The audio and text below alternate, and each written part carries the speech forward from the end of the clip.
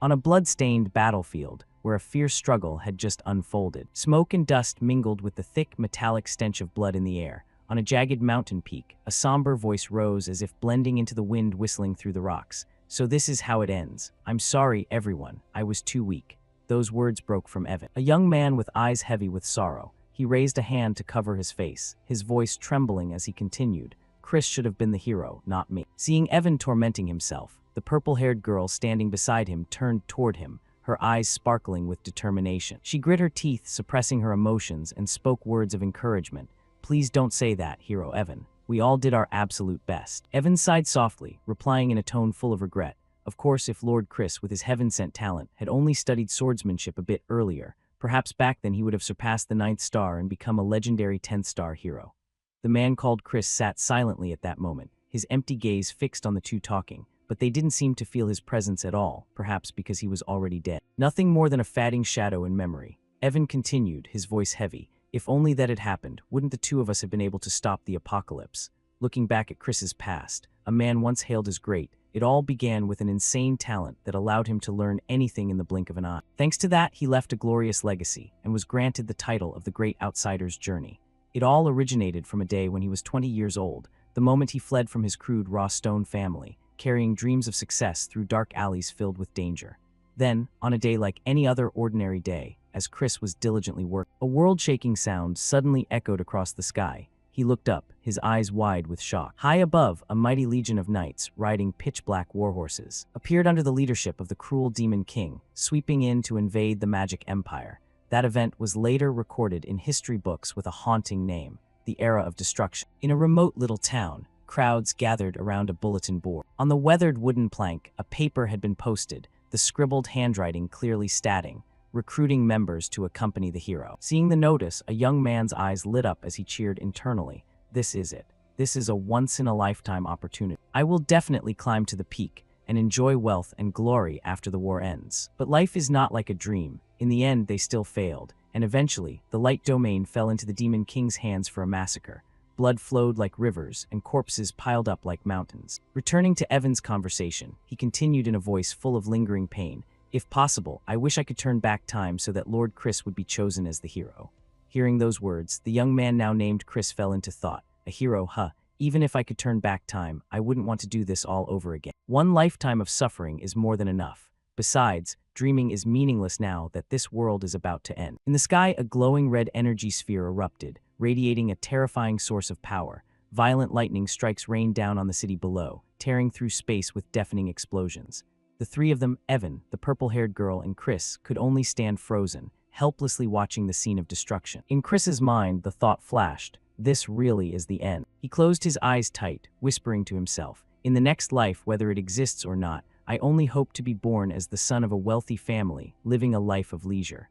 That was his final thought. The scene shifts to a peaceful room, where the gentle morning sunlight filters through the window, harmonizing with the soft autumn breeze blowing light. In the room, a young man sat quietly, his eyes lost in the sight of his own hands. After a moment of reflection, he whispered, "I have regressed." That young man was Chris, but this time he was reborn in the body of a young master of the Magic Empire. He walked to the window and threw it open. Before him lay a magnificent landscape of majestic castles standing splendidly under the sun.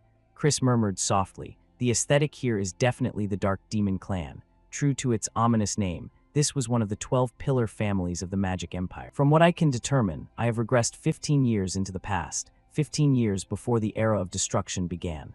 Looking down at the courtyard, Chris was astonished to see massive, shaggy-furred magic beasts carefully tending to a vibrant flower garden. He thought to himself, "I thought I had experienced everything in my past life, but I never expected to see a magic beast pruning flowers." He turned to look into the mirror, his gaze momentarily stunned. Not to mention, I know exactly who this bastard is. The person he had regressed into was Christian Van Baron Kazar, a name of absolute infamy. In another room, a blonde youth was sitting down to dinner with a charming fox girl. He spoke up, his voice curious. "With the noble Van in his middle name, is he an archdemon from some branch family?" The fox girl nodded slightly, her pointed ears twitching. "That's right. Chris is as quick-witted as always, isn't he?" She explained, "The house of Count Kazar is a branch of Count Baron, also known as the Dark Demon clan. So, does that make it a more powerful family?" the blonde youth asked. She replied in a soft voice, "Not necessarily. Even though they're just a branch, they still have a solid position within the Dark Demon clan. Not to mention, they are unbelievably wealthy. I doubt you could find any villain in the Magic Empire who hasn't heard of it. The fox girl continued, her eyes shimmering. I heard they have two potential heirs, but the eldest son, Christian, is truly a bastard among bastards, constantly causing trouble everywhere to the point that the house of Count Khazar finally gave up on him. She reached out her hand, her voice dropping. Well, that's old news now. Hearing that, the blonde youth started. Why did he turn his life around? The fox girl replied slowly. No, he was murdered by his own relative.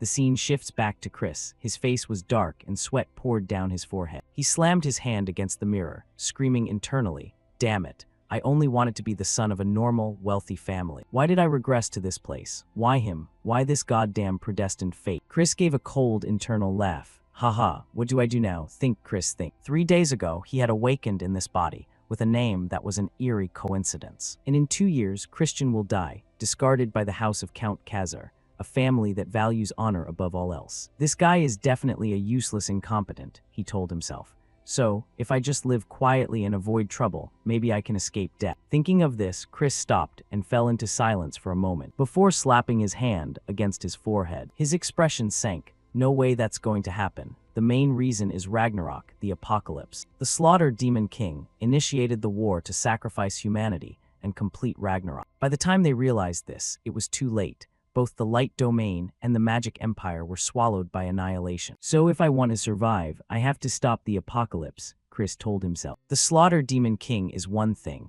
but the bigger problem is the countless villains within the Magic Empire who are loyal to him. To do this, I must become the strongest, stronger than the Demon King. And there is only one way. I must become the Magic Emperor, sitting at the very peak of the Magic Empire. He calculated, I have 5 years before the era of destruction begins. It's worth a shot. If I succeed, not just this mansion, but the entire Magic Empire will be mine. The scene shifts to another room. A loud shout rang out. Christian, I distinctly told you to stay in your room. This was the office of Count Khazar. Seeing Chris enter and prostrate himself on the floor, his face darkened. He shouted, You still dare to show your face here not long after causing that incident. Have you no shame? His eyes narrowed, his gaze as cold and sharp as a blade. If you act out even one more time, I will personally cut off your head. Hearing those words, Chris's face turned pale and a drop of sweat rolled down his cheek. He thought to himself, Count Khazar, he truly has a terrifying, overwhelming aura. But then he took a deep breath and spoke up, making the Count startle slightly. I have come to apologize for every mistake I have made until now, Father. Internally, he told himself, if I want to carry out my plan, I must erase the useless image Christian left behind. Hearing that, Count Khazar gasped. What? Chris continued in a sincere voice, I am truly sorry for everything I've done. It won't happen again. He replied suspiciously, You're telling me to trust you just days after what you did. Are you trying to mock me? Chris thought to himself, what was the most recent trouble he caused before I regressed? I've heard so many stories I can't even pick a specific one. He bowed his head slightly, quickly fabricating a reason.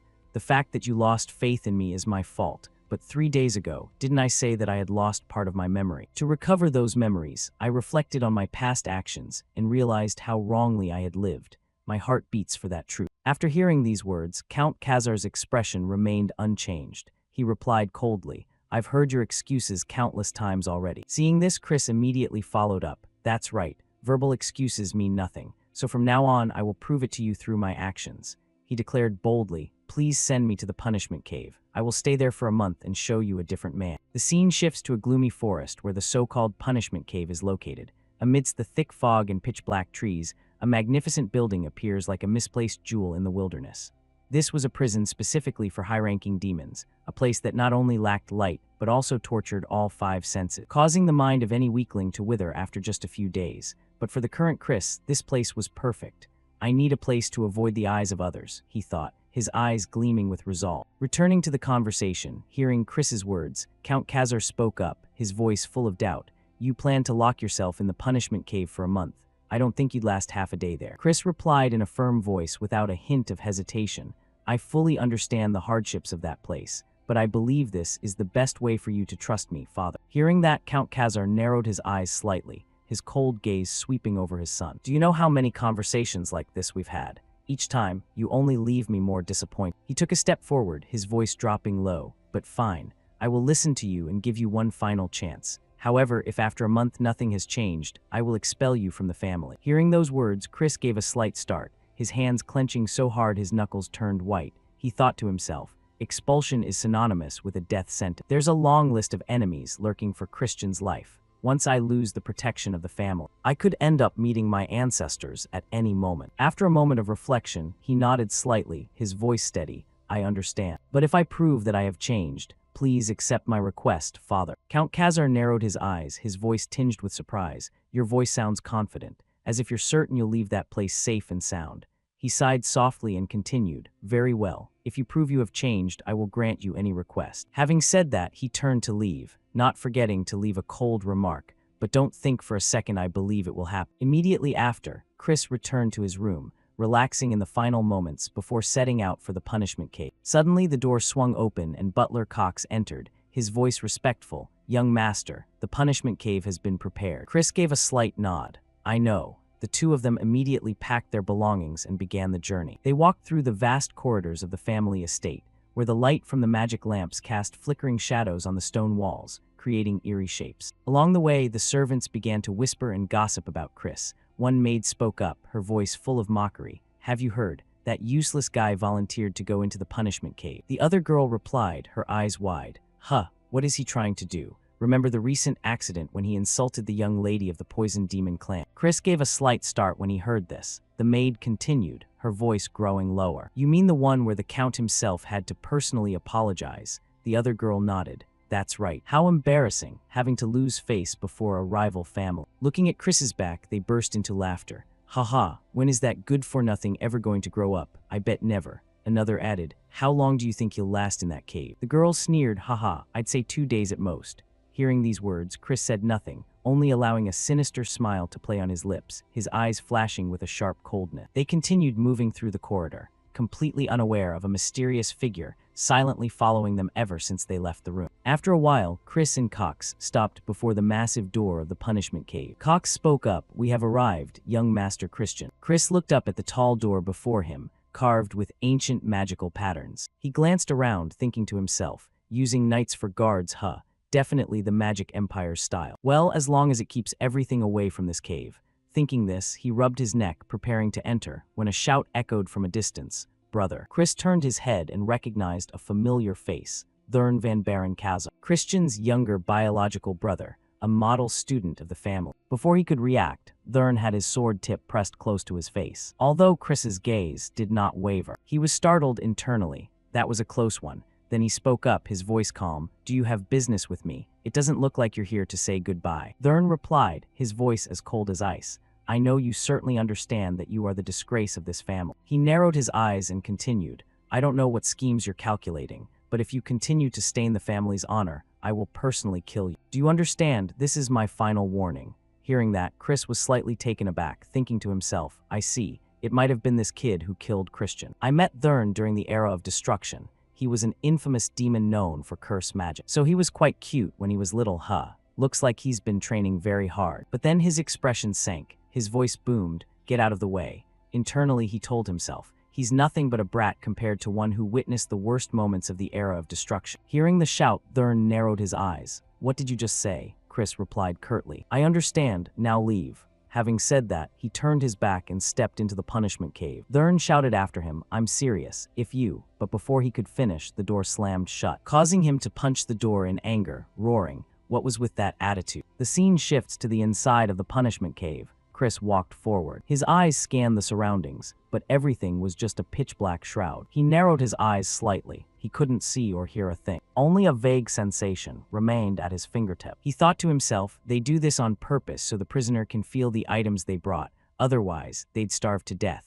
A normal person would certainly break mentally here, he told himself. But I'm different. I've been through worse things as a treasure hunter, he reminded himself. Blocking the 5 senses is what I wanted, because it helps me feel deeper inside myself. Even if I can't immediately reform this trash body, I still have a chance. With the medical skills from my past life, when I was a saint doctor, along with the bone molding ability from the power branch and knowledge of magic stones, I can definitely do it. He gave a cold laugh. To be honest, I thought I'd never touch a magic stone because they were too expensive, but now this is the best benefit of a wealthy family. They easily met all my requests even though I'm a good-for-nothing. In my past life, Evan and I had to struggle forever just to get them, haha. The first step will be the white magic stone, he calculated. It can detoxify the body. Though it's boring, this is an important step. I need to use white mana to remove accumulated toxins. Even a small mistake will cause intense pain throughout the body. Chris closed his eyes, feeling the white magic stone permeate his body, each cool surge of energy spreading out. A long while later, he opened his eyes and smiled.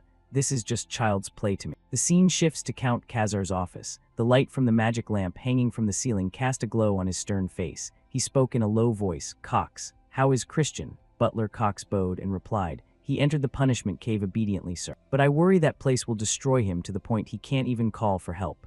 Count Kazar rested his chin on his hand, deep in thought. He thought to himself, was it a mistake to send him there? That child with such a promising future. Why did he suddenly fall apart like that? Perhaps his talent made him too arrogant. He shook his head, telling himself, whatever the reason, it's better for him to fail completely or die than to live such a miserable life. Suddenly, the image of Christian appeared in his mind, the boy's steady voice echoing, I will show you through my actions, father. The Count shook his head slightly to return to reality, alerting himself. No, I shouldn't place hope in him anymore. He's deceived us too many times. He turned to Cox and asked, did you notice anything strange when he entered? Hearing the question, Cox started stammering, something strange, sir. The Count's voice turned cold. Don't hide it. Report every detail. Cox took a deep breath and began his report. Actually, the young master brought magic stones into the cave, including a dream stone, the kind that causes hallucinations. Since the side effects are unclear, I reported it immediately. Count Kazar's face sank, his voice as cold as ice.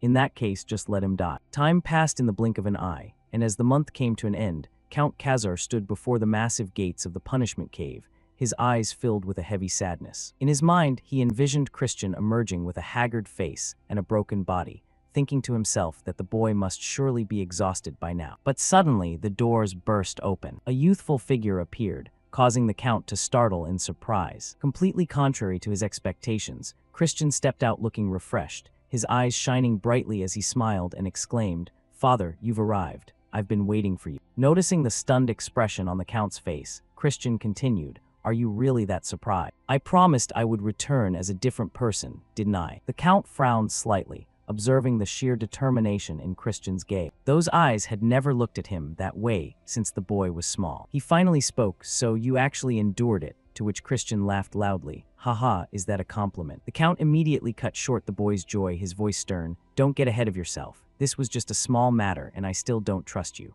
Hearing this, Christian sighed softly, thinking he was a difficult old man before speaking up. Then I'll just have to work even harder. In his mind, Christian thought the old man likely believed he had barely survived the cave, but the truth was far from it. He had been so busy training that he never even had time to be bored.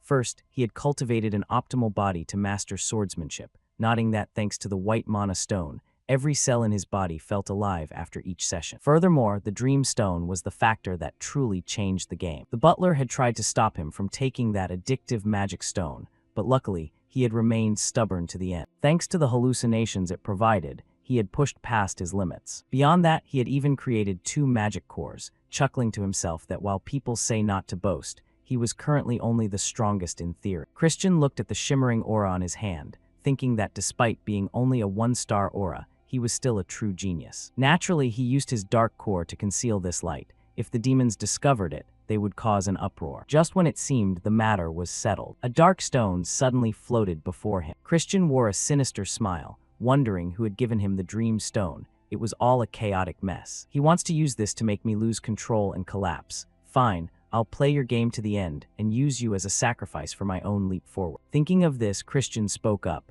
Since I kept my promise, please allow me to make one request. Count Kazar nodded and said, Speak. Christian continued. Please allow me to use the Black Knight's training grounds. Hearing this request, Count Kazar's face darkened, and he barked coldly. A useless person like you has no place there. They are one of the 3 knight orders that support the dark demon race. You surely know that only the most elite swordsmen are permitted to show their skills there. Christian nodded slightly. I am only asking to borrow the grounds. The guidance of the Black Knights will help me progress. I have no intention of joining their ranks. Hearing the answer, Count Kazar mused for a moment. Then he spoke, Very well, but remember my warning. Do not become an embarrassment in front of those knights or else. Christian interrupted with a nod. I understand. Then he added, There is one more thing I wish to ask for. making Count Khazar startle with a look of surprise. The scene shifted to the training grounds of the Black Knight. Warriors clad in black armor stood in rows. They looked on in bewilderment at Christian's appearance. One spoke up in a mocking tone, "Isn't that the foolish young master? What on earth is he doing here?" Seeing the gossip, Christian stepped forward and was surprised to find they suddenly showed respect,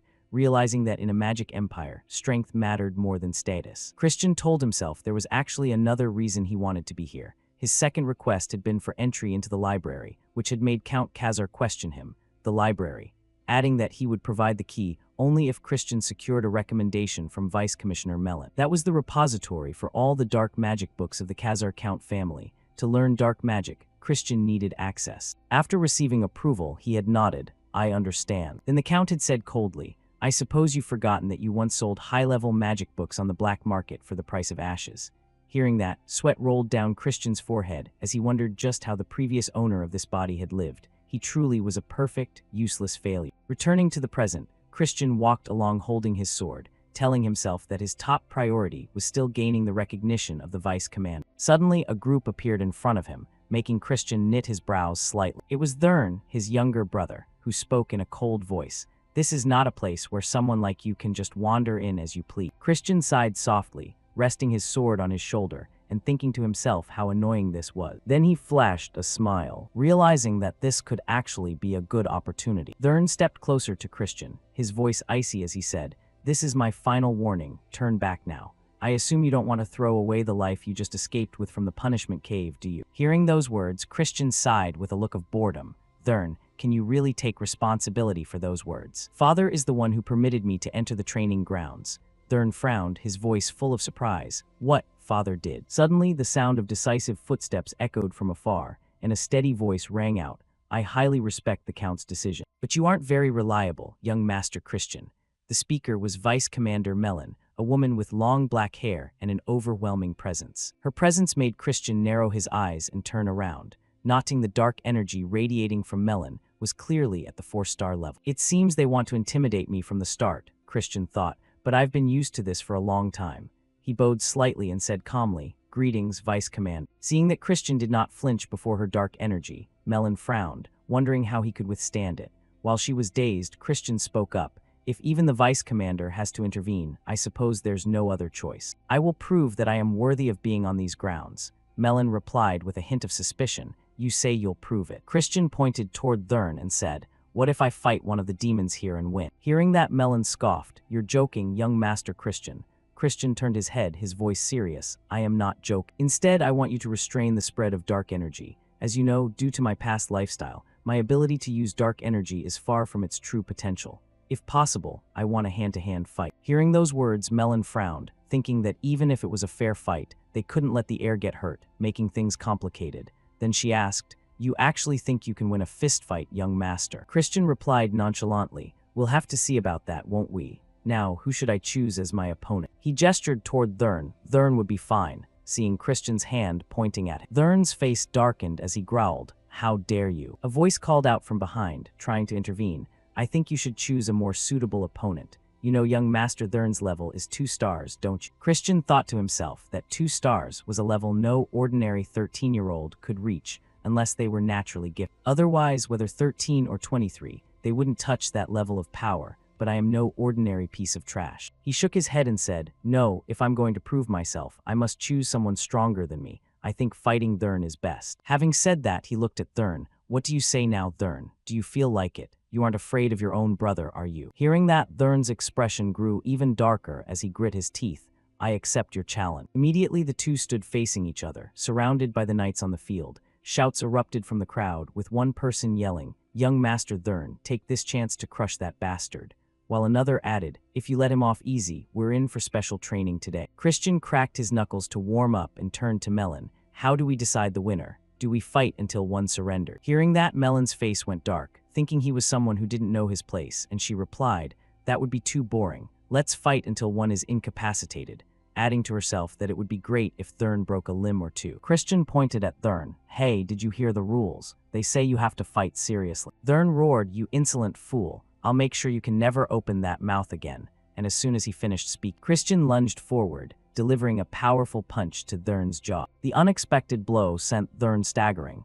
his face contorted in pain. Christian smiled. What's wrong? The match has already started. Thurn backed away, wiping the blood from the corner of his mouth, his eyes burning as he snarled, "Shut up." Thurn lunged, throwing a punch at Christian, but he dodged easily, nodding to himself that if they used dark energy, a one-star demon like himself wouldn't stand a chance. Christian thought, but what if it's hand-to-hand? After dodging the punch, he used his right leg to kick Thurn hard in the chest, sending him tumbling backward as he clutched his chest in shock. In my past life, I fought on countless battlefields, Christian reminded himself. Furthermore, if I count the radiant aura power I gained in the cave, I'm already at the 3-star level.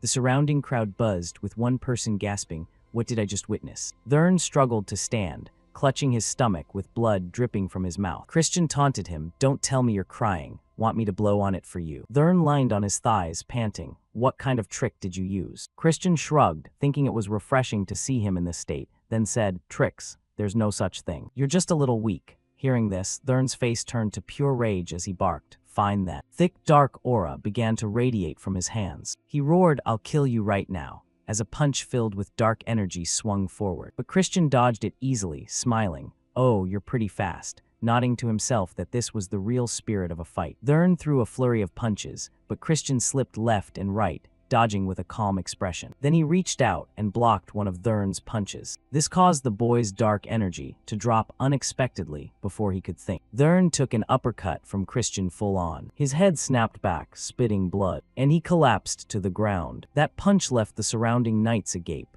their eyes wide. They whispered frantically, "How could young Master Thurn let his guard down?"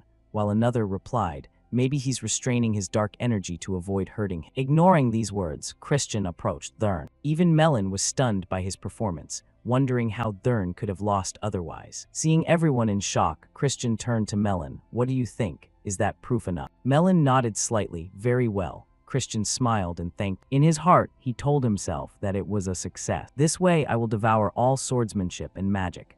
The scene shifted to Christian's room. He sat in a leather-bound chair, summoning a dark orb that floated in the air. Looking at it, he thought, "I've reached 1-star dark magic, but because I haven't fully tamed the dark energy and have the massive residue Christian left behind, everything is taking longer than expected." Christian reached out and rang a small bell, the tinkling sound echoing in the silence. He noted that to use radiant aura at the same time, he would need to raise his level much higher. Immediately following the bell, a surge of energy appeared. From that energy, a maid emerged and said softly, "Did you call for me, master?" It was Marie, Christian's maid. Looking at how she appeared, Christian frowned slightly, thinking he didn't expect them to use a high-level evil spirit as a maid, admitting that because Christian was always causing trouble, they couldn't use a normal person. "I'll definitely replace her later," he thought, then spoke aloud. "Bring me a glass of juice. I'm going to train once I've finished it." Marie leaned in close to his face and whispered, "Should I prepare juice with human blood?" Christian waved her off and said curtly, "No need, strawberry is fine." But Marie leaned even closer, her eyes sparkling. "Human blood is delicious, master." Christian frowned and snapped, "I said use strawberry." She insisted, "Human blood," and Christian shouted in rage, "STRAWBRRIS." The scene shifted to the hallway as Christian slung a backpack over his shoulder, preparing to train. Cox's voice rang out from behind, "Young master, you're going to train this early. I worry you'll push yourself too hard." Christian turned to look at Cox. The man continued in a warm voice, "Of course, I am very happy and proud to see you working so hard. I will always trust you, even when everyone else is critical." Hearing this, Christian suddenly flared up, clenching his fists. "I never told you to trust me. Who are you to decide whether you trust me or not?" Cox's face went dark as he bowed in apology. "I am sorry. I overstepped my bounds. Have a productive training session, young master." With that, Cox turned and left, watching his back. Christian thought there was something very suspicious behind that devotion. Then he turned and walked away. A while later, Christian arrived at the training grounds. The crowd there no longer looked at him with the same scrutinizing eyes as the first time. He noted to himself that their gazes were much more subdued. "Now that they've lowered their guard, I wonder if I can win them over step by step."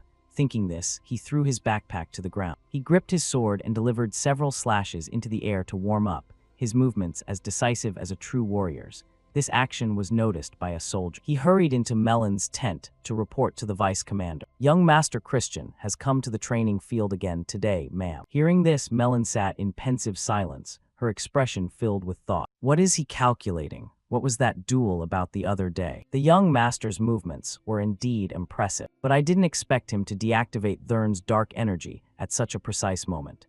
She wondered if Christian had completely seen through the state of the battle. If so, his talent might even surpass that of young Master Eshid de Baron, the direct heir of the main family. No, he's just a bastard. He's lost all his dark energy due to his debauched lifestyle. The gap can't be closed now. Suddenly, noise from outside pulled Melon from her thoughts. She stood up and stepped out, barking, "What's all this noise? What's going on?" A soldier replied, "Vice Commander, the thing is." The young master had a minor conflict with a servant. Seeing a man flattened on the ground, another soldier asked what had happened, and the one beside him replied, "Cannon is a 1-star demon." Does this mean the young master has also reached 1 star? Hearing this, Melon looked surprised. Christian ignored the gossip around him and turned with a defiant voice. "I wanted to witness the legendary strength of the Black Knights firsthand, but it seems they don't live up to their reputation. Is there anyone here willing to step forward?" "Of course you aren't a cowardly knight order, are you?" Hearing these words, the soldiers around grit their teeth in rage but didn't dare act. Suddenly, a foot stepped out from the crowd. It was a muscular magic beast with deep purple skin. He introduced himself in a low voice, "I am Torin." Seeing someone step forward, Christian smiled. They had taken the bait, and he swung his arm. "Come on then." Just as he finished speaking, Torin lunged forward with his sword. Christian thought to himself that he didn't expect them to obediently pass down the Knight Order's skills to a useless person like. If that's the case, he'd just have to take it by force this way. All of Torin's attacks were easily blocked by Christian. During the exchange, he observed and learned their way of gripping the sword and their footwork. So this is the rumored swordsmanship. If I just mimic it like this, it should be effective, right? Having finished his thought, Christian imitated Torin's movements and swung his sword, delivering a powerful blow to his opponent's face. Torin coughed up blood and tumbled to the ground. Melon could only stare in wide-eyed shock, while Christian wore a satisfied smile. With just that one blow, he had taken down Torin. He stepped forward, sat on the defeated man's back, and turned to the crowd. Well, the surrounding crowd buzzed with excitement as one man exclaimed, "No way. Is the young master really that strong? Wasn't his dark energy destroyed? How did he reach 1 star? The most surprised was Melon. Her eyes turned vacant as she realized, so I was wrong back then. Mid-discussion, Christian turned around and spoke in a disappointed tone. How disappointing. It seems I placed too much faith in the knights. If your skills are this pathetic, the vice commander should be held responsible, shouldn't she? Hearing that, the knights in the back broke into a cold sweat as one whispered, "That madman. Should we jump in?" Melon spoke up. "Young master, I understand you're happy about this unexpected victory, but haven't you gone too far?" Christian took a stance. "In that case, can the vice commander show me the true skills of these dark knights?" Hearing this, Melon's face darkened. She snatched a sword from a nearby soldier and lunged at Christian. An earth-shattering, wind-tearing slash flew toward him, but Christian skillfully sidestepped to avoid it. The attack left a deep furrow in the ground. Melon grit her teeth, threw the sword forward, and shouted, "I can handle someone like you in a heartbeat." Seeing that Melon seemed angry and wanted a real fight, Christian spoke in a calm voice. "Are you planning to use your full strength against someone like me? We shall only use dark energy at a 1-star level and forbid dark magic, shall we? And of course, we'll only use wooden swords." Melon narrowed her eyes in question. 1 star. Immediately, a nearby soldier rushed to exchange her real sword for a wooden one. Melon thrust the wooden sword forward and said coldly, "I'll break both your legs using only half that power." Hearing that, Christian glanced down at his legs and gave a faint smile. "I'll bet these legs. What about you, Vice Commander?" Melon replied instantly, "Anything is fine." After saying that, she rushed toward Christian, shouting, "You won't be walking out of here today." A powerful, wind-tearing slash flew toward him. Christian quickly raised his wooden sword to block. He immediately parried the sword to counterattack. The two exchanged moves incessantly, the clacking sound of their collisions ringing out non-stop, leaving the crowd outside astonished. They observed for a moment and then whispered among themselves. One soldier exclaimed, "How can he hold out this long against the vice commander?" While another chimed in, "Isn't the vice commander's main weapon a greatsword?" But only those involved understood the true situation. Melon thought to herself, "It's not for some reason that my attacks aren't hitting him. He's weak through and through. He can't possibly be a match for me." Didn't this same thing happen when he fought Thurn, and in the match before that? Seeing her dazed, Christian broke into a smile. "It seems things aren't going your way, are they?" Melon's face darkened as she barked, "Shut up." Instantly, a surge of dark energy enveloped the wooden sword, creating a terrifying mana behind her back. A heaven-sent strike was unleashed, but Christian remained composed. Focusing on sidestepping to dodge the blow, he thought to himself, "Now is the time." Immediately, he stomped hard on the ground and lunged toward Melon, using his head to headbutt her beautiful face direct. Melon clutched her face in pain as blood flowed from her nose. Christian narrowed his eyes slightly and exclaimed in his heart, "It worked." Melon uses sword incantations. As long as her dark magic is restricted, she can't use physical strength to defend herself when her defense is open. My judgment was correct. If she were a demon specialized in swordsmanship, this might not have been effective. Melon looked at her blood-stained hand, dazed for a moment, then suddenly burst into a loud laugh. Ha ha ha, a headbutt. I didn't see that coming. It seems I underestimated you a bit too much, young master. I'll be more focused now. Christian only scratched his face and didn't respond. Internally he thought, but isn't the match already over? When I headbutted her, I scratched her with my fingernails. If I concentrated poison on my nails, you know what would happen, right? Melon smiled and rested her sword on her shoulder. I accept defeat. Tell me, what do you want? But in exchange, can I fight you one more time? Christian smiled. A rematch? Then you'll have to listen to my second request. Melon replied, anything is fine. Christian stepped closer. Leaning in close to her face, he whispered, then will you kneel before me? Hearing this, Melon's expression turned somber. She spoke up, do you know that's a condition that cannot be met? My loyalty belongs to the main family of the Dark Demon Baron clan. Christian replied, of course I know you're here on a visit from the main house, but if I become the young patriarch of the clan, wouldn't everything solve itself? Melon's voice stammered, young patriarch, that's ridiculous. The 5 young patriarchs with the right of succession are all direct descendants of the main family. Christian gave a faint smile. There's no law saying someone from the branches can't be the young patriarch, right? Whatever the condition, I accept your request. He rested his sword on his shoulder. How about 1 month from now? I also need more training, but next time let's not limit ourselves. Melon replied, if that's the case, you won't be able to beat me then, young master. Christian shrugged. Who knows? During this time, very little is truly impossible. Having said that, he clasped his hands in a formal bow and turned to leave. See you next month. That day, I'll show you where to place your loyalty. The next day, Christian presented Melon's recommendation letter to his father. He said the demon's strength is very poor. They need to focus more on training. Count Khazar looked at the letter, recalling a few days ago when Melon came to see him. She had said, the young master is a genius. Even with a low star level, he was able to defeat someone with a solid foundation like me. He wondered, even you, Melon replied. Yes. That was a rare match that I actually enjoyed. Back to the present, the Count looked at Christian and thought to himself, this kid, this time he really. Seeing his father staring at him, Christian spoke up. Is there something on my face? He replied, it's nothing. Then he reached out and handed over the key as promised. I'm giving you the library key. Christian took the key and quickly departed. Outside, he was overjoyed. Excellent. I've secured the library key and changed Melon's mind. She's a demon from the main house of the Dark Demon clan. During the era of destruction, she was a 6-star demon. If I want to control the entire demon clan, I need to win her over with my own proof. Not fully conquered yet, but 1 month should be enough since I'm a genius. Thinking further, he smiled. Count Khazar's expression just now. Wasn't that the proud look of a father? I guess demons have family feelings too. Who knows, maybe he's even a better father than my father in my past life. I won't let you down, Count Khazar.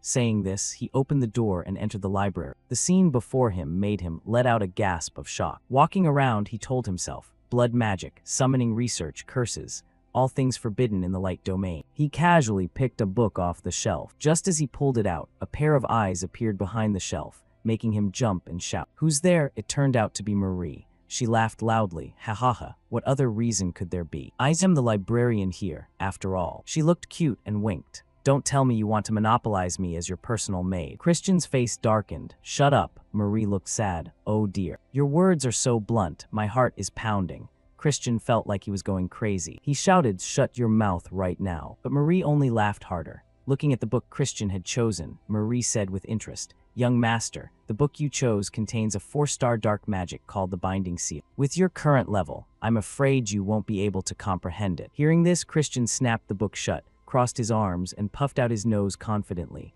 It's fine. I'm a genius after all. Marie fell silent for a moment, before making an exaggerated face. Oh my goodness, oh ho ho, our young master is not only handsome but also a supernatural genius. Seeing her forced reaction, Christian grew angry. Don't push yourself too hard. Marie giggled and continued, there's a reason you specifically chose that book, right? He nodded slightly. Yes, I need to catch a mouse. The scene shifts to the next day. Christian is doing a long training run with everyone on the drill ground. While running, he thought, the suspects who murdered me. First is Thurn. No one in the family despises me more because I'm useless. Next is Cox. Even though he's not a descendant of the clan, he enters and exits the punishment cave freely. Demons value strength over status, yet he keeps hanging around me, flattering me non-stop. It could also be a third force I haven't recognized yet. Either way, they want to see me fall, as evidenced by the dream stone in the punishment cave. Maybe I should play the role of the bastard they want. Whoever seems happy when I cause trouble must be the culprit. Thinking of this, Christian suddenly stopped and shouted, "Damn it, this is too hard." Then he turned and walked away. "You guys have fun, I'm getting a cramp." The crowd watched him, question marks hanging over their heads. What's up with him? It was night, and the whole family was having dinner when suddenly, the sound of a plate shattering rang out. Count Khazar shouted, "Christian," but he didn't care. He turned to the maid and barked, "You should have chosen decent food for me from the start." Then he waved his hand. "Hey, you still standing there, old man? Remake the food for me." Count Khazar's face darkened. He was furious. "I was truly a fool to think you had finally grown up." Saying this, he turned and left the dining room, watching his father's back. Christian felt guilty in his heart, but it's all for the benefit of the family. "I hope you understand, father. You can call me a devil if you want." He had put all his effort into spreading rumors that he had become a bastard again, bullying the maids while they climbed, spending money like water, and living a life of debauchery. Looking at the glass of wine in front of him, Christian shouted, "Why won't you let me drink wine?" Marie laughed, "Oh ho ho, but you're drinking wine right now." He grew angry. "Wine my foot, you turned it into non-alcoholic." The girl laughed it off. "You're too young, a young master shouldn't be drinking wine yet." Christian narrowed his eyes. "What does it matter? I'm useless anyway." Marie continued, "So you've decided to go back to being a bastard. It's fine. Whatever happens, this lady will always be by your side." Hearing this, Christian narrowed his eyes and looked away. He traced a magic circle in the air. "But I told you, I'm catching a mouse." Looking at the magic circle, Marie was impressed. "No way, have you already mastered the binding seal technique?" Christian smiled. "I told you I'm a genius. I modified it to use it even at a lower level. It's not just about time. I've also been diligently practicing countless spells." Marie bit her lip. "Are you really a genius?" Just then, Thurn pushed the door open and entered. Approaching Christian, seeing this, he thought, "I hope I have to pretend to be drunk." He made a drunken face. "What is it, Thurn? What are you doing here?" Thurn shouted, "Is this all you can do? I thought you had changed for the better." Seeing Thurn's anger, Christian laughed secretly. "He's truly angry. That means I can remove him from the suspect list." He spoke up, "Thurn, I think there's a mouse in this house." Thurn was bewildered. "What are you talking about?" Christian stood up and stepped closer. "Someone wants to see me fall. I plan to play along for a while." Thurn was surprised. "Are you saying this is all an act?" Christian poured some wine and handed it to Thurn. "That's right, even this wine is fake." Thurn asked, "Who is that mouse?" Christian swirled the wine glass slightly. "It's hard to say right now, but they'll take the bait." Saying this, he threw the wine glass to the ground, shattering it. Suddenly, a butler ran in from outside. "What is the matter, young master?" Christian continued his act. "This is not the wine I requested. Order someone to bring another bottle immediately." The butler stammered, "Mr. Cox is currently busy." Christian asked, "Why is he busy? I'll pay him a visit." Thurn was terrified. "You act so real. Truly, their whole family are actors." Just a few minutes later, Christian arrived at Cox's place. He slammed the wine bottle down in front of Cox, startling him. "Why are you here, young master?" Christian poured the wine bottle directly over Cox's head. "This is not the wine I requested. Are you looking down on me?" Cox stood up smoothly. "Of course not. I will order the correct wine for you immediately." Christian replied, "I don't need it." He pointed directly at Cox's face. "Go get it yourself." Cox's hands clenched slightly. "But I am busy with work." Christian slapped Cox hard across the face, barking, "Do you plan to work in this state? Go change your clothes and get out of here." Cox grit his teeth while trembling and replied, "I will return shortly, young master." With that, he departed. Watching him go, Christian thought to himself, "I have to admire his patience in enduring such humiliation, but there's that suspicious thing." He glanced at the pile of documents nearby, which were stained with wine. He reached out and picked up a stack to examine them. A smile spread across his lips. "Here it is. If the butler is a rat, he's certainly involved in the finances, but this isn't enough. I need clearer evidence." Just as he set the papers down, Cox entered. "This is the wine you requested."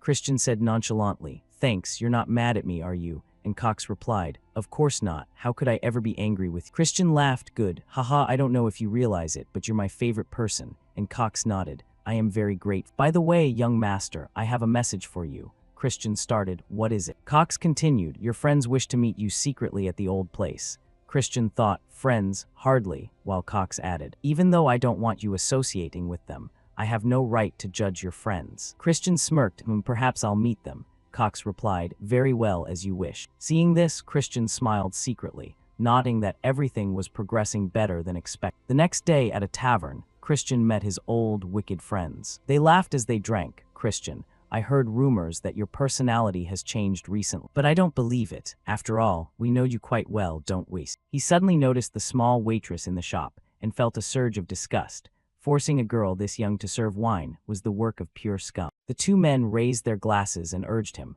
"Come on, drink up, Christian." But he didn't clink glasses, only taking a small sip, which made the other two annoyed. "What are you waiting for? Bottoms up." Unable to stand their foulness any longer, Christian threw his wine glass straight into the fat man's face. He coughed and sputtered, asking what he thought he was doing, while Christian replied flatly, "Just testing the wine. Seeing your reaction, I know this stuff is undrinkable." The fat man grew flustered as he realized the plot had been discovered and hurriedly raised his hand to use magic. He pressed hard against the waitress's forehead. In an instant, Christian made the girl faint. The fat man was shocked. "You actually know how to use dark magic." Seeing no one could stop him, Christian stepped hard onto the table and shouted, "I don't think you should be surprised by this at all," as the two men recoiled in terror at his agitation. Christian grabbed the fat man by the head. He slammed both of their heads down onto the table. Blood gushed out as they screamed in fear. Stop it."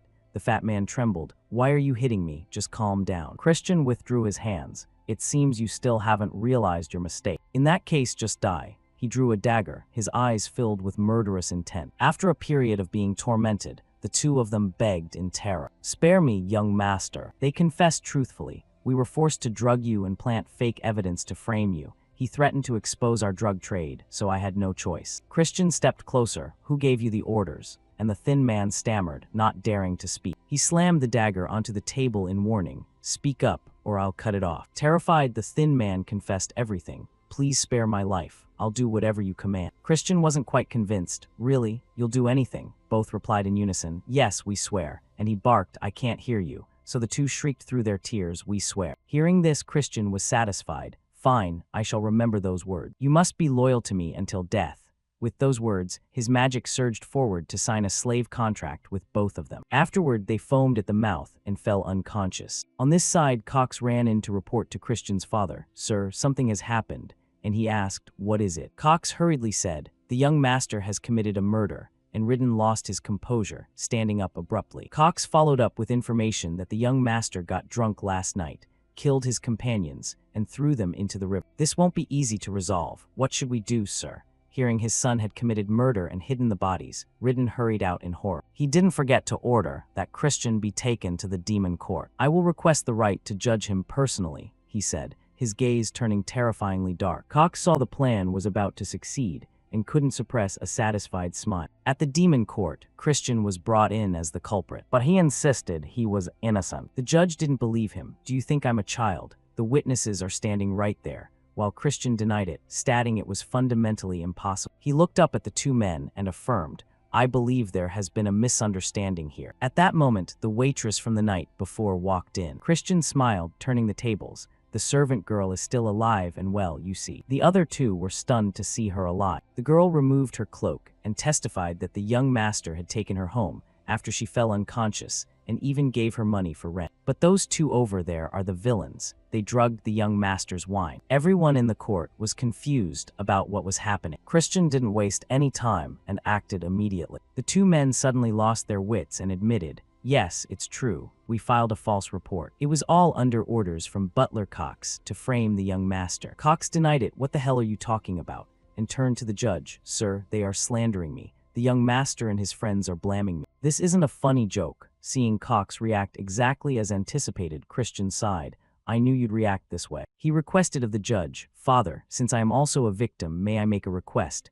And he asked what it was. Christian smiled. "Permit me to use my status as your representative to interrogate Butler Cox." The judge was stunned but accepted. "Very well." Cox stepped up to the dock and tried to speak but was stopped. "However, if you behave inappropriately, I will revoke your rights immediately." Christian replied, "I'll make this quick." He stepped forward and declared, "In my capacity as the representative of the great demon emperor of the Magic Empire, a member of the Dark Demon race, and representative of Count Khazar, I will now interrogate the accused." "Cox, are you certain you will answer me with the truth?" Cox raised his hand. "I swear it." Christian asked again, "As the emperor's representative, I ask once more, do you certain you will only speak the truth?" And Cox affirmed, "I swear it." Immediately, the slave contract was signed. Cox shrieked in pain and confusion. Everyone in the court was amazed. It was a binding seal. How could a person like him use 4-star dark magic? Christian was triumphant. The magic had been modified so low-level users could use it, but it had a side effect requiring the target to swear twice.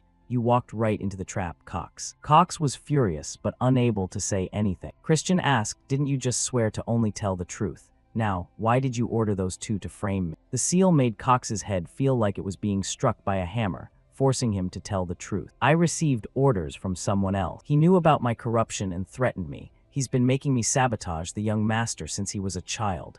Ridden couldn't believe. "What did you say?" Christian smiled. "You confessed quite a lot. It seems you've embezzled quite a bit, but I've known about that for a long time." He stepped down and asked, "Tell me who gave you the order?" And Cox stammered, "Sir, if I speak." Christian intensified the magic, causing Cox to writhe in pain. "Arg, it was Master Eshid who told me to do it." Ridden was shocked. "What?" And the crowd buzzed. It was the second young master of the dark demon race, Master Eshid de Baron. Cox panicked. "He'll kill me. I have to escape." But before he could do anything, Christian drew a sword from a guard. He decapitated Cox with a single strike, his head falling before the eyes of everyone. Christian coldly accepted the authority from the Count. "I have executed the punishment upon the criminal." Ridden was left dazed by the sight. Ridden approached and asked for an explanation for the decision, and Christian immediately replied that if they let Cox live, the main family would plot and create fake evidence to cover up the situation. "We cannot be too lenient with them. Furthermore, I intended to ensure everyone here remembers the truth of this matter."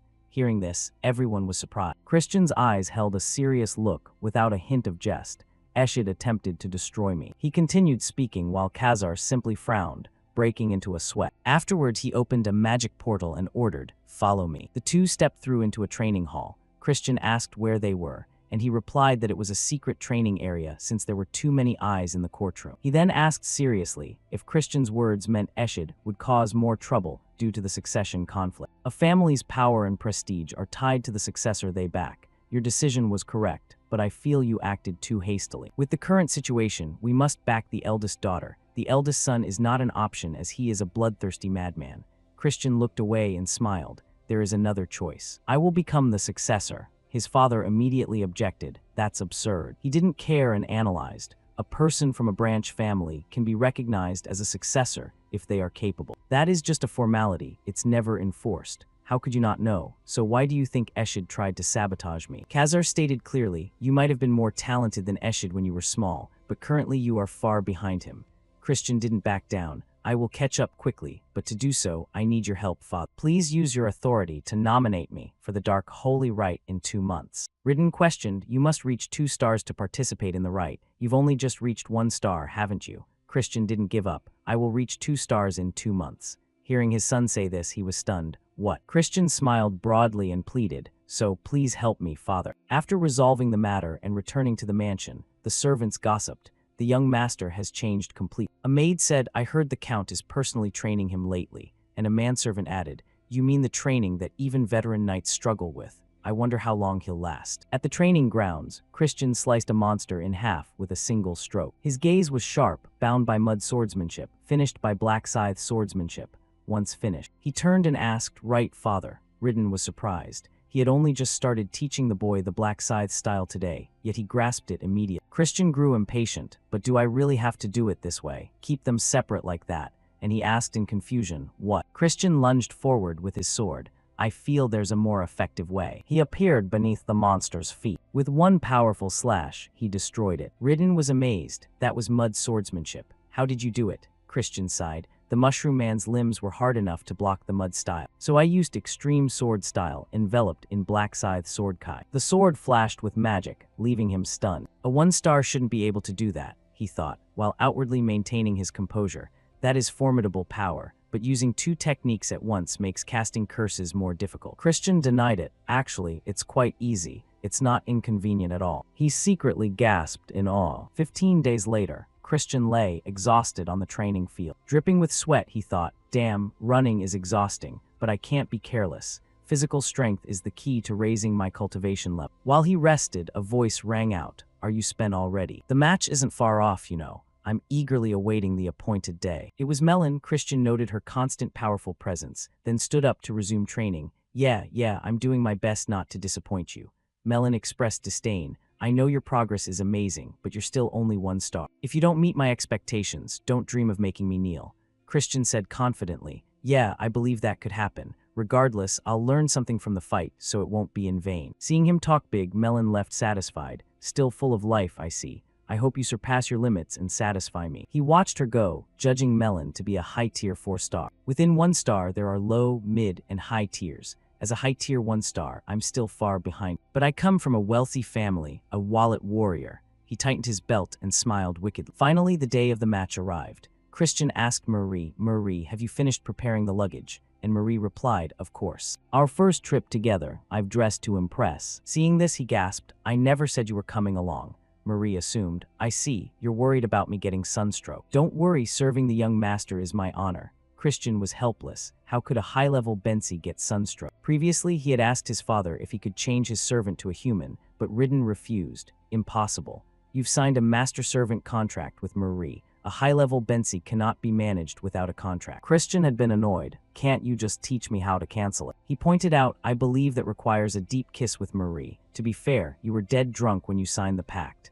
Christian clutched his head. "You're so useless, old man." Returning to the present, he refused Marie. "Regardless, you can't come with me. I'm going somewhere crowded." Marie was disappointed, "But I've been looking forward to this trip." And he broke into a sweat. "It's just that your spiritual energy could harm others." Marie felt wronged. "I've been locked in this villa for decades." Seeing her looking pathetic, Christian gave in. "Fine, you can come, but don't appear in front of anyone else." Marie was overjoyed. "Thank you, you're the best, young master." While he waved her off, "Just follow me." Christian and Marie set off. Marie asked curiously, "But young master, where are we going?" And he replied, "To a place where I can make a profit." Marie lifted her skirt, letting money fall everywhere. "You already have so much money." Seeing the coins pouring out, he panicked. "That's not a lot. Put it away." Marie wondered, if not money, then gold, land ownership. He smiled and denied it. "Wrong." Marie hit a dead end, so Christian explained, "It's something I used before." Thurn suddenly appeared on the carriage and grumbled, "You're late." Seeing Thurn, Christian stiffened in confusion. "Thurn, what are you doing here?" Thurn stated his purpose. "I came to keep an eye on you, in case you start acting like a bastard again."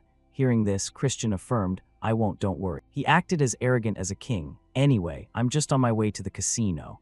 Thurn suddenly blurted out, "What?" Christian stepped onto the carriage, not forgetting to educate Thurn. "We are demons. Indulging in wine and gambling is only natural.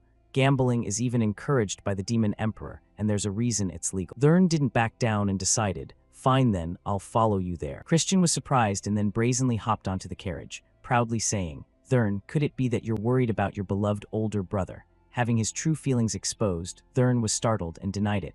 "Why would I worry about you? I'm only worried you'll disgrace the family name." The carriage departed, but the two brothers continued their chatter. Christian said, "You know, I think for a bookworm like you, this might be a bit too stimulating." "Do you even know the rules?" Thurn replied naively. "Isn't gambling just playing cards?" Then he declared firmly, "I'm going to put an end to your arrogance." Christian teased, "Oh, I'm absolutely terrified." Internally, his interest was piqued. Well, my stiff-necked little brother, today you're going to end up a total loser." After a while, they both arrived in front of a magnificent casino building. Thurn, seeing such a place for the first time, exclaimed, "Good heavens, I never imagined a building could look like this." Marie, experiencing the world for the first time, was also excited. My lady heart is about to flutter, while Christian remained the calmest, likely because he had been here dozens of times and was quite familiar with. He handed Thurn a mask. "Now, stop acting like a country bumpkin and put this on. You can only enter after hiding your identity." Christian reminded Marie, "From now on, stay hidden so no one sees you. Also, lean in here a bit." He instructed, "Go and." Marie happily replied, "I will do as you command, young master." With that, she vanished. Thurn was bewildered. Where did Marie go?" Christian, putting on his mask, replied, "Don't you worry about that. We should head inside." The two entered the casino, attracting every gaze. The seasoned gamblers smirked. "Looks like some fat little lambs. Can't believe they walked right into the tiger's den themselves." Christian leaned close to Thurn and challenged him. "Hey, want to bet on who wins more in an hour? If you win, I'll call you Big Brother for a month." Thurn was intrigued. "Really?" Christian added a condition, "But if you lose, you have to call me, respected Emperor Big Brother." Thurn was confused by the title and turned to him. "What?" Christian didn't say much more and handed him a pouch of money. "Here's the cash. If you're scared, we can forget it." The fire of battle ignited in Thurn as he snatched the pouch. "Who said I was scared? I'm going first." His eyes burned with an indescribable intensity. At the blackjack table, the dealer flipped the cards and hit a natural blackjack. The man next to him patted Christian on the shoulder. "The young gentleman's victory. Wow, you're quite good. Keep playing and you'll make a fortune." Christian pretended to be a novice, happily raking in the money. My luck is holding out today. He secretly calculated. At the start, they'll let me win just enough, even if arrogant amateurs place large bets. I know exactly how these scammers operate. Suddenly, a shout rang out. Thurn clutched his head in panic. No way, the hand was clearly good. A novice had fallen into the trap. Christian approached him. Hey, maybe we should just go home and sleep. Thurn questioned, did you lose too? He replied, I only lost 500 rupees.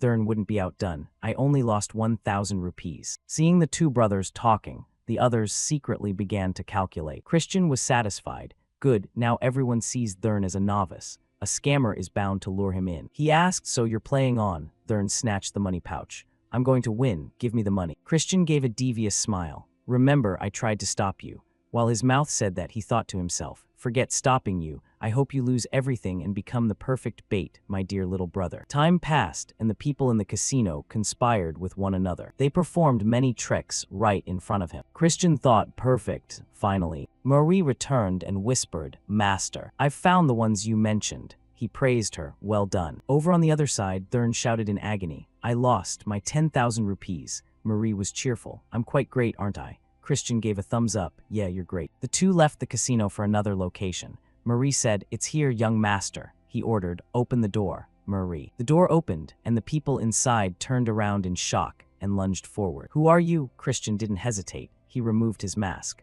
I suppose everyone knows who I am now, don't they? They recognized him and stammered, why, young master, what brings you here? He smiled. Call your boss out here. An exclamation rang out. Oh my young master, have you come to play? It was Grantle, the head of the Grantle Merchant Guild. Famous for his business skills, but in reality, Christian waved his hand. I hope we can speak privately. Grantle was terrified. What is the meaning of this? He said bluntly, you cheated my brother. I care for him deeply, yet you have the nerve to ask what this is about. Grantle was startled. Impossible. Could the masked person have been? Christian confirmed, that's right, he is the heir to Count Khazar.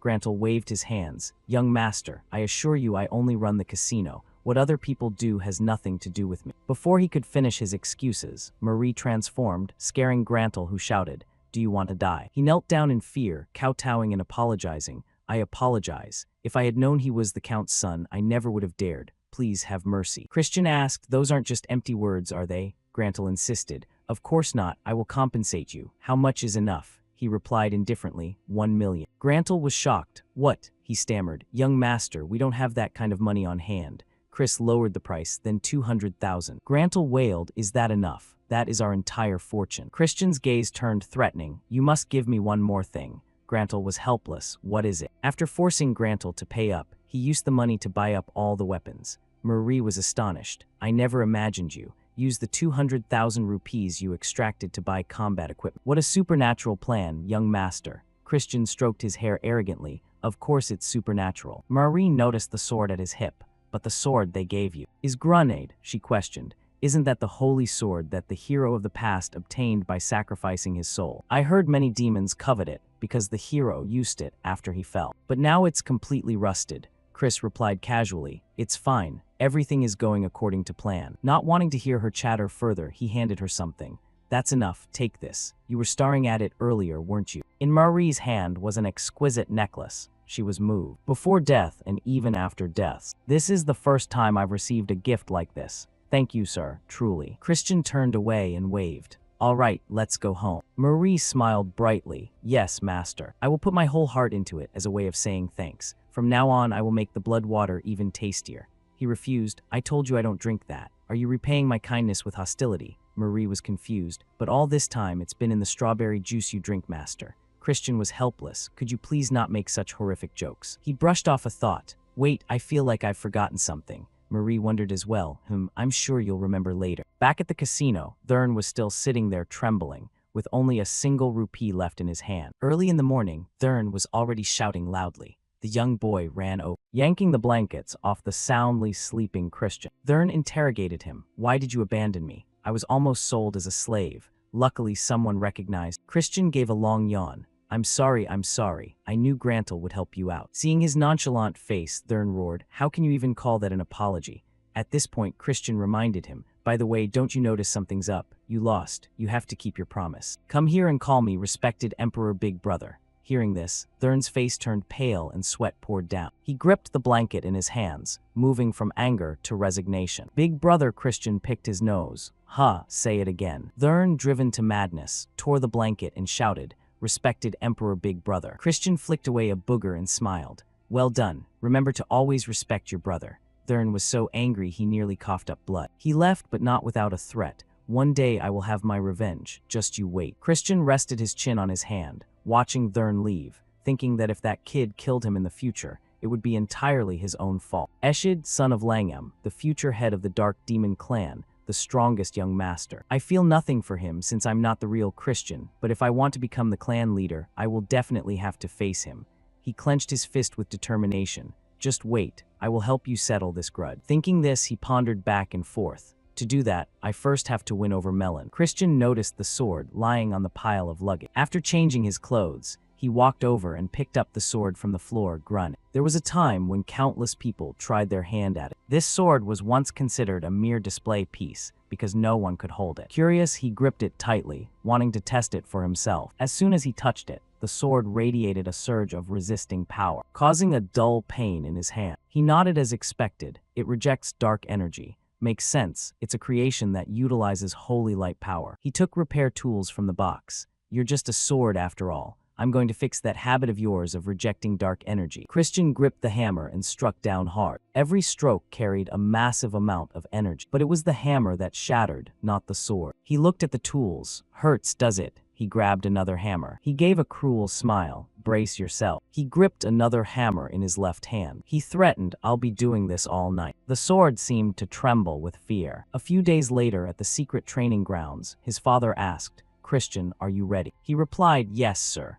Looking at the woman next to him, he wondered, "But who is this? I feel like I've met her before." The person turned around and he recognized her instantly. "Wait," he greeted her politely. "Greetings, Commander of the Dark Knights." She replied, "Nephew, long time no see." The woman was Miriam, Commander of the Dark Knight Order, daughter of a clan elder, sister to Christian's father, and a viscountess. She protects the elders, carries out secret missions, and oversees the elite of the elite within the family. Christian wondered why she was here. Ridden explained, Sister Miriam came to handle the issue concerning Cox. Miriam burst out laughing. That child acted quite insolently, didn't he? Christian wondered, could the elders want to protect Eshid? That would be troublesome. He smiled. It seems the elder is quite free to be noticing such a small matter. Miriam replied, actually, he has no interest in your petty squabbles. He's interested in you. Christian suddenly became determined. This would be his chance to win his favor. Miriam warned, I don't know if you're brave or stupid. You haven't even reached 2 stars, yet you dare challenge Melon. Won't you postpone the match? He gripped the sword tightly. Arrogantly, thank you for worrying about me, Auntie, but I have my own way. Miriam recognized the sword. Isn't that grenade? She scolded him, you've lost your mind. I knew you were good at causing trouble, but I didn't think it would be this much. She asked Ridden, didn't you say Christian had changed? He defended him. I'm telling the truth. Miriam didn't believe it, changing by using a holy sword in a duel. Christian questioned, am I not allowed to use it? I just need to win, don't I? Miriam remarked, even the clan leader failed to conquer Grun. It will burn you to ash. Christian teased, do I really look like I want to show off that much? He gripped the sword firmly, completely unharmed, and said confidently, I'm still doing fine. Miriam was suspicious. Is it a fake? Seeing her disbelief, he tossed the sword over. Want to try it, Auntie? As soon as Miriam touched it, the rejection phenomenon appeared. She threw it to the ground. How can you? He picked it up. That's a secret I can't tell. But I can say one thing. The reason I can use the sword that the clan leader couldn't is because I'm good. Ridden, hearing this, displayed the infatuated face of an obsessed father. Suddenly, a voice rang out. The young master is as humorous as ever. Conquering even a holy sword, it was Melon, stepping out from a spatial portal. Unconcerned with his words or his possession, what of it? You won't see tomorrow's sunrise. Melon's confident. Left Christian speechless. Melon lunged straight toward Christian. He immediately used the sword to block. Just as I thought, no restrictions, he told himself. Her power and speed far exceeded what they were before. I can't close this gap at all. The 2 swords collided, making an eerie sound. Christian's sword erupted with holy power, causing Melon's sword to warp. Ridden and Miriam, watching from the outside, couldn't believe the power of the holy sword resisting the dark energy. Ridden exclaimed, with that level, hasn't the boy surpassed me when I was young? Miriam added, that's not the end of it. Look at how that child is moving to use the holy sword. She pointed toward the two. The sword containing divine power was quickly enveloped by Christian's mana. He delivered a powerful slash toward Melon, sending her flying back. Ridden remarked, "The power is truly astonishing, but it seems the boy's dark energy is fluctuating." Miriam denied it. "No, the boy is controlling the dark energy in flashes to avoid the holy sword's rejection response." Melon retreated to maintain a safe distance. Christian arrogantly asked, "Well, does this fight satisfy you?" Melon replied, "I've been thinking about this for a moment. You're predicting my movements, aren't you?" Christian laughed. "I happen to have quite sharp eyes. Every sword technique has a readying stance. You need to raise your arm before swinging down. And to do that, you have to move your muscles and upper body. This is a common point for both beginners and experts." Melon sighed, and then activated her magic. "Then what about this?" The sudden attack put Christian on the defensive. Melon was triumphant. "Dark knights are magic swordsmen. I almost got into trouble." Suddenly, a blinding light flashed. Christian said cheerfully, "Interesting, but luckily I'm fine." The item around his neck that left Melon helpless was a purification artifact. Christian turned to Ridden. "Father, thanks to you, I survived." Ridden tilted his head. "Shouldn't that have been in the secret vault?" Christian said, "I occasionally have a habit of stealing." Both Ridden and Miriam were helpless. Christian pulled another object from his coat.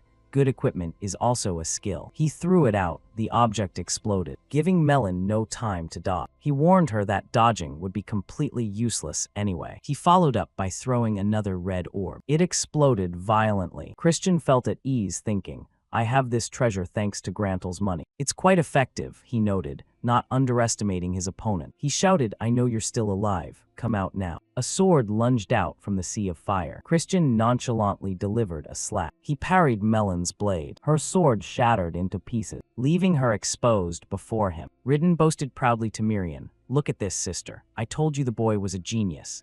As he tossed the corrosive orb into the air, Miriam remained silent, focusing intently on the scene. Melon stepped out from the explosion. Her body was radiating pure murderous intent as she muttered, "Young master." She smirked. Rushing toward him, she exclaimed, "This is so fun. What are you going to attack me with next?" Miriam was startled, thinking, "Oh my, Melon has lost her mind. We have to stop." But Christian quickly avoided Melon's punch with just one hand. He lightly redirected the punch and stepped back. Melon was surprised. "You actually blocked my strike." Finally, he held his sword to her throat. Christian said excitedly, "It looks like the victory is mine. Is that enough to satisfy you?" Blood dripped from a cut on Melon's face. Ridden beamed with pride, while Miriam looked on helplessly. Melon burst out laughing. "Are you really asking that? I can't stay calm anymore." Christian replied, "Then please answer my previous request soon. Even though the victory is mine, I will respect it if you refuse. Loyalty cannot be won through force." Melon wondered, "If I stand by your side, will you continue to duel me like this in the future?" Christian took her hand and pulled her up, saying, "As much as you like, I'll give you whatever you want." The scene shifted to Miriam, clasping her hands and staring into the distance. "I can't believe he used dark energy like that." She recalled the clan head, once throwing the very same granite sword that Christian was now holding. "I refuse," she had said, and Miriam had thought helplessly, "Even the clan head can't do it." To which the head replied, "I can use it for a moment, but the dark energy waves are constantly shifting. One must continuously adjust to prevent the sword from detecting a discrepancy. Who could possibly do that in a real battle? Only the demon King Gehenna, or the dark dragon of the demon realm. Otherwise, only a crazy bastard who controls dark energy as easily as breathing could pull it off. And that bastard is Christian." Christian smiled and asked Miriam, "Aunt Miriam, how did I do? Is it enough to earn a compliment?" Miriam remained silent, then marveled, "Perhaps my father's long-held wish can actually come true." A luxurious kitchen appeared, with chefs and bakers passionately working in a grand setting. A baker with a fierce expression delivered a powerful, heavy blow to a small object on the cutting board. The strawberry was quickly sliced into a perfect, delicious shape. Each strawberry was meticulously arranged on the cream cake,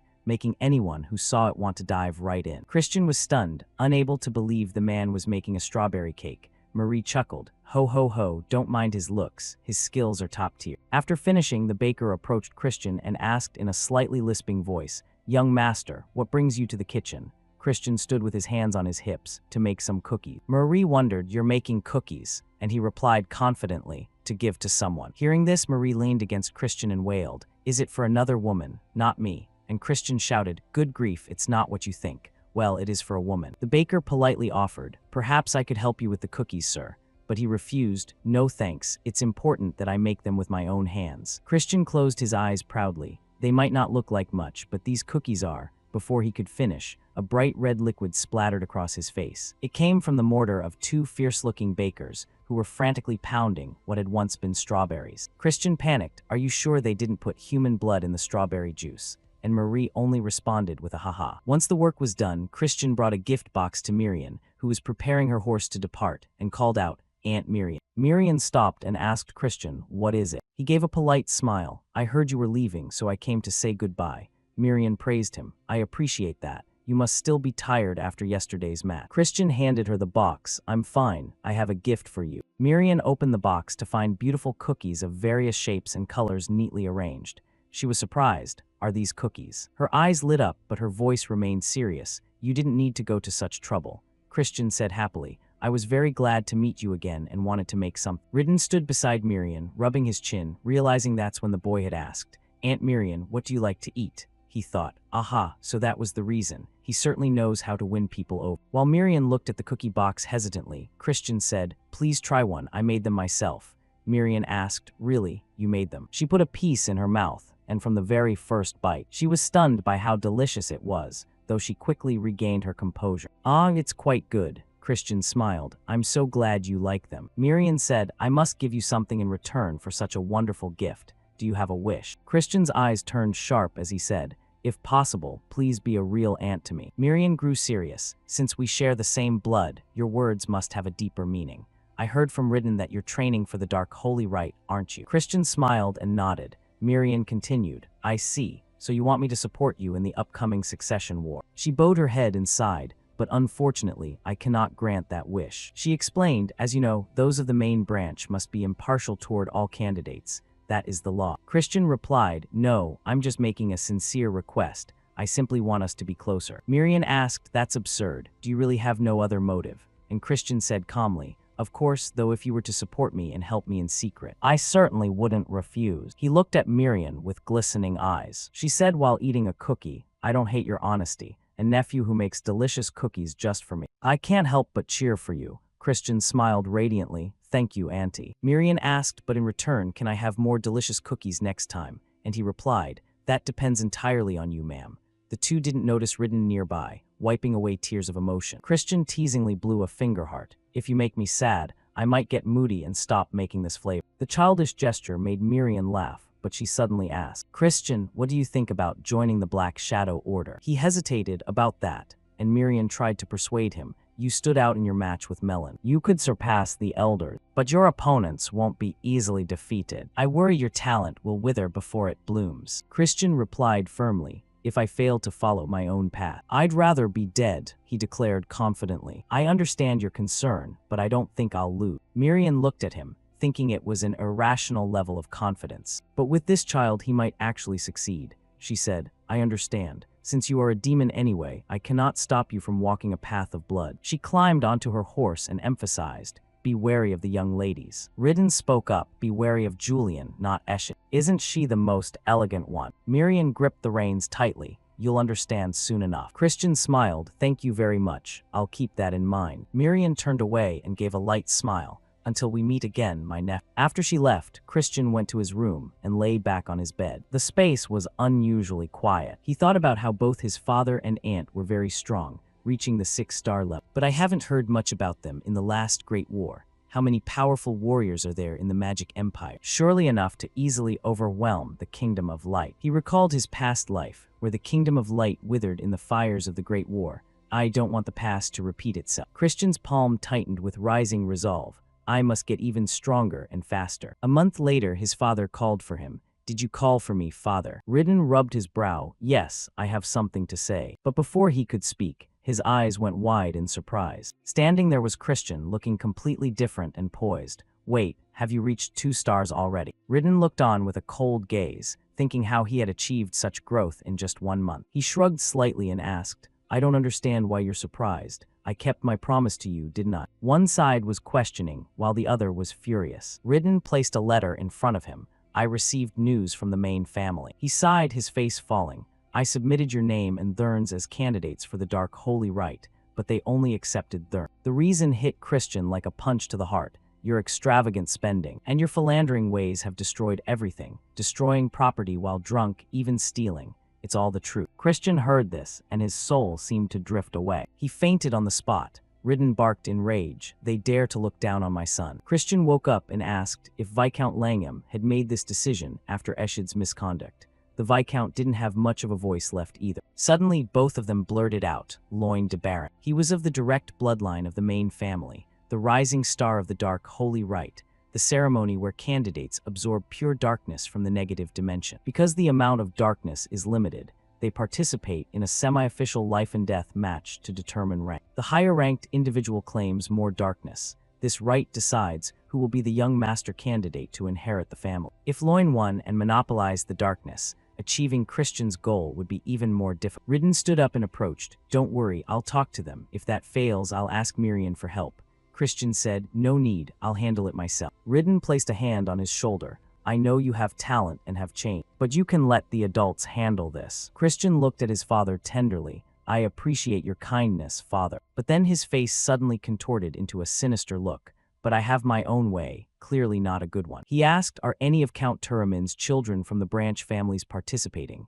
And Ridden replied, "Yes, Count Turamin's third son." He shouted in anger, "That scoundrel is on Loin's side and claims you're not qualified for the dark holy rite. He's just a fraud who controls magic beasts." Christian looked helplessly at his father's outburst and tried to calm him down. "I just need to prove myself. The Turamin family is about to host a black herb hunt. I will participate as the leader." He smirked. The sunset illuminated the magnificent castles below. In a dark room, the clan head held a golden hammer and mocked, "I find it hard to believe. That child, I remember him as the brat who called himself a genius, but he's just a fake." Miriam stood and reported that he was different now. The head asked, "Do you believe this child can fulfill the wish I have held for so long?" That wish was the reason he chose to keep living, even defying death with taboo magic. Miriam broke into a sweat. "I can't be certain, but he is the closest to what we've been seeking." In the silence, the head muttered, "How interesting. I'll keep an eye on that boy, though his participation in the dark holy rite seems unlikely, doesn't it?" Miriam replied, "It's the general consensus in the clan. Will you intervene, father?" She shook her head. "No, you can't intervene in such a small matter." The head laughed. "How could a fierce beast fail to overcome such a tiny trial?" Miriam started. The clan head's face went dark. His sharp gaze fixed on her. She bowed to avoid it. He was always harsh with those he expected much from. "Since you're willing to go this far, you must really like him." From the black smoke, the blood drinker Simon, head butler of the dark demon race, appeared. "Did you call for me, master?" The patriarch spoke in a low voice. "You heard everything, didn't you?" To which Simon replied, "Yes, I only need to observe young Master Christian." The patriarch gave the order, "Report to me everything he does before the dark sacramental rite."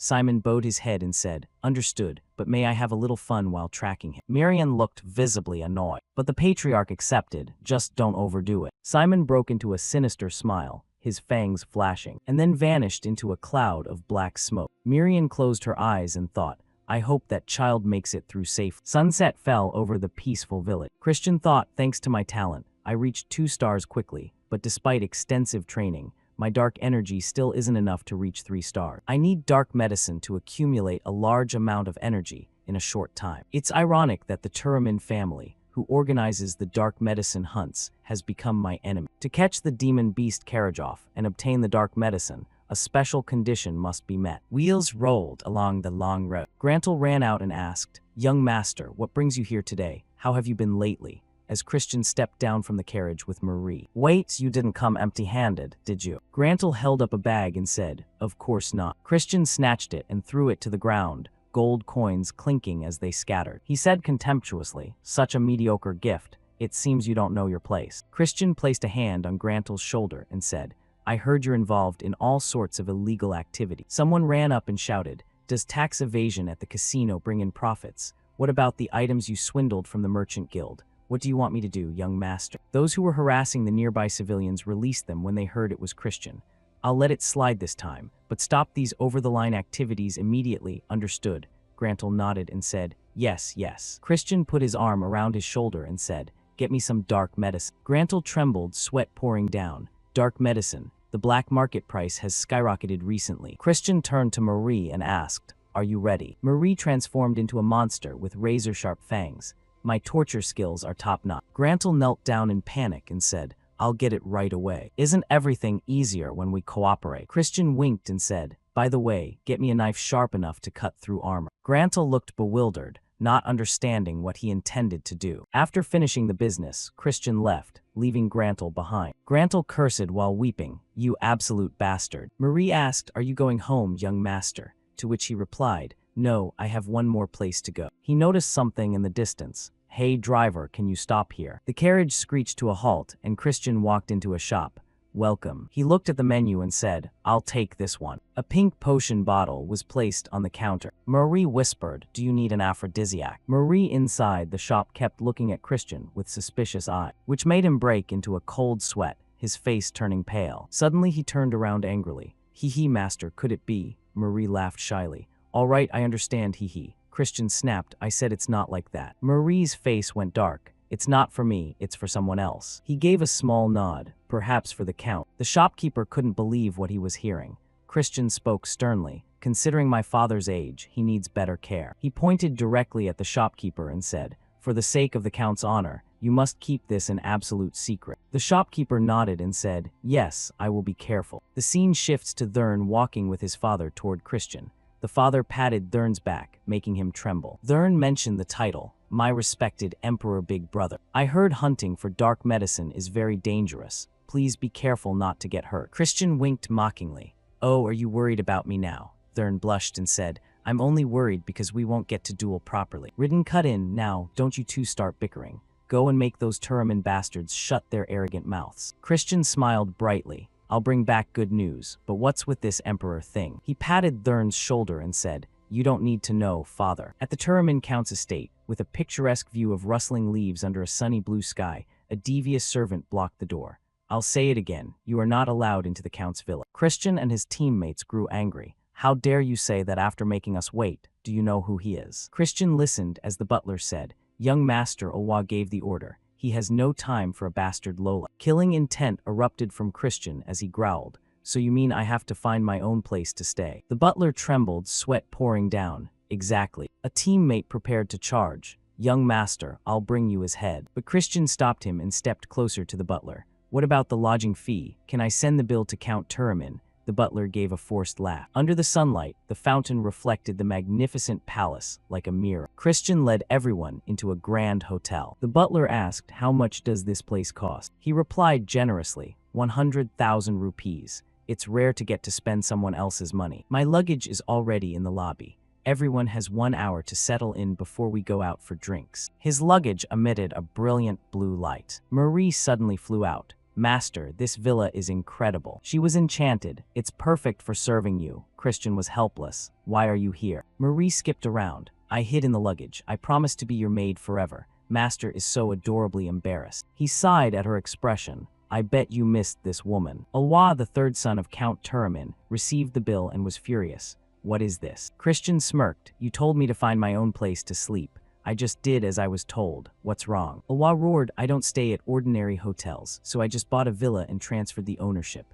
Christian mocked him. You're not exactly short on cash, are you? You lot are pathetic at hosting guests. This is a small price to pay to teach you some manner. Alwa grit his teeth, clutching the paper tightly. He summoned a black panther. Do you want to die? Christian thought to himself. The Turaman suppression technique binds demon beasts through fear. It's different from the Union's tamming. It uses a secret formula to paralyze their reasoning, causing hallucinations of fear and excitement. It's more complex than I thought. Hard to learn quickly. For now, I'll just beat it to a pulp. He ordered Marie, eliminate that cat. I need a weapon. A sword appeared in his hand as he taunted. What are you waiting for? Come at me like a demon. Alwa ordered the panther to attack. You bastard lowlife, don't give me orders. With razor-sharp fangs and saliva flying everywhere. Christian blocked the strike with his longsword, but the bite force was too strong. The sword cracked and broke. He was knocked back but stood up amidst the dust. Not a bad counter, but you can't expect to win 2-on-1 without cheating. He taunted, if I win, I'll act as a guardian instead of a guide.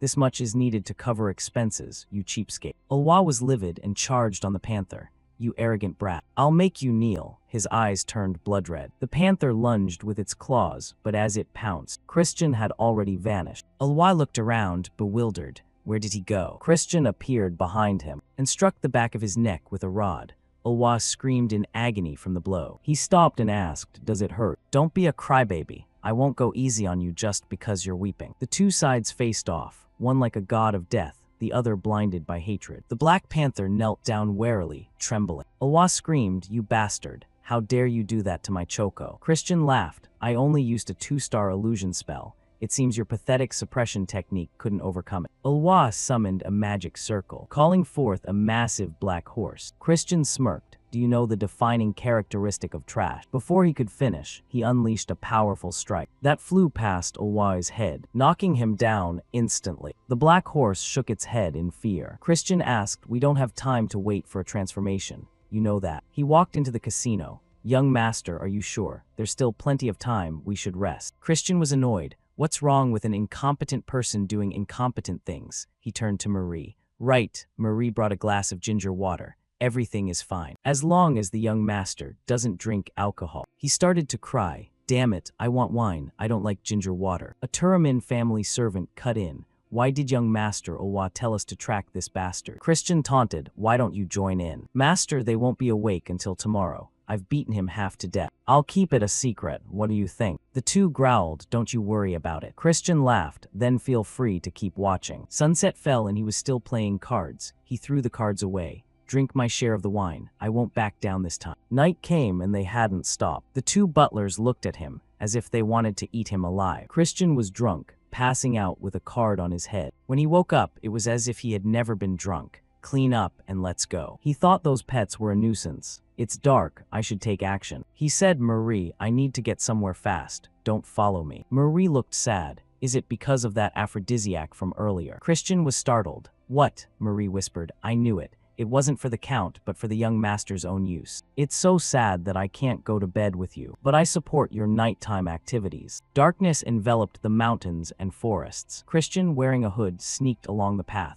"This is a Turamin secret area. The monster energy is thick, just like the rumors said." He touched a tree branch. Almost at the hunting grounds, an encampment appeared with 2 large bonfires. There were only 2 guards. How lax! He used an invisibility spell learned from Marie to slip past the guard. Marie appeared. "What do you plan to do with invisibility, master?" Hee. Christian snapped. "Why do you keep bringing that up?" He broke into the base. He saw a magic circle under the moonlight. The dark medicine hunting ritual is as bizarre as the rumor said. He remembered the instructions. To get dark medicine, you must make Karajoff offer its life, terrifying it to the point that it would rather die. He drew lines on the ground. Light erupted like a massive explosion when fear and joy connected. The useless potion would be reborn as dark medicine. That's why Turamin leads the pack, by overwhelming monsters with fear. He laughed. "I'm going to steal their ultimate skill. Feeding Karajoff a mixture containing aphrodisiac will drive it insane, so I can monopolize the dark medicine. But I don't have enough time to learn it. I must find another way." A chill behind his back made him turn around,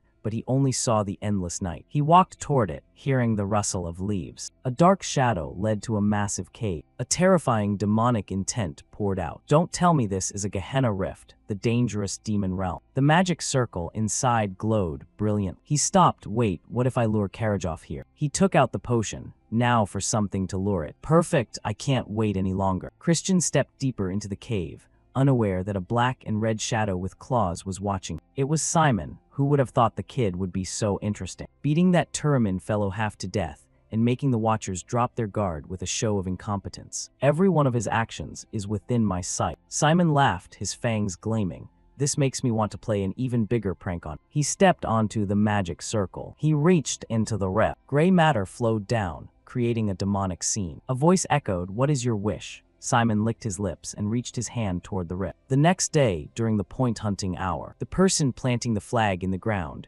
was none other than Ulwa. Within his group, Christian was also present. He remarked, "Ulwa must think he looks so cool, even though he just got thrashed." Ulwa snapped, "Shut up, you fraud. Why are you even carrying a holy sword when you can't even use it?" Christian replied, "It's still more effective than a stick. Want to find out?" Ulwa changed the subject and commanded, "Lure the monster to the altar. Whoever was assigned to protection, follow me and stand by it." Simon silently observed from a distance, and Christian had clearly detected him. Ulwa urged Christian to answer, but he only said, "Whenever you're ready." At the altar, a guardian demanded that Christian move somewhere else. "You're getting in the way of the hunt."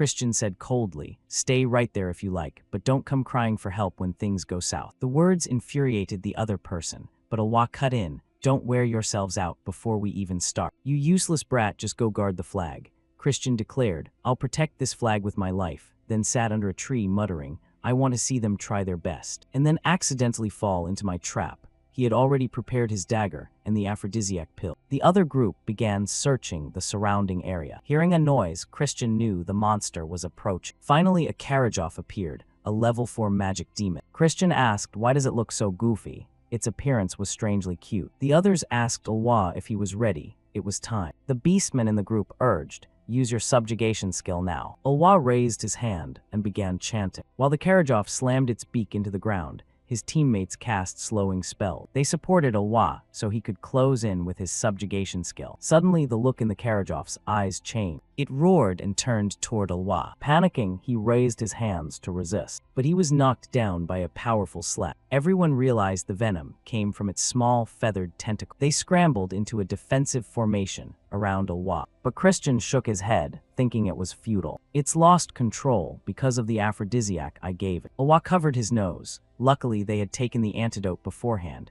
but it would still be dangerous if this dragged on. He called out for them to try and hold it back. The Karajoff leaped into the air, aiming straight for Alwa as the group screamed his name. Terrified, Alwa closed his eyes, but he suddenly opened them to see Christian standing in front of him. Blocking the strike with the holy sword, Christian mocked, the Turamin house is truly pathetic. I can't believe the flag guard had to step in. He said, I'll save you if you call me Big Brother. Alwa cursed, you lunatic, why would I ever do that? Christian asked back, you really don't want to. It's not like I'm not famous everywhere. The others began coughing from the venom. Alwa cleared his teeth, realizing he was right. Forced to plead for help, Christian replied, keep your promise then. He struck the Karajoff hard on the head. Using his own version of the subjugation skill, he created chains around one side of the monster to restrain it. Alwa was shocked. How did you do that? Christian laughed. Did you really think your family was the only one who knew how to use it?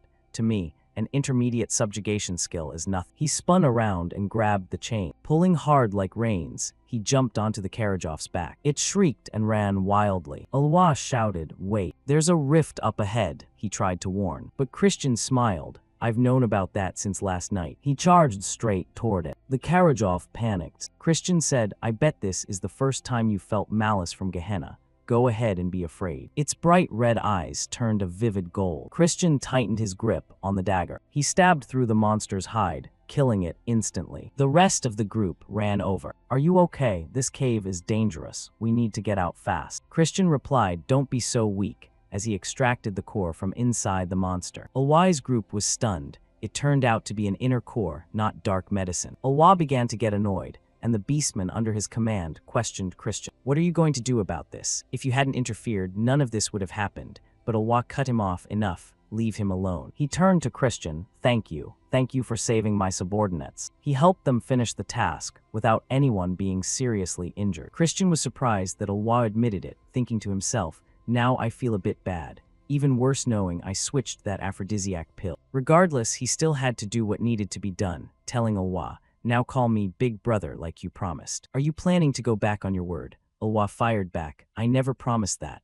Besides, I'm 2 years older than you. Suddenly, the cave shook violently. Everyone tumbled down under an incredible pressure. Alwa panicked. What's going on? Christian realized something was wrong as 2 giant blue eyes appeared before them. He looked a bit worried. A voice rang out from the demon. It's been a long time since I've seen such an interesting toy. Christian muttered, a demon from hell. Alwa trembled and Christian told him, run, you're an outsider, save yourself. Christian spotted Simon on the cave ceiling. With a flick of his wrist, he threw a dagger aimed straight at him. The blade went through, but it turned out that it was only a familiar Simon used for track. It disconnected immediately, leaving Simon wondering. When did he notice? Is he planning to stop the demon? The clone fell as the teleportation plan vanished. He calculated that even using blood magic to his limit, it would take at least 5 minutes to arrive. If he was late, everyone would die. He hurried away. It turned out he wasn't entirely a bad guy. He just wanted to play a prank as he had told the patriarch. The demon called out, you're interesting. What are you plotting? Christian replied, I just hate being watched. The demon laughed. He didn't care much for a dead man. Christian remarked, compared to the demons of the era of destruction, you're just a low-level demon, but at least you're a 5-star.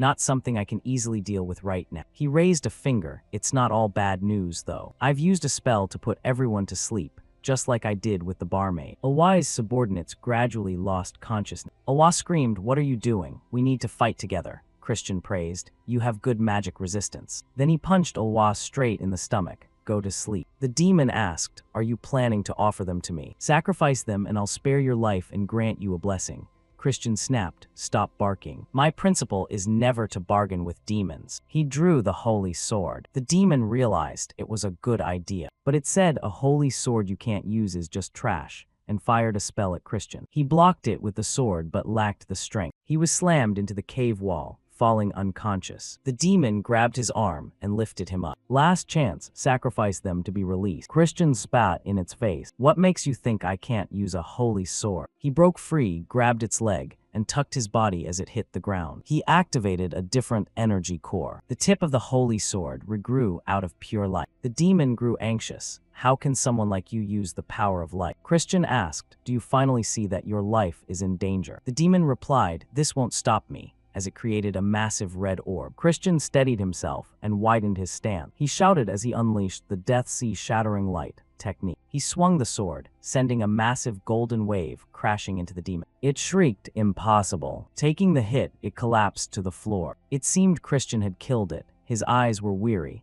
"I pushed this body too far." His vision narrowed by the second. He collapsed as everything faded to black. The scene shifted to his past life. His friend Evan was astonished. "Did you really copy my ability?" Christian replied something like that. Evan said, "You really are a special character." The shattering light represents the beam of light that splits the sea of death. But ironically, despite using this swordsmanship, you won't become the light of the Mayer family. Even so, you will surely be the light that saves the world. A blue finger touched a puddle of water. Christian was still on the brink of death. A woman spoke up, "How interesting. I am Mefina, the first throne of the seventh realm of Gehenna." Reinforcements entered the cave carrying healing potion. Christian closed his eyes. Mefina said, "I look forward to your future action." The scene shifted to the house of Count Turamin. Christian said, "My head hurts so much. I can't believe I've been lying here for 2 days. What a waste of time. But my body is fine." He began searching the room for the dark medicine pill. Finding it beside him, he exclaimed, "That's great." He mentioned Mefina, saying that was unwanted attention. "Sometimes villains stand out early, receive a demon's blessing, and grow quickly, but I don't care. That's for bad guys. Anyway, a seventh realm demon of Gehenna isn't exactly high class." A knock sounded at the door, catching Christian's attention. A giant lion-like man walked in and asked, "How is your body?" It was Count Turamin, the patriarch of the Turamin family. Christian greeted him and tried to get out of bed, but the Count stopped him. "You should rest." Christian wondered what was happening. The Count explained, "Yesterday we organized a cave investigation team. It seems someone tampered with the magic circle sealing the entrance to Gehenna. Luckily, the summoned demons were pulled back in time. But even that brief moment was enough for everyone to lose their lives." Christian wondered, do they really believe it was a reverse summoning? That's ridiculous. They probably can't imagine I killed it. I don't even need an excuse to get an A+.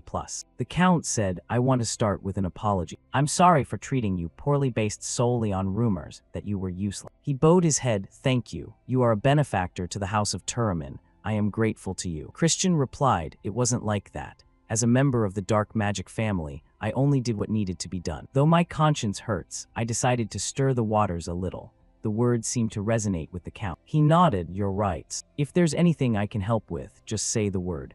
As long as it's not impossible, I'll make sure it happens." Christian thought for a moment and then said, "In that case, I hope the House of Turamin casts aside its old grudge against the House of Khazar. Instead of a relationship like enemies always baring teeth at each other, I hope we can have a friendly but competitive relationship, planning progress reasonably, worthy of our shared bloodline." The Count was about to say something, but Christian continued, "I'm sure the Turamin family also knows the reason the two houses are hostile is because of the behind-the-scenes work of the main family. If the branches join forces, the main family will feel threatened. It's a plot to keep us like watchdogs." The Count asked, "Are you planning to rebel against the main family?" Christian shook his head. "I don't think so. I just want the two families not to be held back by past mistakes." The Count was amazed. "I didn't expect you to think so far ahead." Christian smiled, "Thank you for the compliment. Do you accept my request?" The Count replied, "For the first time in a long while, I will contact Count Khazar." But before he could finish, he called out, "Ridden." Christian smiled. "Exactly. If we unite one by one like that, we can create a more solid front in the era of destruction. The Count patted Elwa on the shoulder and said, "What are you waiting for? My son has something to say." Elwa shyly handed over the dark medicine pill. "Drink it. When I entered the cave, it was on the floor. Since you weren't awake, I kept it for you." Christian said, "If that's the case, I'm very grateful. I want to give you more than what you've earned." Elwa got cranky. "Don't you dare." The Count laughed. "I'll give him a gift on your behalf." He handed over a summoning stone that could hold a level 4 beast. Christian was impressed. "That's a truly rare item." The Count said, "I will also file a report so you can participate in the Dark Holy Rite.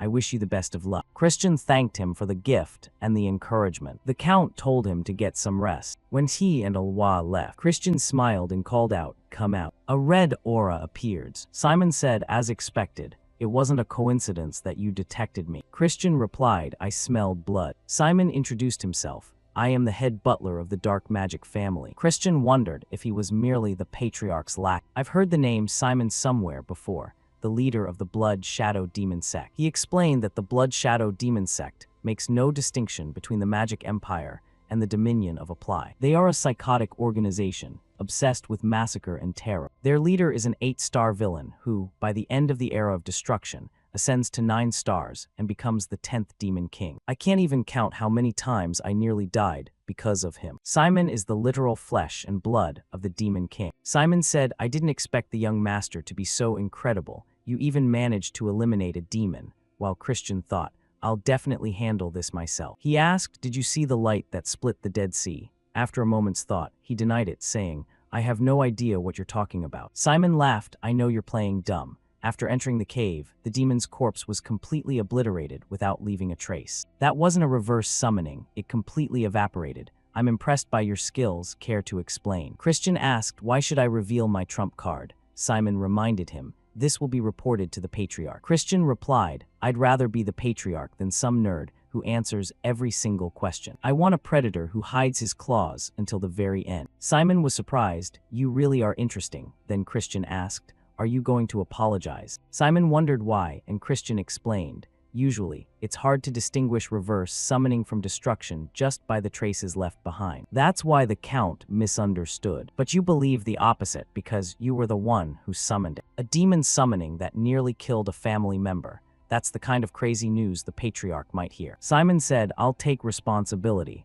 and Christian decided to keep it a secret. "Just remember, you owe me a huge favor." Simon was surprised. "Is a deal even possible?" And Christian smirked. "It would be great if you saw it that way." Simon nodded. "I understand. I won't forget your mercy. It was a pleasure meeting you today. I'll be counting the days until you arrive at the main family." Christian thought Simon would play a major role in the era of destruction, so he had to build a connection to change the future. Time flew by, and after recovering, Christian prepared to head back, his luggage floating in midair. Marie said, "I'm all packed," and Christian praised her. "Well done." Elwa opened the door and asked, "Are you leaving right now?" Christian reminded him, "Use my title," and Elwa wondered what he meant. Christian said, "I let it slide yesterday in front of the Count, but a promise is a promise. From now on, call me Big Brother," to which Elwa snapped, "I already told you I'm 2 years older than you." Christian asked, "Do you have something to say?" And Elwa replied, "I came to warn you. You say we're family, but I don't think that's true. Be careful, the one most opposed to you in the Dark Sacrament is young Master Loin. Even if he's only 2 stars, the gap between the main family and the branches is massive. With the best elixirs, ultimate techniques, and the Black Demon's blessing, direct descendants have a superior starting point. You'll be an easy target." But Christian just smiled. "I'm warning you too, little brother. Don't participate in the upcoming Dark Sacrament for your own sake." Elwa got annoyed. "I'm saying this because I'm worried. Do you want to monopolize the pure dark energy for yourself?" Christian replied, "Just remember, no matter who the opponent is, they'll regret facing me in the Dark Sacrament." Elwa was furious, and Chris told Marie it was time to go. He told Elwa to think it over carefully, so he wouldn't regret it later. The scene shifted to the Khazar family. Thurn went looking for his brother, but the butler reported he had headed to the training cave immediately upon returning. He wanted to train alone until the Dark Sacrament. Not long after, Thurn caught up with Christian. He addressed him formally as respectable imperial brother. Thurn said, "You promised to duel me when you got back." Christian was surprised. "You've grown up fast. Reaching 2 stars in the common rank is incredible progress." He said he was busy training, then realized Thurn was also participating in the Dark Sacrament. Christian felt worried. That's not good. He told him to wait, Once he finished his training, they would duel, and Thurn should practice too. Thurn demanded a promise, telling him not to stall like last time. "You'd better watch out," and Chris laughed, "All right." As Thurn walked away, Christian thought the kid was truly stubborn. Seeing Lori Ten's silhouette, the image of a girl with emerald green hair flashed in his mind as she asked, "Do you promise?" The memory made Christian smile as he whispered, "The kid is just like me." In the training area, Christian sat on the bed, staring at the dark elixir. He thought there were only 2 weeks left. He chewed it, and the taste was incredibly bitter. He lay down and tried to absorb it as it traveled to his stomach, muttering, "This is more chaotic than I expected." A strange sensation surfaced, and he asked, "What is this? Is there light energy inside this pill?" He wondered if the monster's excitement at the moment of death had merged with it. No wonder demons found it hard to absorb. He continued guiding it through his mana pathways. All that was left was this light force. Usually, demons would expel it with a teacher's help. But why would I let something this good go to waste? He funneled it into his light core, absorbing it along with the darkness. Light and darkness flowed through the conduits to their respective core. Christian opened his eyes, which flashed with a powerful radiance. Then he closed them again, revealing only shadow. Simultaneously, the scene shifted to a red-haired woman. She allowed a subordinate into her room, who reported on the investigation into the dark elixir. A demon had been summoned during the hunt, but Christian survived. The subordinate apologized for taking so long to look into it thoroughly, and she praised him, saying, "Well done." The subordinate said, "Unless you have more questions, I'll take my leave." She looked at a photo of Christian. This beautiful young woman's name was Eidline. Time flew by, and half a month later, his younger brother Thurn sought out Christian to demand a duel, calling out from outside the door, "Today is the day you promised, brother." Hearing this, a voice echoed from within, "Come in." Inside the room, he was getting dressed, as if preparing to go somewhere. Thurn's eyes widened in pure shock. Christian turned around with a bright smile. "You're here quite early. You must be really looking forward to a beating, aren't you?" Thurn felt a completely different aura emanating from his brother and thought to himself, "What is this? This overwhelming pressure far surpasses what he had 2 weeks ago," before snapping back, "Don't make me laugh." Christian replied, "If you're that desperate to taste my fist, I'll be happy to oblige. But if I win, you have to withdraw from the Dark Sacrament." Thurn was stunned. "What the hell are you talking about?" And Christian explained, "You know the Dark Sacrament is a competition. The weak should stay far away." Those words made Thurn's eyes narrow in anger. Furious, he drew his sword and challenged him, "Shut up and draw your blade." Christian shook his head in disappointment. "You're so stupid. Can't you see I'm looking out for you?" "I guess I'll have to beat it into you until you understand," he said, his face showing a hint of anticipation. Without warning, Thurn gripped his sword tight and lunged forward to attack. But the result was no surprise. He was defeated by his brother and left unable to participate in the Dark Sacrament, and later, Ridden came to visit his youngest son. Seeing Thurn covered in bandages, he sighed and scolded, "Christian, you went too far this time. The doctor says the boy needs to rest for half a month. We'll just have to wait for the next Dark Sacrament." Christian requested, "Father, may I speak with Thurn privately?" And Ridden, though surprised, nodded. "All right. I'll let you two talk," he said, quickly leaving the room. Christian burst out laughing and teased, "Hey, what's with that pouting face? Don't act like a spoiled brat from the Alliance. You were the one who asked for the fight." Thurn said sadly, "Do you really not want to see me grow up? You mocked me and looked down on my achievements. And now you intentionally injured me, just to keep me out of the Dark Sacrament." As his face darkened, Christian felt a pang of guilt and thought,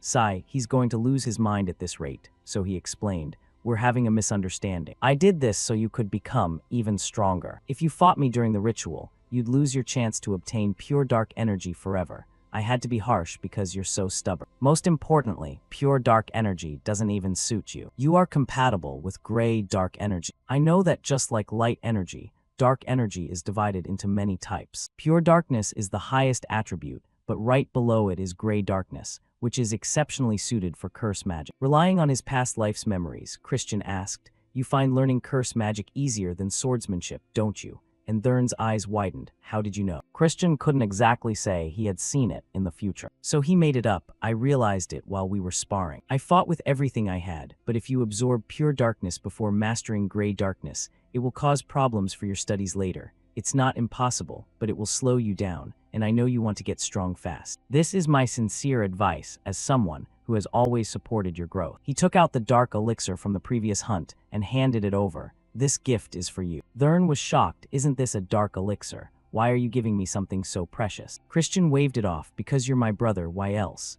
though he secretly thought, besides, I already ate the better one. His words moved Thurn deeply, and though tears welled up, he tried to hold them back. He gripped his black handkerchief tight and asked, if you've changed this much, then why did you act like such an idiot when Mom was dying?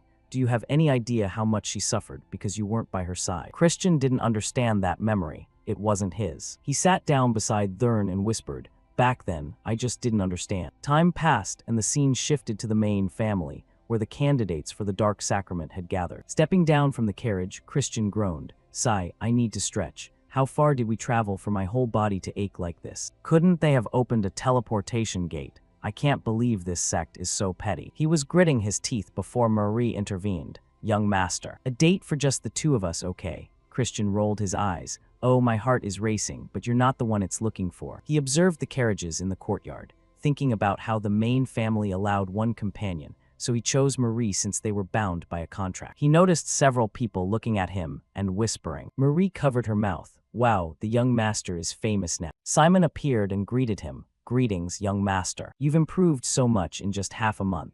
While Christian thought, does the Patriarch's secretary really have nothing better to do? Simon dropped his playful look. I'm here on the Patriarch's orders. He wants to see you. You're not surprised, are you? Did you see this coming? He asked, and Christian gave a playful wink that annoyed Simon. No, I'm actually quite shocked. Putting the banter aside, Simon led Christian to meet the Patriarch. Sir, I have brought the young master, Simon announced. The Patriarch turned around. Well done. It's been a long time, Christian. The moment their eyes met, the old man unleashed a terrifying wave of pressure. Christian thought this overwhelming aura is making it nearly impossible to stay standing. Emitting this much dark energy, someone like me can barely endure it. His entire body trembled, and he clenched his fists to steady himself. He replied, I pay my respects to Duke Baron, the great lord of the Dark Demon family. Baron asked, are you not surprised by this sudden meeting? And Christian answered confidently, I expected you would call for me. A new star has appeared within the family. His confident words made Baron burst into laughter. Haha, indeed.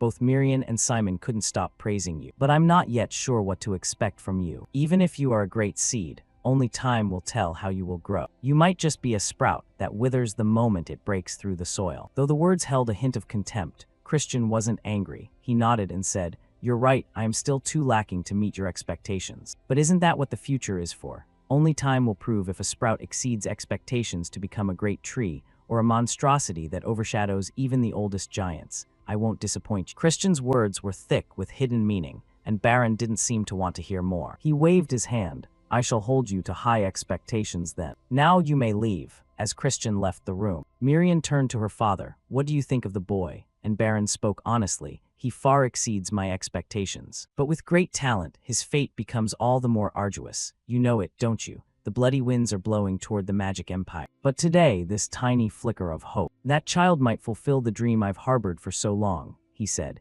his eyes filled with anticipation. Time flew by, and the scene shifted to the night before the Dark Sacrament.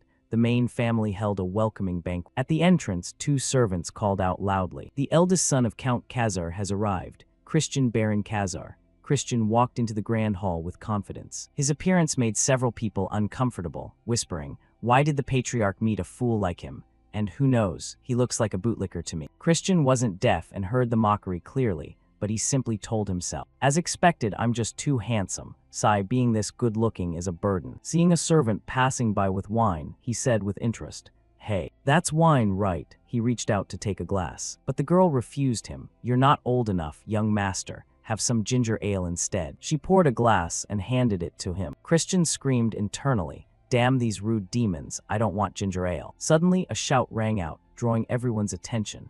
The young masters and ladies have arrived. All eyes turned toward the entrance. 4 people walked in. First was the second young lord, Eshid de Baron, the handsome guy who had been tormenting Christian since childhood. Next was the eldest young lady, Julian de Baron. Then the second young lady, Jupian de Baron. And finally, the third young lord, Mysak de Baron. Christian felt relieved that the insane eldest young master wasn't present. He thought about Eshid. What will you say to me now? To the victim of your little games, the one who supposedly tarnished your reputation. But Eshid walked right past him, as if he didn't even exist. Christian was furious, cursing silently. That bastard. After everything, he doesn't even dare to look me in the eye. I must be nothing more than an ant to him. Julian stepped forward and gave a slight curtsy in greeting, and Christian remembered Miriam's warning. Be careful of the eldest young lady. but as he looked closely, he didn't see anything unusual and told himself, "I'll figure it out later. I've scouted enough for today. Now it's time to prepare for the ritual." As he turned to leave, a butler coughed a few times to get his attention.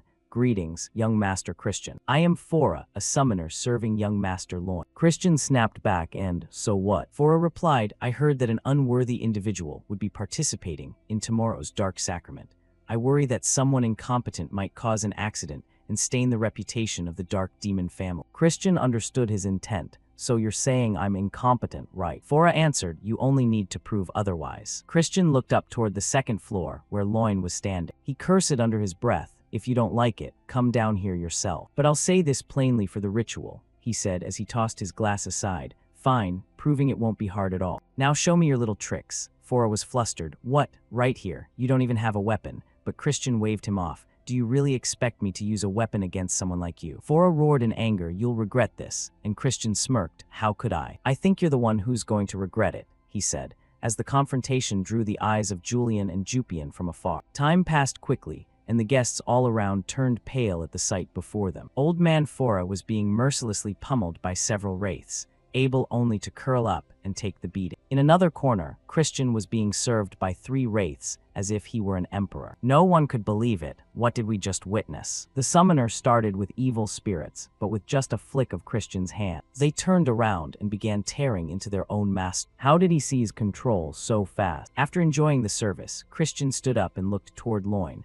Was that just now the will of young Master Loin? Is a direct heir of the dark demon family really this pathetic? If you have a problem, have the dignity to challenge me properly. His words made Loin's face flush with shame, and he quickly denied it. This has nothing to do with me. Christian mocked him. Even a fool wouldn't believe that, but I'll believe you just this once. See you at the dark sacrament, he said, turning to walk away. Hiding his angry face, he thought to himself, you coward. Next time I'll teach you some manner. The day of the dark sacrament arrived, and the contestants gathered. Christian let out a long, bored yawn. Alwa asked in surprise, hey, aren't you worried at all? You even caused a scene yesterday. Christian turned to him startled. Why are you here? I already warned you. To which he thought, this kid, how could I possibly postpone the ritual? You're crazy. Alwa gave him a reminder, just as Loin approached. His appearance made Christian's rage flare up, and he struggled to restrain himself from punching him in the face. The officiant appeared and announced, is everyone present? I am Sebastian, the deputy butler of the main building.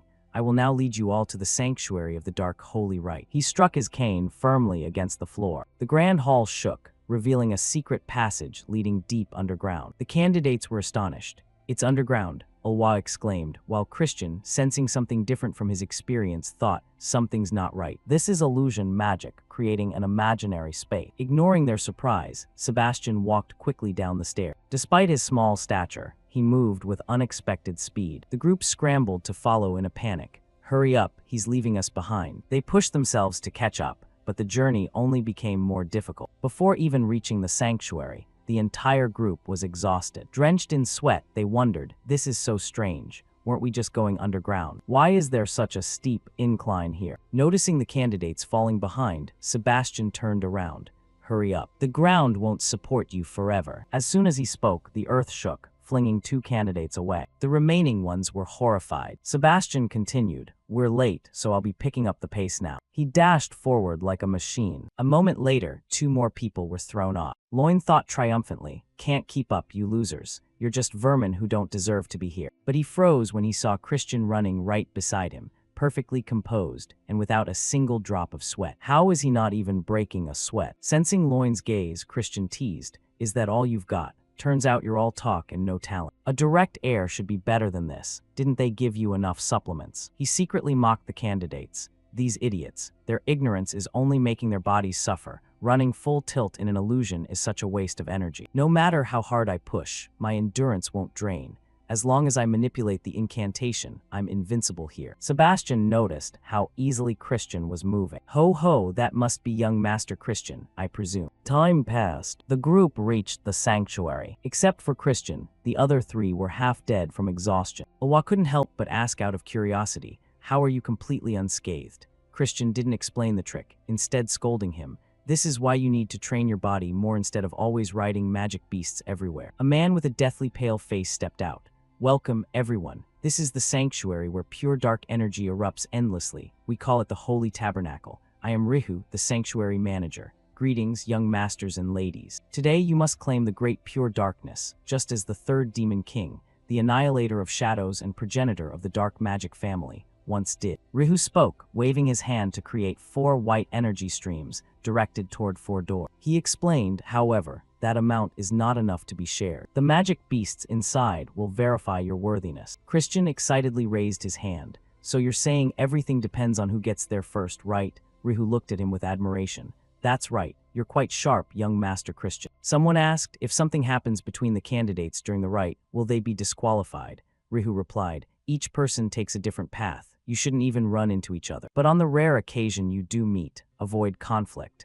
Wasting time only gives the advantage to others. Focus on your own safety. Good luck. Immediately afterward, the 4 candidates charged into the doors with everything they had. Seeing their hurried states, Sebastian felt playful. Want to place a small bet on who, before he could finish, Rihu vanished. Stomping his foot in annoyance, he grumbled, ignoring me like that. How cold. The scene shifted to Loin. In the corridor, he encountered a 4-eyed black dog breathing fire. Upon spotting Loin, it barked wildly, its mouth overflowing with scorching flames. Loin concentrated dark energy into his palm and accelerated. He landed a direct uppercut to the beast's jaw. It sprayed blood, howling in agony. Having defeated it easily, Loin said confidently, at best, it was a lower-tier rank 2 magic beast. To me, at upper rank 2, they're nothing. That bastard Christian must be struggling.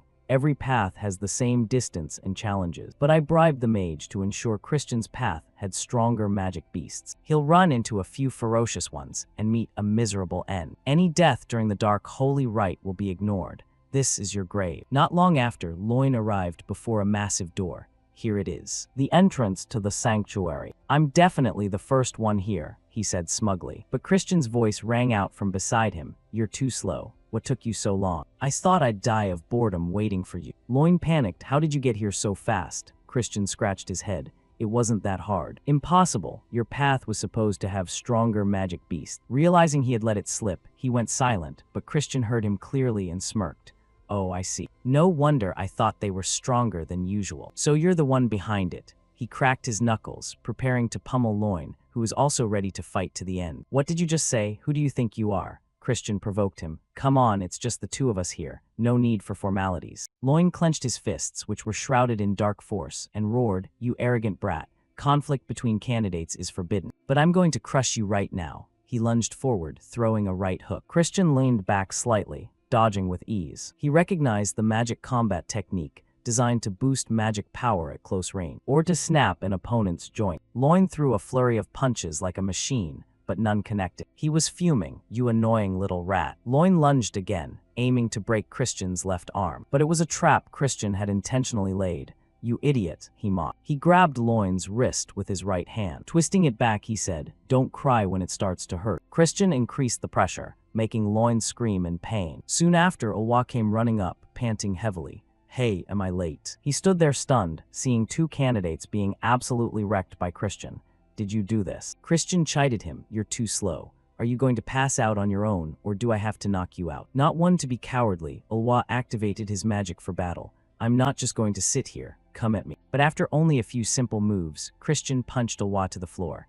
Ah, what a familiar feeling. They'll come to take them away soon. If I leave things as they are, in 5 years, the first great war against the Alliance will break out. I must take control of the dark magic family before then. That's why I can't share even a bit of the dark holy energy with you guys. With the cleanup done, it was time to claim the dark holy energy. With that thought, Christian slowly opened the massive door in front of him. The dark holy rite grants power to demons, the potential to become a truly transcendent being. The patriarch who absorbed 80% of the dark holy power is one of the strongest beings alive, even among the demon kings. The annihilator of shadows absorbed 90% of pure dark energy to become a demon king. That means if I take 100%, I could surpass even a demon emperor, Christian thought. He reached his hand toward the dark energy sphere before him. Upon contact, an overwhelming surge of energy flooded into his body like a deluge. Time passed quickly. The scene shifted to a meeting room where they were discussing the fact that all candidates for the dark holy rite had been eliminated. It's unbelievable. Everyone except Christian was disqualified. This is a total disaster. A brown-haired man spoke up, Young Master Loin is in critical condition. He probably used forbidden magic tools or schemes. A gray-haired man added, "We must investigate thoroughly to ensure punishment." But the second young lady, Jupian, raised her hand to stop them. "There's no need. That bastard can't enter the sanctuary. He hasn't come out for 2 days. He's definitely been crushed to death by the dark holy rite. Even the patriarch has a limit to what he can absorb. He's dead, and there won't even be a body left." She stood up and left, her face filled with a murderous intent that her 2 subordinates didn't notice. Jupian muttered to herself, "Even if he survives, I will kill him with my own hands." When my father died in the battle against the Alliance, Loin and I were adopted by Viscount Langham. My position in the clan isn't stable. If Loin doesn't receive the dark holy rite, no one will support him as the successor. "Christian, I will pay back this debt of humiliation," she said, her teeth gritted tight. In another corner, some maids were gossiping about Christian. "Is that useless guy still not out yet?" a young maid asked. The one across from her waved it off with a laugh. "He's definitely dead. That's the price for being greedy and not knowing his place. Look at her still waiting for her master. She'll be meeting his ghost soon enough." As the words left her mouth, the bag on her back was blasted open by a surge of energy. Marie stepped forward, furious. "My heart flutters while waiting for the young master, but if you keep making noise around me, you'll be the ones turning into ghosts by my hand, understood?" Her face was terrifying. The 2 maids fled in terror, running as fast as they could. Marie thought worriedly to herself, "Please come back. A man who makes a young lady wait like this isn't cool at all." The scene shifted to Christian, floating in a purple void. A heavy pressure was choking the breath out of him. "Only 70%. This is harder than I thought. I can't stop. I have to endure. The real challenge starts at 90%. If I cross the limit, my core will shatter. I'll die before the war even starts." Suddenly, he remembered. That's it. Dragon Heart. The dragon race possesses the largest vessel for a power core. If I simulate a dragon heart for a few minutes, I can endure this. Acting on the idea, Christian applied magic to his heart to simulate a dragon heart. But before he could absorb much more, cracks appeared in his heart. He cried out in pain and quickly stopped. "No, this is the limit." A voice rang out, "Do you need help?" A giant silhouette of a woman appeared. Christian thought, why is a demon here? A demon's power is to communicate with the darkness. It was no trouble at all for her. Mefina smiled. "I can help you, no strings attached." Christian asked why. She replied, smiling brightly, "Just a passing whim. Now take my hand and absorb the rest of the dark holy rite," as she reached out to him. A week later, Patriarch Baron was enjoying a tea party. He asked Simon, still no word. "It's hard to say he survived, isn't it?"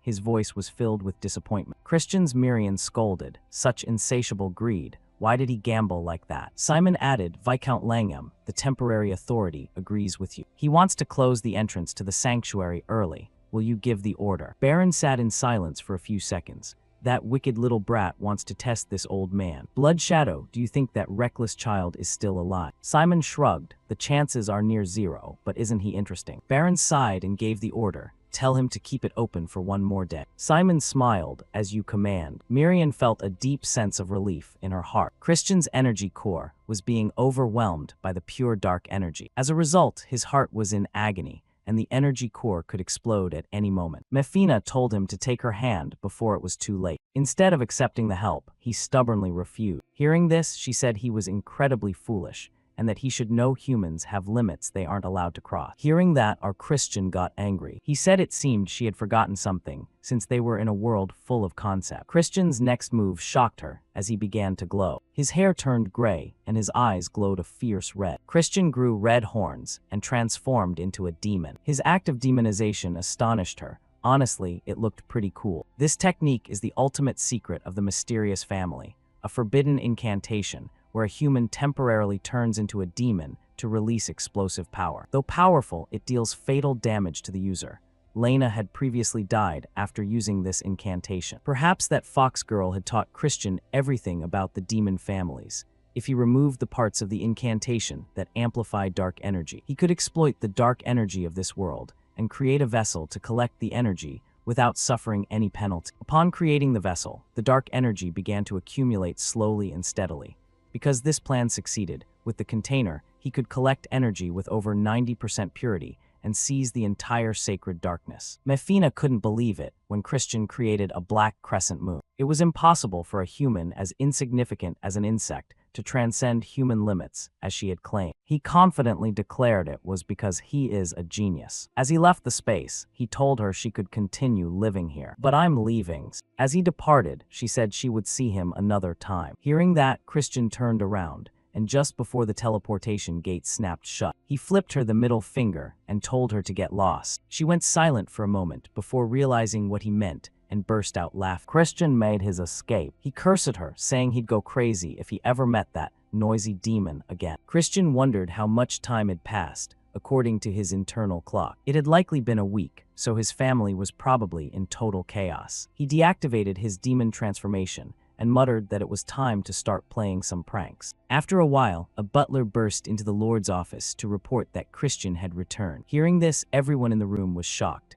asking how on earth he was still alive. The temporary leader, known as Viscount Langham, ordered his subordinate to provide the details. He reported that Christian survived but was barely hanging on, leaving him completely exhausted. According to the healer, they could sense pure dark energy, but it was incredibly chaotic. This would make the energy difficult to utilize. Someone then began badmouthing Christian. They claimed nothing could be expected from someone like Christian, and that there was no way he had absorbed more than 80% of the divine darkness, calling the wasted energy a tragedy. Then a fat man told the Lord that Christian must be held accountable. With a cold expression, the Lord said he would keep that in mind and dismissed them, saying the meeting was over. Once they left, he asked someone if the report was actually true. This person said they had observed Christian alongside the healer, and it was clear his energy core was malfunctioning. Hearing that, the man continued, tapping his fingers on the desk. His silence made his subordinate feel incredibly anxious. With an even colder tone, he stated that Loin needed to become the young master. He would be a sacrifice and the key to the plan involving the poison magic family. Viscount Langham added crazily that the destruction plan involving the person named Jupian had been postponed. As for Christian, it was concerning that his father was starting to pay attention to him. Because of him, the flow of the river was being disturbed. The man remained silent, as if he were holding in a bathroom break. After a few more annoying taps on the table, he ordered that Christian be brought down to the Hall of Shadows the following day. He intended to announce the disciplinary action in front of all the vassals. The next day, when he was summoned, he thought they were definitely trying to get rid of him, since they had gathered every single important figure in the room. Viscount Langham asked Christian if he was aware of his sins during the sacred ritual. Christian said he was, while the leader noticed that his energy core appeared distorted. He demanded an explanation, and Christian replied that his peers weren't worthy of the bloodline, so he actually should have hit them even harder. Hearing this, an ugly woman in a suit flared up in anger. Viscount Langham explained that Christian's mistake was that despite monopolizing the precious resources of the dark magic family, he failed to achieve results worthy of that privilege. Christian asked what criteria he was using to reach that conclusion. He stated that the minimum purity required was 70%. Christian then asked what punishment he would face if he was under 70%. The fish-faced man said he would be barred from learning any high-level dark magic techniques, banned from the family's main grounds, and stripped of his succession rights to the Khazar Earldom. Christian seemed unbothered, asking how they planned to measure it when they couldn't even get an accurate reading. At that moment, that guy Eshid raised his hand. He said that even if Christian's core was chaotic, a dark energy collision could be used to measure the purity, since he himself had absorbed 70% of the divine dark. If Christian could overwhelm him, it would prove he had achieved a greater result. A dark energy collision was a pure battle to measure the superiority of dark energy between two people. With the same amount of energy, the person with higher purity would instantly dominate. However, when pure energies of the same grade collided, the one with the higher refinement would win. According to Christian, this was the perfect way to destroy the guy's core. He thought this fellow was more sinister than he looked. Before starting, Christian set a condition. If his results were high enough, they had to support him and allow him to challenge for the position of young master. Hearing this, several people were shocked, but his terrible older brother agreed, saying it didn't matter if one was from the main line or a branch when aiming for the seat. While others stayed silent, he said that was the way of the magic empire, where the strong rule the weak. Stepping onto the stage, he told Christian that during a dark energy collision, if the control wasn't perfect, the core could be permanently damaged. To keep it fair, he only used dark energy at the level of a low tier 2-star. As they released their energy, Christian told him he didn't need to hold back and should worry about his own precious core instead. As Eshid released his energy, The jerk said that hearing those words made him look forward to this. Upon impact, Christian immediately overwhelmed his opponent's 2-star energy. The guy was shocked because his energy was neutralized, without Christian even needing to build up power. He moved up to expert level 2-star energy, but the result remained the same. Christian watched the performance. He said it was disappointing, provoking him further. He told him that for someone acting so arrogant, he sure was weak. Enraged, the guy unleashed his aura. The others noted it was 4-star dark energy. If it hit, it would shatter Christian's core. A dragon-shaped energy appeared around him, but from the other side, another energy began to form. A massive claw appeared that was large enough to crush the dragon, making it look like a tiny ant. Christian told the guy that in an energy collision, if you don't have enough control, the core can get damaged, so he really should be careful. The energy damaged the guy's core, causing him to cough up blood. Christian retracted his energy, thinking it wasn't enough, and that he really should have just crushed the guy's core entirely. Being smart about it, he announced to everyone that Christian possessed a purity of at least 90%. Everyone was stunned by the news. Christian turned back to the Lord and said he now had the right to become the young master. Hearing that, Viscount Langham was in shock. He failed to hide the reaction on his ugly face. As per usual, the jerk continued tapping his fingers on the desk. He then told Christian that, as promised, he would be allowed to take the young master test. However, no branch member had ever taken this test before. As the temporary leader, he would randomly select a test for him. Christian secretly thought this meant he was going to give him an impossible task. His level would be evaluated in 2 stages. First, he had to prove his talent. Next, he needed to achieve a feat worthy of the young master position. Christian asked how he was supposed to prove his talent. The guy demanded that he reach 3-star rank within 3 months. Christian calmly replied that if that was all, he was a genius, so it wouldn't be too hard. The guy went quiet and said he looked forward to seeing what he could achieve in 3 months. Later, in a quiet room, the 2 villains sat across from each other. While sipping tea, he expressed his disappointment in the kid, saying it was all his fault for underestimating Christian. Because of that, even his energy core had been damaged. They had to handle Christian quickly now that he was becoming a real problem. He told his subordinate not to worry, as they had intentionally avoided absorbing more than 70% of pure dark energy. The higher the purity, the harder it is to level up that energy. The difficulty increases exponentially. This meant reaching 3 stars would take many times longer than it would for others. He asked the guy what he thought now that Christian had absorbed 90%. Even if he were a genius, he wouldn't be able to scale that wall. Switching to Christian, Marie brought him food and mentioned that news of his performance had spread throughout the mansion. She said he made her proud and that her heart fluttered for him. Christian said that was pretty embarrassing. Marie said that while waiting for Christian, she had realized her true feeling. Every day spent waiting for him felt like an eternity. Hearing that, Christian recalled his past memories. The fox girl worrying about him, and the saintess saying that with his agility, there was no way he'd get hurt. She was Rania, telling him to give her his hand. Hearing this, the fox girl said she could just be honest about being worried. Hearing that, she shyly admitted that even the hero was worried about Christian. Remembering it all, he thought happily that after escaping the brink of hell, he had only wanted to die. His whole life had been covered in blood until he met those people with warm hearts. While Marie was preparing the blood juice, Christian said he could finally say the words he couldn't before. He thanked Marie for waiting for him. She shyly replied that he finally understood her true feeling. She acted as if her heart were racing. Christian reminded her that she didn't actually have a heart. She cheesily said her heart had been stolen. Christian told her that because she waited for him, he would reward her, and he suggested they go for a walk together. She went wild getting dressed up for the stroll. She was a real work of art. She really should get a real body soon. Christian thought that relaxing once in a while was a good thing, but he still had to reach 3 stars in 3 months. He thought it would be very difficult, even with guidance from the branch tutors. Managing over 90% darkness alone was still incredibly tough. Just then, a voice cut in, telling him he only ever thought about causing trouble. Turning around, it was Christian's aunt, and he greeted her. She asked if this was really the time to be wandering aimlessly in the garden, and asked if he had found a teacher yet. He asked if it was her, but was disappointed when she said no. She shocked him by saying it was actually someone else. He told Marie to go ahead. He said he would see her at dinner. As they walked down the stairs, Christian said he didn't know who the teacher was, but thanked his aunt for thinking of her nephew. She told him not to thank her just yet. She explained that he would experience it for himself,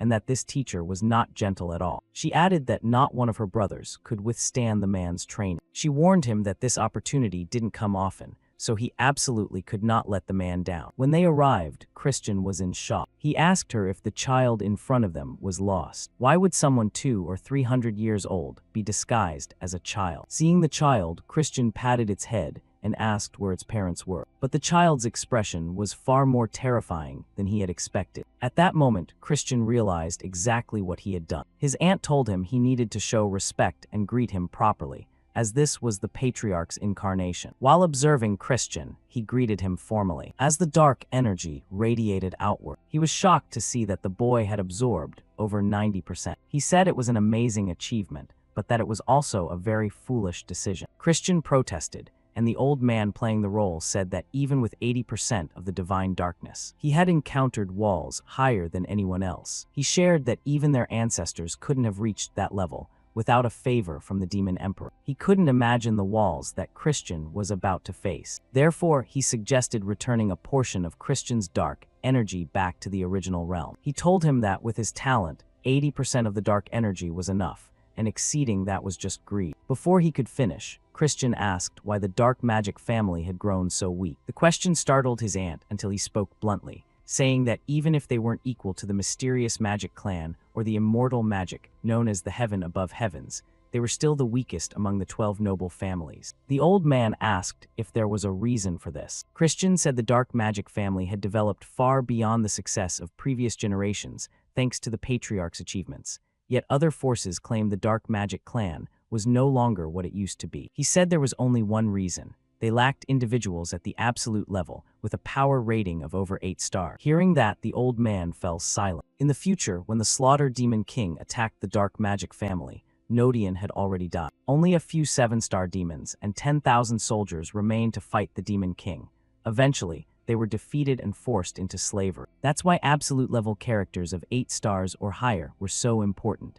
The patriarch was surely worried about this. The old man agreed, saying he understood clearly but feared Christian would be crushed by the pure dark energy and unable to grow. Christian asked if he was curious whether, with this power, he would only stop at strengthening the family, or if he would overcome the trial to become a being of infinite power, dominating all. The old man laughed, saying Christian certainly had a way with words. He said he wouldn't regret it, as the dark energy gathered beneath his feet. Within seconds, he was submerged into a pool of energy. Upon waking, he found himself in a forest. A voice told him the first task was to inherit the pure dark energy. Christian was confused when he was told he had to survive. Behind him, a hungry 2-headed bear appeared. Sensing its presence, Christian told himself he was in great danger. Through a crystal ball, the man observed Christian. His aunt realized it was a trial and asked the patriarch, why throw a 2-star child into a 4-star magic cave? Hearing this, he summoned an additional stone lizard. The aunt apologized to her nephew because her words had made things even harder. The old man said that while Christian struggled to survive, he would face the true nature of pure dark energy. Understanding comes fastest and deepest when pushed to the brink of death. He hoped the boy wouldn't be seriously injured, sitting back in his chair. He asked Miriam if she was ready. She was prepared with a box full of candy. He devoured them, saying he didn't know why, but every time he used dark energy, he craved sweets. This lunatic turned on the lights, saying that watching a video in the dark was the best. He excitedly watched for his nephew's result. Christian faced off against the 2-headed bear and the stone lizard. Just one hit could finish him off. The lizard spat poison. Christian managed to dodge it. The poison melted the trees in an instant. Even so, this was just a training exercise. Christian called out to the patriarch, asking if he could hear him. He said there was no way the patriarch would give an exercise without an answer. Because there was no answer, Christian said that to get one, he had to defeat a monster much stronger than himself. His aunt thought to herself that the old man just wanted to see him get thrashed. Christian confidently said it would be as easy as pie as he prepared to land a strike in a single blow. At that moment, the bear was attacking Christian. As the strike was about to land, Christian thought its speed and strength were too immense. While dodging, Christian told himself there had to be a way to defeat them. From the observation orb, the old man remarked that Christian truly had talent. He explained that Christian's movements were different, but Miriam said that, regardless, Christian was still just a child. They were shocked to see that Christian had taken down the bear. It took them completely by surprise. Shifting to Christian, he spoke to them as they asked how he took it down so easily. Christian explained that the bear had high strength and defense, but low agility and magic resistance. Because of that, Christian exploited its weakness, injecting dark energy into its heart at the exact right moment. Miriam was shocked by the technique Christian used, but before she could finish, the red-haired man teleported in and said he used dark subjugation. He told the child it was his favorite technique. Turning to Christian, after taking down the bear, he realized he hadn't handled the lizard yet. It didn't give Christian a break, attacking immediately. Christian dodged easily, but because it had two heads, the other head spat poison, and Christian almost didn't avoid it in time. The lizard had 3 hearts. If all 3 weren't destroyed at once, it would regenerate. Christian tried another way, using dark energy like a rope, tying the lizard up tightly, locking its movements, and then applying extreme force. The entire monster was destroyed as its 3 cores shattered. The red-haired man said Christian used an applied version of dark annihilation. The man acting the part said he couldn't see clearly and told him to move out of the way. He went wild asking Miriam if she taught Christian, but she immediately denied it, saying she knew nothing. He said it wasn't something that could be taught, but the red-haired one said if that were the case, there would be no need to learn dark magic. The patriarch fell silent. After finishing the task, Christian was transported back to reality. With a fox-like smile, Christian said he had to think a lot, but it was a great lesson, thanking the patriarch. While Miriam and the red-haired man remained silent, Baron said arrogance wasn't allowed, but he would begin comprehensive dark magic training. Baron told the lowlifes to get out, and they obeyed. As they left, Miriam was worried, because this child could be too harsh on Christian. He asked before the first magic transmission what Christian thought about dark magic. Christian said bluntly that it was to overwhelm opponents with perfect dark energy. He asked what Christian meant by perfect dark energy. Christian was worried because he didn't have an answer. He told him to watch closely as he unlocked a certain seal. The next second, the entire place shook. He said this was the source of all darkness, when the place was surrounded by dark energy. If he went down the stairs, 12 abysses awaited Christian, and Christian had to devour the Lord within the darkness. Energy gathered before his hands, forming a dagger out of pure energy. The old man swung the blade. Christian felt the strike representing death.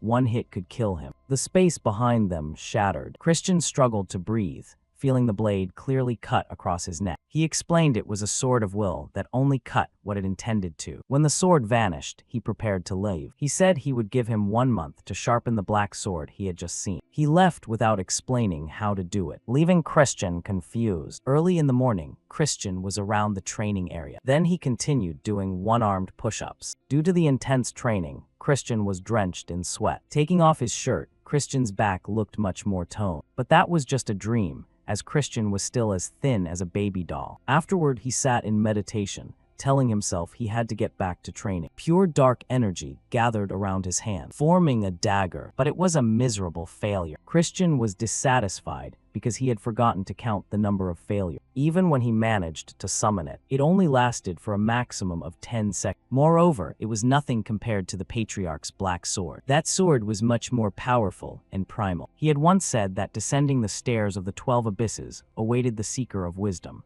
Accept and praise it. Christian thought that incantation must hide a secret. A month later, the Jew of Miriam and the man playing the role went down. He said Christian had surely failed enough by now to realize his limit. He asked Miriam if she was worried about Christian. Miriam said there had to be a faster way because there were only about 2 months left until the succession test. The man playing the role said that with the purity of the dark mana Christian absorbed, rapid growth was impossible. If forced to progress, Christian would only hit a giant wall, so it was better to build a solid foundation. When they arrived and faced Christian, he was extremely surprised because he had already managed to summon the dagger. Christian said it was about time he showed up. They were shocked, and Christian thanked the patriarch. He said that thanks to him, Christian reached the 3-star level faster than expected. Before he finished speaking, the sword vanished. Christian said that as he could see, pretending was the best Christian could do for now. It took Christian about a week to summon the black sword, but it felt like an empty shell. The mysterious incantation he shared before, the 12 abysses,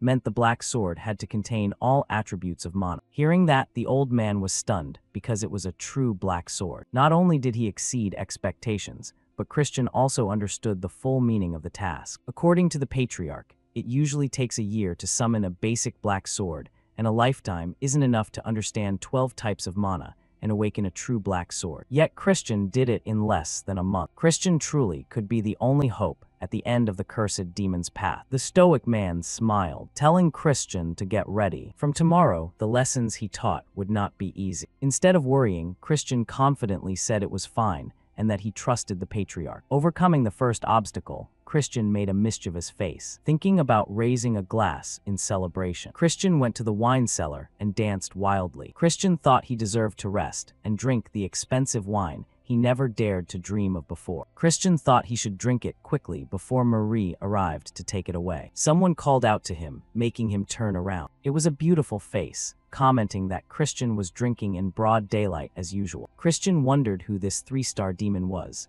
Judging by her eye color, she wasn't part of the dark family. With a serious expression, Christian asked if she knew him. Hearing this, she was shocked, and her servant was equally surprised. She asked what Christian meant, and then flew into a violent rage. She slapped Christian using her magical power. Christian fell down, and her servant told her to let it go. There was no need to get involved with trash like Christian. As she turned to leave, the old man from the exam appeared holding a bottle of wine. Christian angrily called her rude and asked who she was. The old man replied that she was Princess Marissa of the Poison family. Hearing this, Christian was stunned because she could be his fiancée. More precisely, his former fiancée. Christian was in big trouble after this because he might have caused a major problem. Switching to Marissa as she walked through the hallway, her anger was clearly visible on her face. In a flashback, 8-year-old Marissa was playing with ants. Marissa thought to herself that everyone only ever talked to her brother, so she didn't understand why her father had brought her to the dark family. While Marissa focused on the ants, some busybodies whispered that she was an illegitimate child. They wondered if Duke Baron had lost his mind since his son was so useless. So they thought he wanted to marry off his daughter to find a son-in-law, just as Christian sensed a present. Marissa looked up to see Christian, who asked what a child was doing here all alone. Seeing her for the first time, Marissa was captivated. It seemed our Christian was quite handsome. Marissa said she wasn't a child but Marissa, and hearing this, Christian called her by name. He then introduced himself, and Marissa realized he was the son of Count Khazar. Christian told Marissa not to mind the adults' words. He advised Marissa to pay them back when she grew up. At first, Marissa was surprised. Then she said she would become the strongest demon and crush anyone who looked down on her. This initially made Christian shy, and blushing, he said Marissa was ambitious. Marissa was shocked to see the spirit of a true dark family demon. Christian stood up and said if Marissa planned to be the strongest, he should be on her side. Christian reached out his hand, calling Marissa the strongest female demon of the future. He asked if Marissa would give him the honor of showing her around the dark family mansion. Hearing this, Marissa's face turned bright red. Returning to the present, Marissa tried to forget this, saying it was all in the past, even though the engagement was arranged for peace between the two families. The future Marissa once dreamed of, which caused her to lose sleep, had vanished. That version of Marissa no longer existed. When rumors of Christian's bad behavior reached Marissa's ears, it made her burst into tears. A second later, Marissa arrived at the patriarch's office. Duke Baron welcomed her and asked the purpose of Marissa's visit. Marissa said Duke Baron surely knew a holy relic had appeared in the neutral zone between the two families. Duke Baron asked what the Poison family intended to do since they took the relic last time, and he asked if Marissa would yield this time. But Marissa said she couldn't, asking Duke Baron if he would do the same if he were in her position. With a touch of politeness, Duke Baron said Marissa wanted a fair competition. Marissa said each family would send one team, and whoever found the relic first would keep it, but the team would be limited to 10 demons of 3-star rank or below to avoid direct conflict. Marissa smartly noted that if they suffered heavy losses, only their enemies would benefit, especially given the instability in the Four Kings Abyss. Duke Baron tapped the table and said he accepted the condition. Marissa was intelligent, so she suspected why Duke Baron agreed so easily. Duke Baron added a condition: if the Poison family broke the agreement, the Dark family would take not only this relic, but the previous one as well. Marissa demanded an explanation, and Duke Baron spoke about using tricks or ambushes, because traps and ambushes were Marissa's specialty. With a serious look, Marissa said that wouldn't happen and accepted the additional condition. Duke Baron asked if Marissa would personally lead the Poison family's exploration team. Marissa confirmed that was the plan. Duke Baron said he looked forward to seeing the power of the renowned myriad Poison. Marissa bid Duke Baron farewell, saying she would wait for the Dark family team on the day of the exploration. After Marissa left, Duke Baron remained silent for a few seconds. Then he stood up and stared intently at the chessboard. Ridden took the Black King and knocked over the White Queen. As the Black King stood tall, the gaunt Duke Baron said that for Marissa, a beautiful stage full of screams had been prepared. 2 months passed and the seasons changed. While Christian poured his energy into training, many others also began to change their paths. Some conflicts over love had passed, while those who lost in the competition were left behind. Meanwhile, the envious sharpened their blades, and others began to act for the coming future, while a mysterious figure hid themselves. Others acted for the sake of the future. Christian faced the useless Duke Baron and was asked to prove his worth. Taking advantage of the opportunity, Christian summoned the dark sword. Seeing this, his brother Christian's face darkened. Looking at their expressions, Christian thought it was a priceless moment. The old man playing the role had once told him not to show the true black sword lest he be given a harder task, warning him not to be arrogant just because he was a genius. In the present, Christian chuckled to himself, nodding that today he had restrained himself as advised, but he looked forward to seeing their shocked faces later. Duke Baron said he would recognize Christian's achievement and assign the second test. They were about to send demons to find the holy relic in the neutral zone.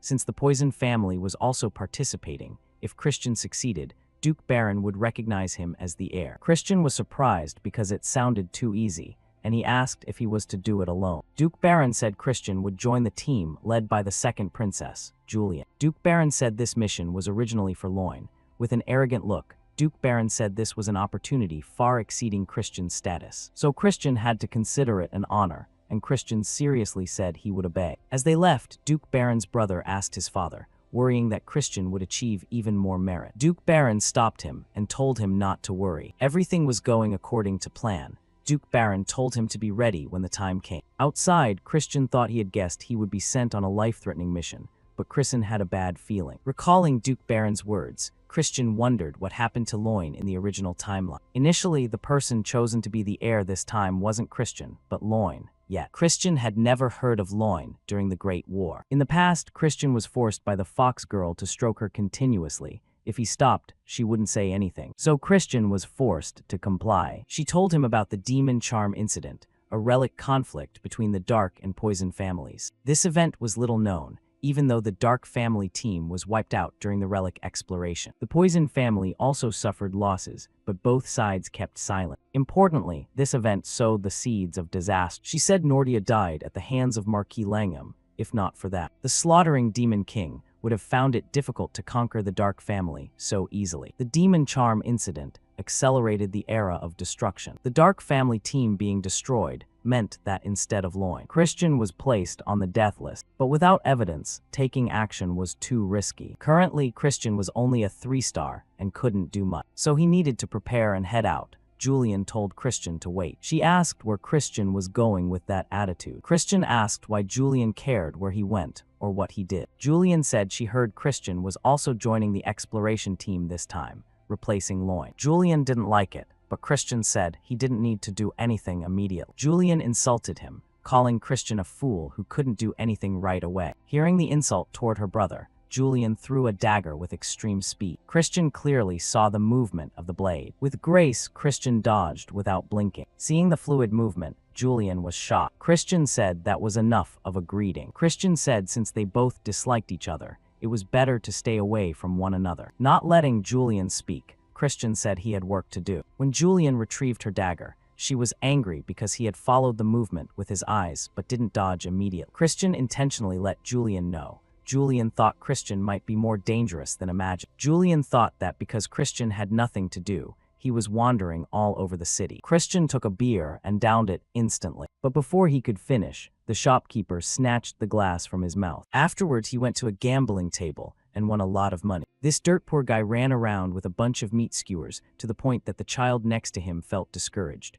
Christian said it had been a long time since he'd rested, and now he could live a lazy life. While continuing to devour the meat, Christian thought the shop he was looking for must be nearby. But first, he needed tea to drive away the pests following him. Christian found it annoying because they looked like people sent by that bastard. Suddenly, a mysterious figure grabbed him, telling him to keep quiet. Christian looked and saw a very beautiful girl. Christian asked who she was, but instead of answering, she said someone was watching her, but her people had handled them. Christian wondered how that was supposed to make him feel at ease when she had covered his mouth and dragged him here. Christian asked again who she was, and she mentioned something like the Four Kings. Hearing this, Christian was shocked. She said she was someone trying to prevent instability from spreading within the kingdom. They should move elsewhere, and she asked if Christian wanted to join her. Christian was silent for a moment, and then told her to lead the way. As they went deep into the alleys, Christian asked her how far they were going. She continued her story, saying that the demons in the king's realm were disappearing without a trace. Even the safe areas of the city were being gradually destroyed. Christian must know that the kingdom was being fractured by the conflict between the three families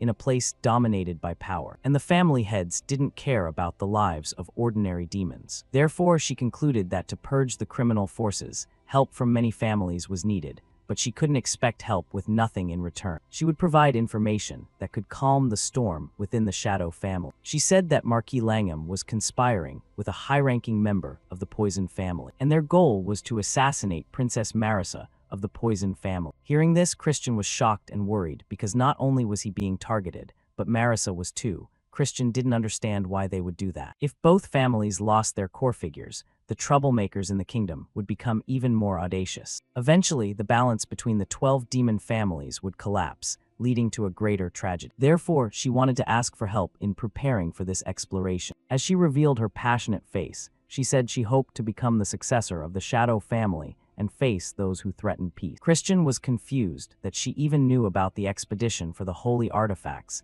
and praised their intelligence network. With a stern face, Christian asked why he should trust her when she had no proof.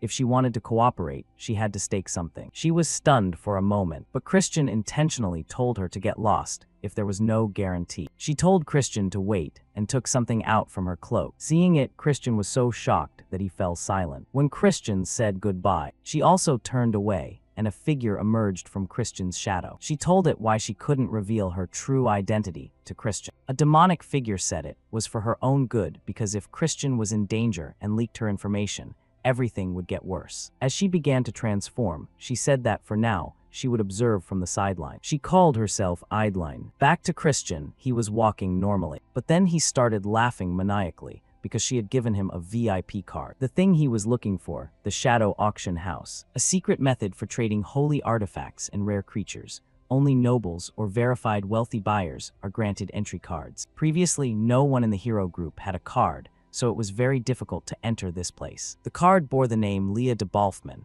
a name Christian had never heard. Christian recalled what just happened, but felt it was too early to trust her. Therefore, Christian decided to prepare more for the expedition. Christian told a man that he wanted to send a carrier pigeon. The man told Christian to write a message and send it. Christian wrote something that we cannot read. Then a cute owl flew away while Christian watched. Christian told himself that this task was done. Now Christian had to visit some guy because of his baby suit. After a long journey, Christian set foot in a lavish place where light from crystal chandeliers sparkled like stars reflecting on the polished marble floor.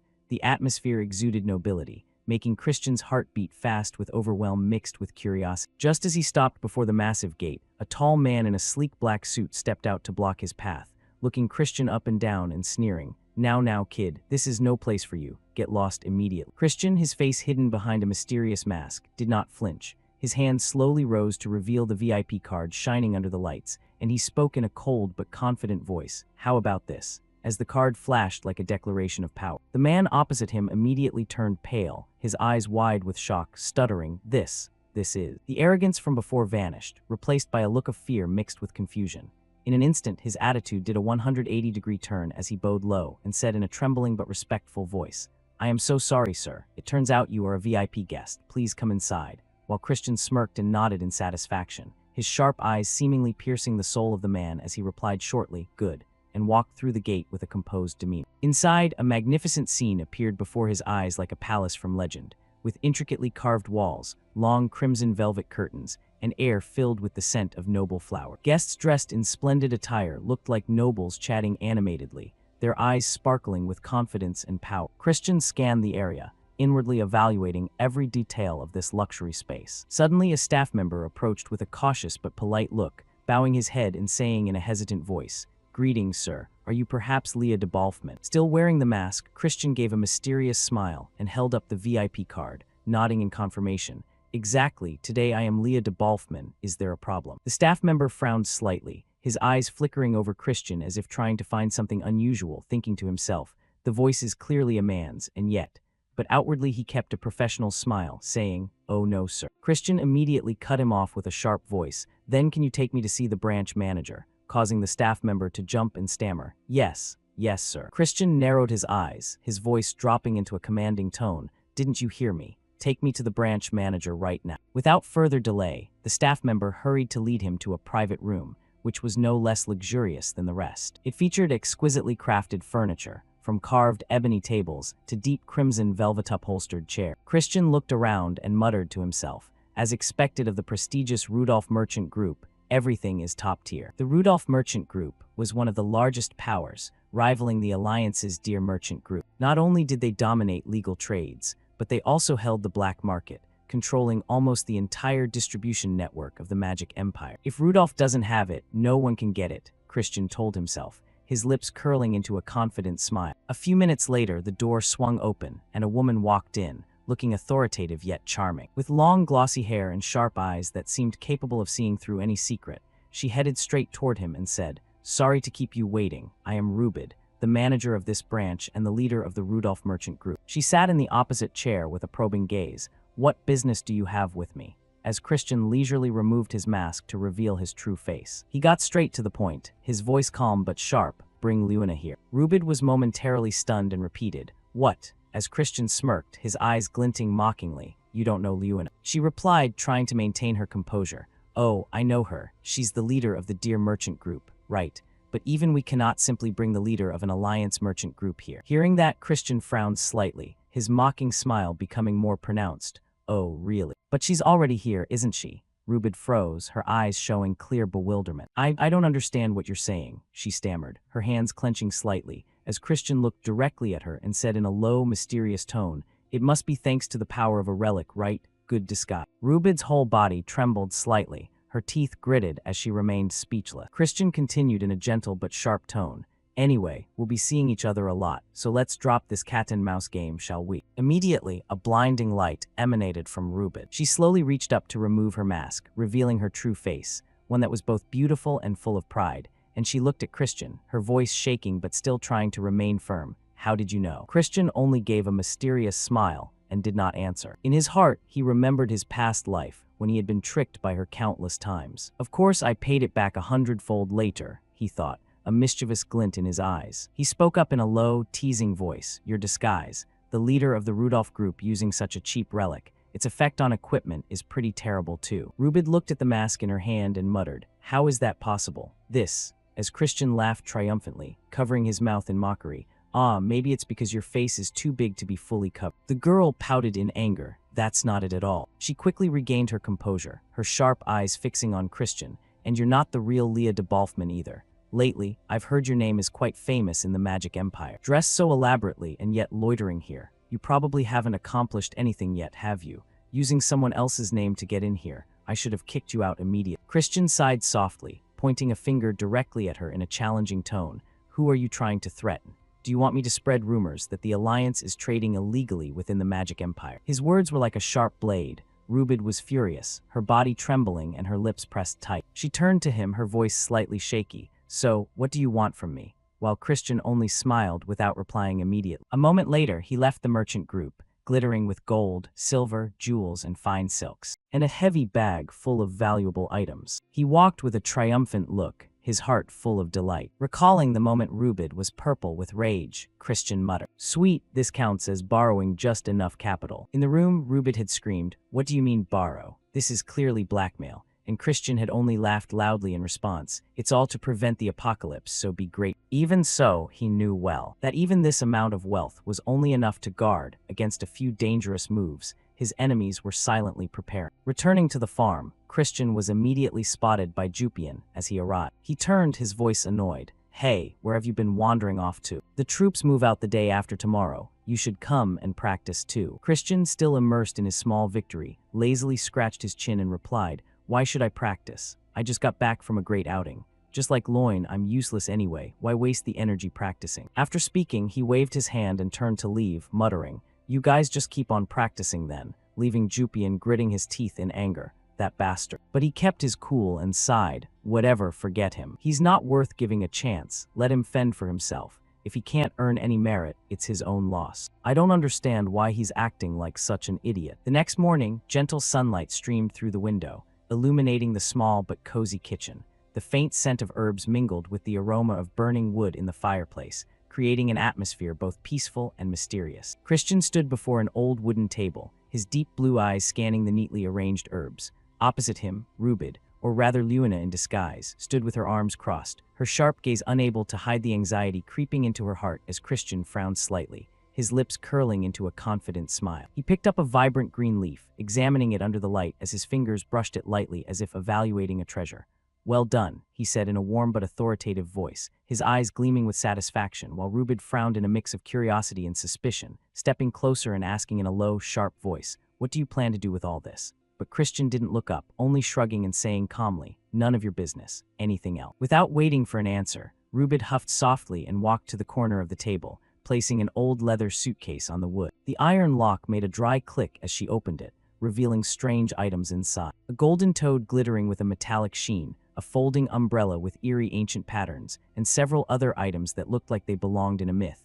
Christian glanced over them, his eyes showing a hint of surprise mixed with irony as he muttered appreciatively, "Quite a crude collection. I suppose I don't have the luxury of choice these days." Hearing that, Rubid's eyes flashed with annoyance. She turned to walk toward the door and said in a cold voice that couldn't hide her tension, "I don't know what you're plotting, but this means my identity remains a secret, right?" While Christian looked up and nodded slightly with a mysterious smile still on his lips. "Of course. See you again." She stopped and turned back, her lips pressed thin and her eyes burning with anger. "I don't want to see you again at all," she growled, her voice echoing in the quiet kitchen before she vanished behind the door, leaving Christian watching her retreating figure and muttering, "Luina, or should I call her Rubid now? The war will break out soon." His voice deepened, carrying an ominous tone like a premonition of the coming storm. Suddenly, Rubid returned, her face darkened and her brows furrowed as if his words had touched a deep-seated fear. "Keep talking," she said in a slightly trembling voice. "You, who move between the Alliance and the Dark Empire, must know how unstable the continent is right now. If war really breaks out, all routes will be blockaded. I'll have to cut ties with either the Alliance or the Empire, and my profits will be slashed in half. You understand that, don't you?" Christian smirked, his eyes as sharp as a knife. "You think I don't know that?" Considering the recent rumors from Dominion, the idea of war isn't far-fetched, making Rubid press her lips together as her expression turned gray. In her hand was a crumpled report recording the latest info from the territorial guilds, an unstable kingdom and spreading civil war. Scout units were sent to probe Alliance forces, and the Dark Empire's smuggling rights were at risk, requiring a counterplan. She thought heavily to herself that the atmosphere in Dominion was truly bad lately, with many families pushing hard for war with the Alliance. After a moment of contemplation, she looked up directly at Christian and asked suspiciously, "Why are you telling me this? Surely you're not planning to ask a common merchant like me to stop a war?" Christian burst out laughing, a bright but mysterious laugh, and replied, "Of course not." His eyes sparkled as if seeing into the future. "But you can become my sponsor. I will make that war-free future a reality." Rubid was stunned, her eyes wide. "You can do that? How?" Christian stepped closer, his voice low but persuasive. "You know, for Dominion to wage war, they are forced to pass through the Southern Protectorate, where the Dark family resides. If I become the successor and prepare for war, we can avoid the worst-case scenario. This is also your only chance to keep your profits without them being cut in half." He stopped and held out his hand, his gaze firm. "Are you in?" Rubid pondered, her eyes scanning Christian's face. In her heart, she thought that his eyes were not those of a liar. Investing in him was perhaps worth a try. After a moment's hesitation, she reached out and shook his hand, her voice resolute. "Fine, I accept. But if you betray my trust even once, I will." Christian smiled and cut her off. "Don't worry, I'm not a man of two words," while thinking to himself. "Besides, I have plenty of reasons to use you." He waved goodbye in a faux-friendly tone. "Take care then, you filthy money grubber," making Rubid grit her teeth in anger, but she only snorted coldly and turned away. That afternoon, Christian sat in a corner of the room. Sweat poured down his forehead. In front of him was a stone mortar and a block of herbs as hard as rock. He pounded it hard with a pestle, each stroke ringing with a dry thud, and wiping away the sweat, he sighed wearily. "If even a high-ranking figure of the Dark Clan is involved, it's best that I prepare an antidote." He glanced at the pile of herbs beside him and muttered, "It's been a while since I've concocted anything myself. I hope my skills haven't gone rusty." In his mind, memories flooded back like a deluge. Months ago at the Guild of the Great Medical Family, the loud shouting of Ella, the white-haired girl still echoed. Fan harder, haven't you eaten, Ella? The 26th child of the great medical family stood behind him, her voice stern. Didn't I tell you already? Some herbs only work when cooked over a high flame. Christian, drenched in sweat at the time, fanned while grumbling. So slow. The pot is hot enough, now lie down. In his heart, he remembered the first time he met Ella on the battlefield during the First Great War. Though young, she was forced to the front lines, carrying the pain of her entire clan slaughtered by the blood-dripped Demon King. The first medical family in the Alliance had become a thorn in the Demon King's side, and Ella was the sole survivor. Ella looked at Christian. Her gaze was a mix of curiosity and suspicion. No matter how I look at you, you're strange. With just a few explanations, you recreated my family's elixir.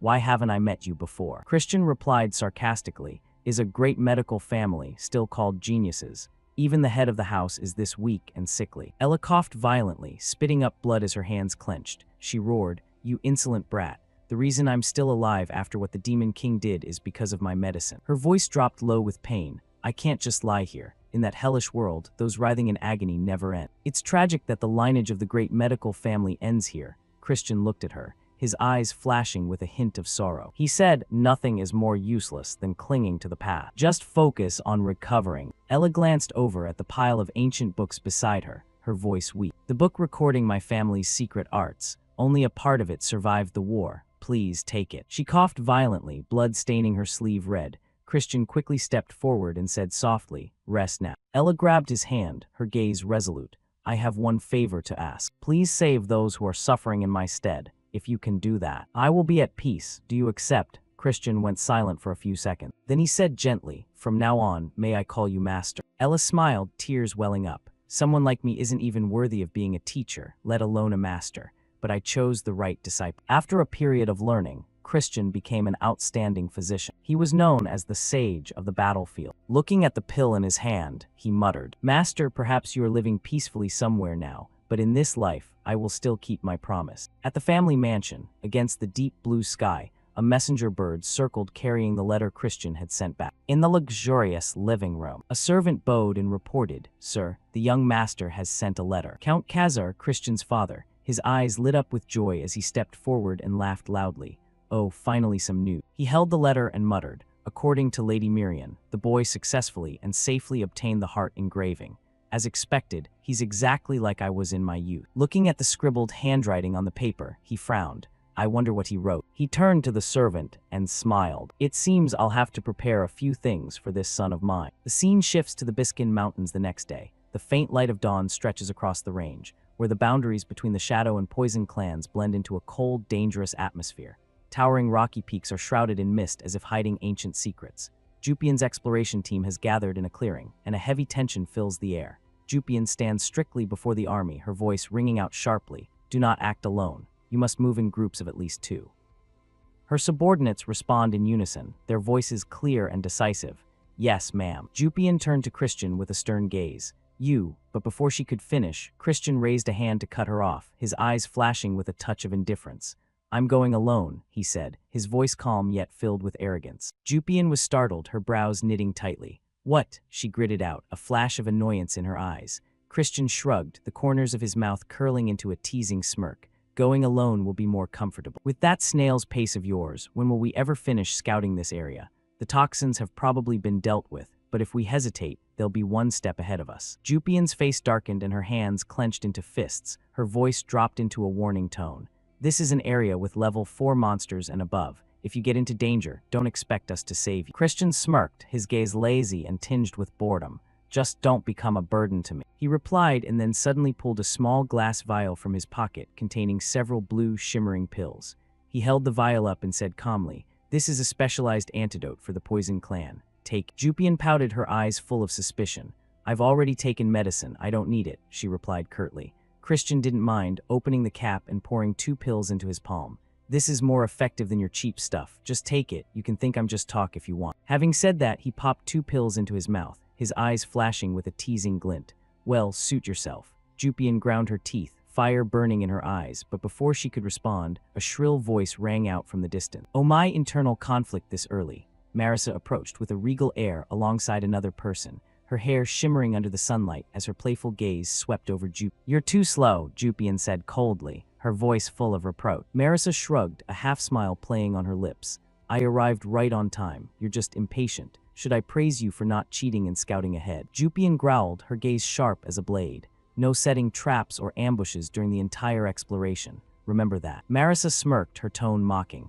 Your tone is quite irritable. We are enemies. Do you expect me to speak politely? She took a step closer, lining in toward Jupian. Her voice dropped into a provocative whisper. There's no need for that. Jupian turned around and gave a decisive order to her subordinates. All members of the Shadow Clan, move out. Marissa also turned away, waving her hand in a signal. Begin the exploration. Those who have checked their communicators, proceed. Her subordinates shouted in unison, yes, ma'am. Christian stood to the side and muttered, well then, I'll be going first. Without waiting for a reaction, he turned and stepped straight into the dense forest, leaving Jupian standing stunned for a few seconds. She muttered to herself, her eyes burning with rage. This guy just threw away his communicator. What on earth is he thinking? In the Biskin forest, Christian cut through the woods, his footsteps nimble yet wary. Ancient tree canopies blocked out the light, creating a gloomy space where the wind whistled like the whispers of the Grim Reaper.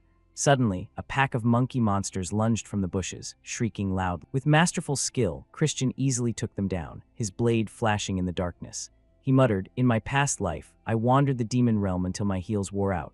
I can distinguish monster territories just by closing my eyes. If I want to find level 4 beasts, I have to go deeper. As he walked, he recalled Jupian's words, don't expect rescue if you're in danger. He laughed, shaking his head. Could she actually be worried about me? No way. She looks like the type who wouldn't even blade if she were stabbed. He frowned, a flash of vigilance in his eyes. Regardless, Marquis Langham's plot has likely already begun. I haven't seen any assassins around here yet. First, I must find the holy relic. Suddenly, from a distance, a familiar silhouette appeared. Marissa, with her shimmering hair and sharp gaze, stepped out from a thick. Their eyes met and the space seemed to freeze. Both went silent, and a strange awkwardness filled the air. Christian thought to himself, I didn't expect to wander into Poison Clan territory. He waved a hand and said softly, I must have taken a wrong turn. I'll head in a different direction. Marissa nodded slightly, a hint of shyness crossing her clear eyes. Be careful out there, she said, her voice small but meaningful. Christian continued deeper into the forest, his heart full of vigilance. Suddenly he stopped, his eyes flashing as if he had discovered something. Their goal is to harm Marissa, who in the Poison Clan is high enough to sacrifice a princess. He turned around and called out loudly, Hey Marissa, I want to ask you something. She was startled and turned back with a curious look. What is it? Christian didn't think twice and blurted out, You're an illegitimate child, aren't you? Are you hated within your clan? As soon as the words left his mouth, the air seemed to freeze. Marissa stood stunned, her eyes wide and her face flushed with rage. You really are a jerk, she screamed, her lips pressed thin and fire burning in her eyes. Christian hurriedly raised his hands in an apologetic tone. I didn't mean it like that. It was just a slip of the tongue. Back then, I was worth even less than a human in their eyes. Sorry if I was rude. But before he could finish, a streak of emerald energy shot past his head. It slammed into the tree trunk behind him, creating a deep hole. Christian turned pale, sweat beading on his forehead. Marissa stepped forward, her eyes blazing and her voice cold as ice. Apologize properly, right now. Christian stood frozen, thinking to himself, for her to be this angry. This isn't just a simple family grudge. To know the real motive, I have to find the mastermind. But first, she is in danger. He took a deep breath, breaking the tense atmosphere. Hey, you're breaking the rules, you know. Marissa was startled. Her voice trembled. What did you just say? Christian pointed toward the destroyed tree and said calmly, Look at this tree. You attacked first, which means the Poison Clan broke the rules. The Shadow Clan takes the relic. Am I wrong? Marissa huffed coldly and pulled 3 colorful glass vials from her pocket. Her gaze was sharp and icy. For insulting my family, and for the humiliation after the broken engagement, this is self-defense. Having said that, she swung her arm and threw the 3 glass vials straight at Christian. Boom, the 3 vials exploded, creating a cloud of brilliantly colored toxic smoke. Christian coughed violently, his face turning pale. Strange runes began to appear on his body. He clutched his chest and collapsed in pain. Marissa stepped forward and said coldly, This is the Blue Flower Sim. With just a snap of my fingers, the poison will erupt throughout your body. Apologize. She held up 3 more vials of poison, her gaze showing no mercy. Get on your knees and beg for your life. Christian stammered amidst the toxic smoke. Come on now. But she didn't let him finish, throwing 3 more vials of poison. This made the toxic cloud even denser. Christian was nearly motionless, his body trembling, but suddenly, from within the smoke, his hands reached out. He gripped Marissa's wrists tightly. He stood up, face to face with her, his eyes shimmering with a strange determination. Space seemed to stand still, carrying a miraculous sense of romance on the thin line between life and death. His voice was deep and warm with a hint of indifference. I'm afraid I can't do that. At this moment, Christian's entire body glowed with flowers emitting a shimmering light, enchantingly beautiful yet hiding a deadly danger. That light was like a warning, both seductive and terrifying, making anyone who looked at it shudder. He stepped forward slowly, leaning in close to the girl, his voice low and full of implication. They don't call you little poison for no reason. A spark of mischief flashed in his eyes. I heard this poison is so painful it can kill a person if they don't get the antidote. Is that true? The girl blushed slightly, a moment of shyness flitting through her clear eyes, but she immediately shoved Christian's hand away and spoke firmly. Impossible. I am the only one who holds the antidote for this poison. Her lips were pressed tight, her gaze sharp as if issuing a challenge. Christian smirked, a confident smile spreading across his face. He tilted his head, his voice carrying an air of arrogance. Have you ever heard of the Divine Healer clan? I took inspiration from them and made this myself. He held up a small vial, the light from it reflecting brilliantly on his face. You could call this the multi-antidote. What do you think? Hearing those peculiar words, the girl frowned, her elegant brows knitting together in suspicion. What on earth are you talking about? But before she could react further, Christian suddenly swung his hand and struck her hard on the neck. The blow was lightning fast, leaving her stunned. Her eyes widened for a split second before she collapsed, falling unconscious into his arms. Looking at the beautiful girl lying still in his embrace, Christian whispered softly. His voice was deep but determined. Rest for a bit. I will definitely save you. He gently placed her against an ancient tree, his hands skillfully tying her up with rope. His eyes never left her delicate face as she drifted in a trance. She looked like a fairy in a dream, heartbreakingly beautiful, but Christian didn't let emotion sway his will. He pulled a small orb from his pocket and muttered, "It's time." His fingers brushed across the surface of the orb, and instantly a topographical map appeared, its dim light illuminating the dark forest. He identified his location, his sharp eyes scanning every detail on the map. Suddenly, from one side, the girl's bodyguard received a signal. A green-haired man frowned and muttered, "A message from Lady Marissa, scout the cliffside." The other man replied in a suspicious tone, "Why the sudden change of plan?" But then a triumphant smile spread across the green-haired man's lips. He clenched his fist and said excitedly, "Hee, now we don't have to keep running from those Poison Clan bastards." Christian, hidden in the shadows, heard every word. He smirked, his eyes flashing with confidence. Now I can focus entirely on finding the artifact.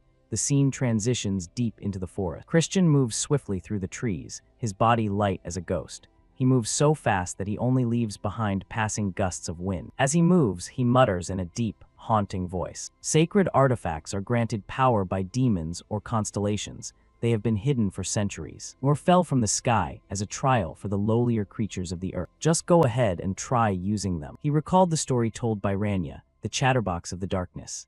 Sacred artifacts were once discarded because their power was unstable, until Marquis Langham spent 2 years researching how to use them. And that is also the reason Lord Norgaju lost his life. His mouth whispered, "Nordian must not die, at least to delay the destruction of this world." Suddenly, he stopped. His sharp eyes spotted a leaf missing a corner, as if something had bitten into it. He knelt down to observe the strange footprints imprinted on the ground. His heart sank, and he muttered warily, "Footprints in this demon land, where no one is allowed to live. Sacred artifacts can't just grow legs and walk. Someone got here before me." Christian immediately activated his invisibility skill. His body merged into space, invisible as a ghost. He moved deeper into the forest, where a crowd of people was buzzing with chatter. One man spoke up, his voice full of impatience. "Has the Shadow Clan still not arrived?" Another replied, "Not yet, sir."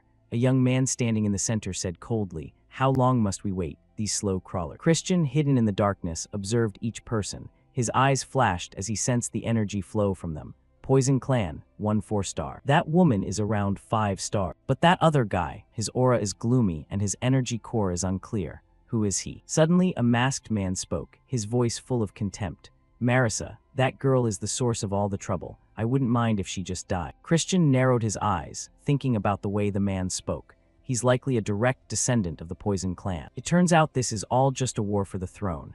A man in white nodded and said in a deep voice, "In any case, this incident will wipe out the rest of." Christian pondered, his gaze sharp and cold. "So they've set their sights on the sacred artifact. But what kind of artifact is it? It doesn't matter, that's Langham's problem." After dealing with Marissa, the masked man ordered them to find out where those bastards were. The 2 bodyguards nodded and immediately left, leaving only the purple-haired man. Christian muttered, Only the stupidest one remains. He's around 4 stars. I could face him head-on, but that would be too noisy. There must be a way to steal the artifact without drawing attention. Right then, from above, a troop of monkeys shrieked, catching Christian's attention. He looked up, a confident smile touching his lips. Oh, I've got a plan this time. While the purple-haired man let out a long, bored yawn, something fell from the tree and hit him on the head. He was startled, looked up, and barked angrily. What the hell was that, you trashy bastards? The monkeys didn't understand, only hooting in delight as they watched him lose his temper. The purple-haired man roared, "You bastards dare to mock me. I won't let you off."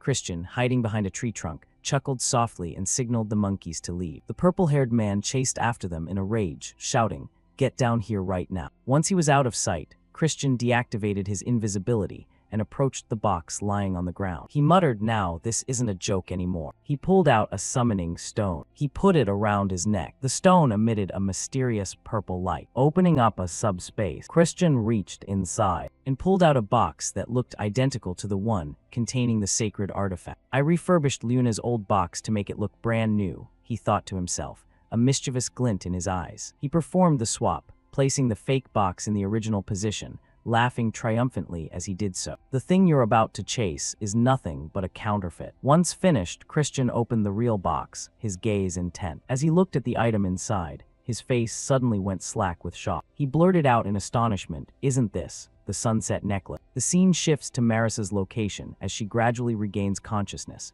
her eyes fluttering open as faint light filters through the canopy and onto her face. Suddenly, her entire body jolts when she realizes she is tied tightly to an ancient tree with ropes cinched around her wrists, and anger flares in her chest as she screams in a rage-filled voice, "What the hell is this?" Memories come rushing back, specifically the image of Christian leaning in close, as his low voice whispered in her ear that they didn't call her little poison for no reason. Recalling that moment makes Marissa's eyes glisten with a mix of shame and fury, and she grits her teeth and shrieks, "You coward." She struggles violently, the rope chafing her wrists until they burn, as she mutters with pure disdain, "Didn't even bother to apologize, and then he pulls this dirty trick." "Do you think I'm just a joke, Christian?" she growls, but a sudden noise from deep within the forest makes her stop as her sharp eyes scan the darkness. A voice rings out, "Found you," as a brown-haired girl steps out from the bushes with a mocking smirk, asking, "You're the princess of the Poison Clan, aren't you?" Marissa narrows her eyes, her gaze full of wariness, as she asks in a cold tone despite the rising unease in her heart,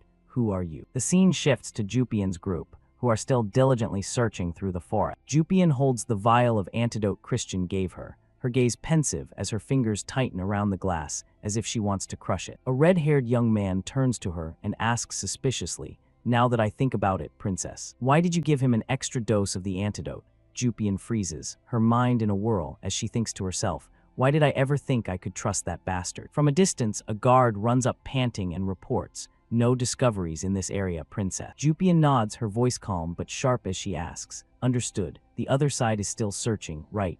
And the short-haired guard nods, confirming they are still scouring the area. He hesitates before asking, "But will Master Christian be all right?" causing Jupian to frown slightly as dark scenarios play out in her head. Christian falling off a cliff or worse, being carried off by a giant bird for his reckless behavior. She shakes her head to dismiss those thoughts, muttering, "He left on his own. What do you expect me to do? Live or die, he brought it on himself." Suddenly, a shout echoes from afar, "Princess, we found the treasure." And Jupian jolts, her eyes lighting up. She immediately follows the guards to the location of the treasure. Before them sits an ancient box with a faint light emanating from its carved patterns, and Jupian smirks, saying confidently, "It took more effort than I thought, but at least we claimed it before the Poison Clan." She turns to the person beside her and commands, "Spread the word immediately. Everyone is to gather at Lanka's Canyon," and the guard nods, "Yes, princess." A man in red standing outside shouts, "Did everyone hear that?" The princess says to prepare for the return, and the crowd responds in unison, "Understood, my lady." They immediately head toward Lanka's Canyon as a short-haired guard says excitedly, "Great job, princess. We got the treasure first, which means we beat those shadow people, right?" But suddenly, a voice rings out from behind them, "Princess," and Jupian looks back, her gaze icy. The person continues, "That guy. He might be dead by now, right? I mean Christian." Jupian pauses, her heart wavering for a split second. She says in a low voice, "Units 1 and 2, stay behind and search, even if it's just a corpse, bring it back," causing a guard to grumble in annoyance. "What? Why waste effort on that fool?" Jupian replies sharply, "He's a nuisance, but he's still direct lineage. We have to bring something back," and the guard nods reluctantly, I understand. Jupian turns to lead the rest away. The rest of you, follow me. But before they can take a step, a massive explosion thunders from the adjacent cliff. Rocks and earth collapse, and thick dust billows up to block the path. The crowd panics as one person screams, "What is happening?" Another man looks toward the exit and shouts in terror, "The exit is sealed." Suddenly, a violent surge of green aura spreads from the mountaintop, carrying the breath of death. Jupian immediately screams, "Everyone, stay on high alert, we're being ambushed." From the sky, an eerie blue flower dives down, emitting a terrifying cloud of toxic gas. In the blink of an eye, the men are poisoned, their faces turning pale as they collapse, only able to gasp, "It's poison." On the mountain peak, a figure from the Poison clan looks down with a cold gaze. He sneers, "It's finished, Marisa's peerless blue flower. I stole it from her lab. No one will suspect a thing. All the blame will fall on Marisa." The figure drops down toward Jupian's group, thinking to herself, "It's risky, but this is the only way to wipe them out in one go." She glances around with ruthless eyes and says, "Now, take the treasure to Marisa's lab." But suddenly, a trident flies out of nowhere, aiming straight for her. The masked girl jolts and hastily summons glowing red claws, screaming, "Fine then, I'll finish you myself. You're no match for me anyway." Jupian trembles with rage, gripping her sword as she shouts, "Shut up, you coward." Looking at her opponent, she frowns and thinks, "He's at least a 5-star demon." "Marisa, I never expected you to stab me in the back." The masked girl laughs coldly. "I'll end you quickly so you won't suffer." She lunges forward, her red claws aimed directly at Jupian. But suddenly, a figure streaks down from above and slams into the ground. This forces the masked girl to jump back in surprise. They both look up to see the figure is none other than Marisa, as Jupian shouts, "Marisa," followed immediately by the appearance of another person, Melon. The deputy captain of the Dark Swamp Knights, Melon, looks at Marisa and smiles. The princess is as quick as ever, while Marisa blushes and snaps back, "Don't act innocent." She turns to the masked attacker, her eyes burning with fury. "You dare use my blue flower to frame me. State your name and identity." The masked girl smirks mockingly. "You still don't know your place, do you?" She raises her hand and whistles, and immediately, countless dark shadows appear behind. Marisa pulls out 3 vials of poison, ready for battle, and asks coldly, "You brought reinforcements?" Melon tightens her grip on the large blade over her shoulder and smiles confidently. 2 3-star demons and 1 5-star. They really do outnumber us." Jupian frowns and says grimly, "Whoever is behind this knew the expedition lacked elites. At this rate, we'll die like dogs." Suddenly, a loud laugh echoes from the mountain peak, drawing everyone's attention as a figure appears. With a cunning smile that suggests he knows everything, it is Christian. He stands there with eyes sparkling with confidence, looking as if the whole world is in the palm of his hand. Christian looks down at the crowd below and sighs softly, stroking his chin as his voice booms, "Considering the situation, you must have missed me like crazy, right?" Hearing this, both girls below scream in anger. Jupian immediately deflects, "No way, that's not true at all." While Marisa snaps, "Christian, we need to talk later." Seeing them start to bicker, the masked attacker laughs loudly. "Ha ha, how touching being sentimental right before death. Did you think one more weakling would give you a chance to win?" At her words, Marisa thinks to herself, "As much as I hate to admit it, in this situation, she's right. Once you reach 5 stars, your entire being changes as if you've molted. Even if the 4 of us combined, we could hardly take him down." Seeing the enemy's narcissism, Christian smiles from above. "Ha ha, acting so high and mighty just for reaching 5 stars. I thought he was an 8-star or something," causing the masked girl to look up angrily and ask, "What?" Christian continues, "I guess it makes sense. Only an idiot would come up with such a cheap plan." Then he pulls several items from a spatial portal, saying, "Catch these, everyone." The 3 of them receive the items he had Rubid prepare, a necklace, an axe-like object, and a golden toad, looking at the items in front of them. All 3 ask in unison, "What is this?" And Christian replies, "These are artifacts that boost each of your powers by 1 level, though Marisa still looks displeased." Christian calls down, "What, you don't want it?" And Marisa's face darkens as she stammers through gritted teeth, "Of course that's not it." After putting on the item, Jupian immediately feels mana surging through her body and exclaims, "Wait, this thing is overflowing with mana," which makes Marisa startle and a hint of fear as she looks at it. Jupian continues, "Whoa, is this the true power of an artifact? I feel like I just jumped straight to 6 stars. Hearing this, Christian frowns and thinks, "I didn't give out anything that powerful. Even I didn't know it was this insane." Melon sighs softly after putting on her necklace. She recalls the words Count Kazar told her. This is a message from, which means that, but she still asks aloud, "Young master, my activation is a bit weird." The letter had read, "Melon, someone is targeting the expedition. I have prepared an artifact for you. Support the Poison Princess and her team. Here is the activation method. Back in the present, she looks up and asks, "Where did you find things like this?" And he rests his hands on his knees, stands up, and replies gently, "Let's just say I have a fool I'm leading around by the nose. Anyway, I have work to do, so I'm off." She continues, "Young master, you promised we would duel after this is all over." But he just waves her off. I know. Just try to stay alive until then."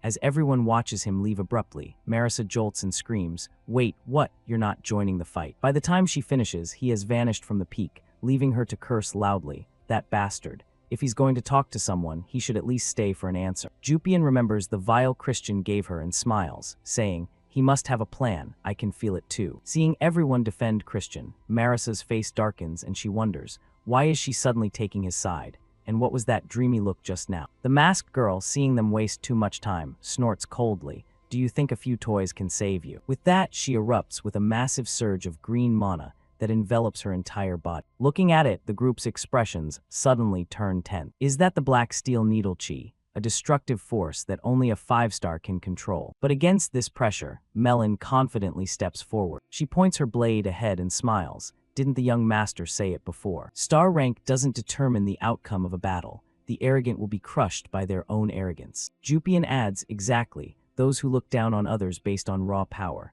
I've always wanted to use pure strength to smash them to bits. Melon steps further forward and says confidently, "All right, princesses, shall we?" Jupian approaches and puts an arm around Marissa, saying, "Let's go," while Marissa's face turns grim as she stares at the golden toad in her hand, her palm trembling as she mutters, "Let's just get this over with." She then places the golden toad on her head, looking rather cute. Her face turns extremely embarrassed as she stammers, "Let's go," and pulls out 3 poison vials to prepare for the attack. Jupian also draws her sword and takes a stance, saying, "Hey, let's bet on who takes that guy down first." Hearing this, Melon smiles in agreement. "Fine, I claim the one with the black spear." At their confident words, the masked girl grits her teeth and screams, "Such arrogance, die." With that, she waves her hand, firing countless poison arrows straight at the group. But facing these attacks, Melon simply swings her large blade, easily blocking the onslaught. Immediately after, the masked girl vanishes from her spot. This startles Melon, who quickly looks behind her, only to find the masked girl already baring her claws, ready to strike. By reflex, she swings her massive blade up to block the strike,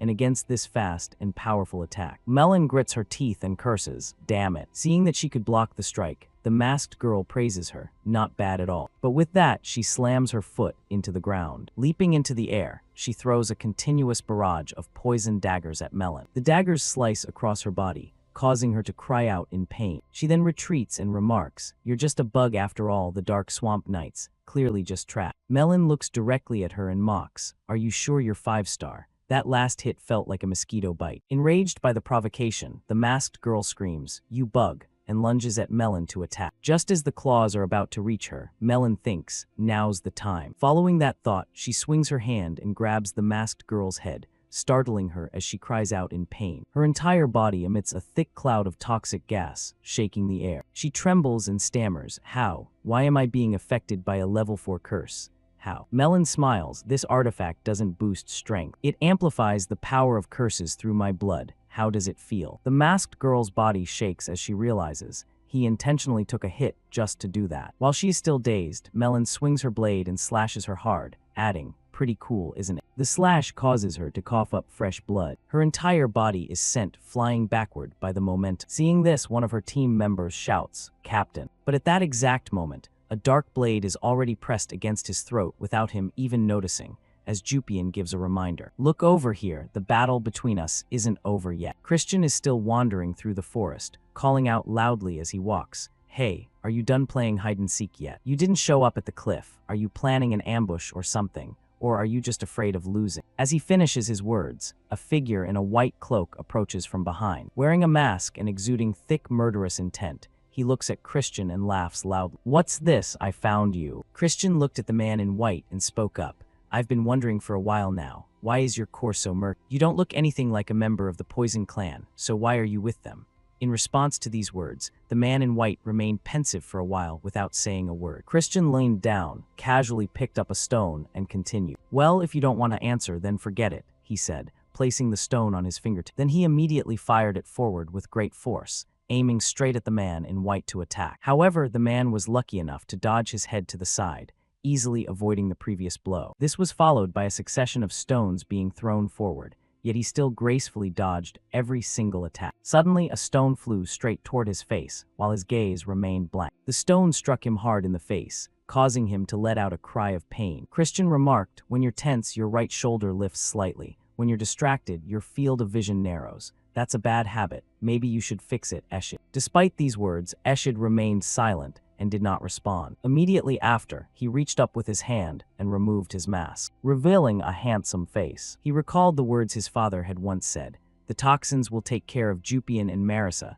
but if Christian escapes alone, you will have to chase the boy down." No one is allowed to survive these incidents. Returning to the present, Eshid's expression grew tense as he cursed silently. "Damn it. Everything has become complicated. Jupian's team hasn't been wiped out yet, and even Melon has joined the fray. If that's the case, the plan to eliminate the expedition is becoming harder and harder to succeed. If I kill him in this situation, someone will start digging into everything. And since I didn't stay back at the Institute, I won't be able to avoid suspicion, which means father will be dragged into this mess." Christian smiled, crossing his arms as he looked ahead and asked, "Brother, why have you suddenly gone silent? Are you scared now?" After pondering for a moment, Eshid made a decision. "That's right, it's best to deal with him first and figure the rest out later."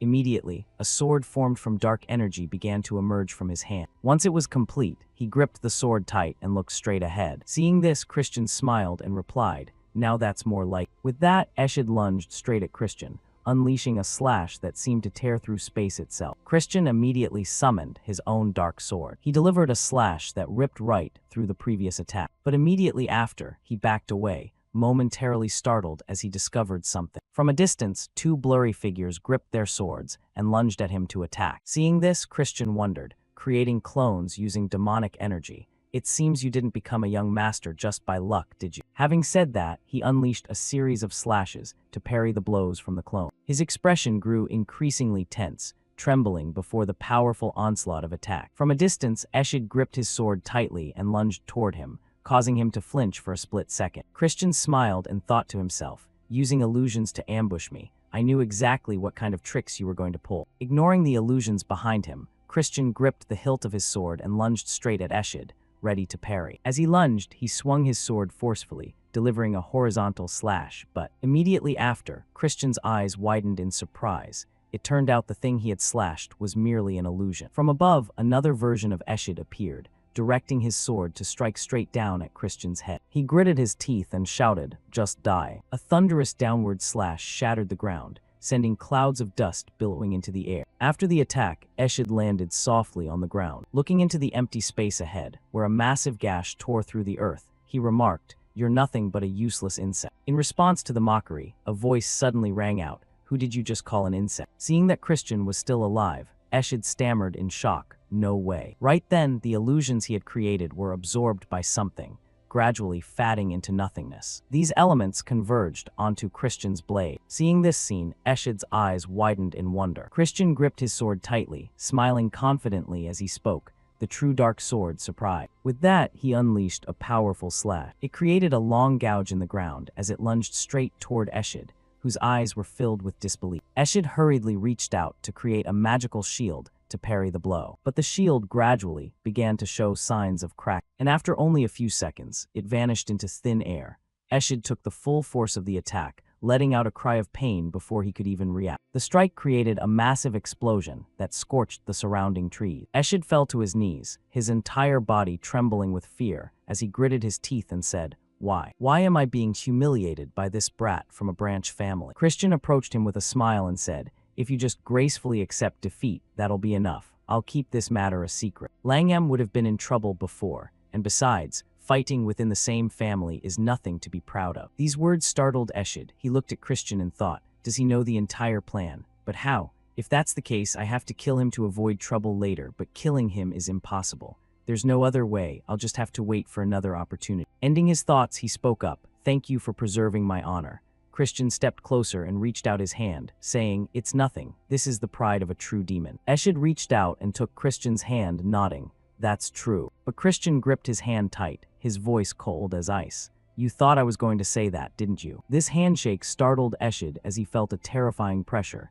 He thought to himself, "An energy collision, you bastard." he stammered, you. Immediately after, a massive amount of demonic energy from Christian's hand pierced straight through Eshid's body, causing a mist of blood to fly everywhere. His eyes remained wide, unable to believe what was happening in front of him, as a mouthful of fresh blood sprayed from his lips. Then his entire body collapsed to the ground. Looking down at his brother before him, Christian spoke up, "You're nothing but a fool, a total fake." After finishing the job, Christian hurried back to Marissa and her group. As he walked, he cursed under his breath, "Damn it, I took longer than expected. I hope the group over there is fighting well." But then, a voice calling his name rang out. At this moment, the expressions of the three girls looking toward Christian were anything but happy. Seeing this, Christian froze at the sight of the group approaching him. He backed away and spoke up to explain, "Could you stay back a bit? Marissa, I'm feeling a lot of pressure." Hearing this, Marissa grew angry, clenching her fists as she shouted, "Is this the artifact you gave me?" Melon spoke up, "Mission accomplished, young master." Hearing this, Christian nodded with satisfaction. "Good, what about that extreme poison mage's demons?" Marissa replied, "They died and turned to dust immediately after. He must have prepared beforehand to wipe out all traces." Christian nodded, "I see, well done." Jupian looked at him and asked, "But where did you just get back from?" Faced with the sudden question, Christian awkwardly scratched his ear and replied, I was just scouting around here." He let out a sigh and confidently patted his chest. "A noble person like me shouldn't have been in the fight anyway." His words stood in total contrast to his wound-covered body. Marissa looked at him and spoke up. "Then how did someone like you come back with so many injuries? Is there still a traitor among the extreme poison mages?" Hearing this, Christian's eyes widened. He immediately waved his hand to change the subject. "I told you no. Let's just withdraw our troops for now." He thought to himself, "I intentionally handled everything a bit further away. By now, they've either come to their senses and fled, or they've been recovered by their subordinates. I'm serious, making a big deal out of this will only make Marquis Langham even more furious. The constellation emblem was stolen, and there are 3 survivors. That's enough." The scene shifts to a week later. The recent incident has shaken both families. Christian sat dejectedly before a dining table laden with countless lavish dishes. On the surface, the blame lay with the extreme poison mages, and they were in a difficult position. But eventually, everything was settled, with a compensation package agreed upon by both sides. Of course, the main reason it ended like this is because they know I discovered the involvement of Eshid and Marquis Langham. Regardless, it's still better than my past life when everyone was assassinated. Duke Huam won't have to hand over the demon god's charm to Langham anymore either. Melon had returned to the Dark Mages after leaving the canyon. Marissa also promised to keep quiet about Melon's involvement and had departed. Marie approached to pour him a drink and spoke cheerfully, "Oh ho ho, young master. Even if you don't have an appetite, you must eat to recover quickly." Christian replied with a pathetic look, "My whole body feels like it's being torn apart. Why should I eat?" Marie answered, "Hearing you say that makes my heart feel like it's being torn into 1,000 pieces."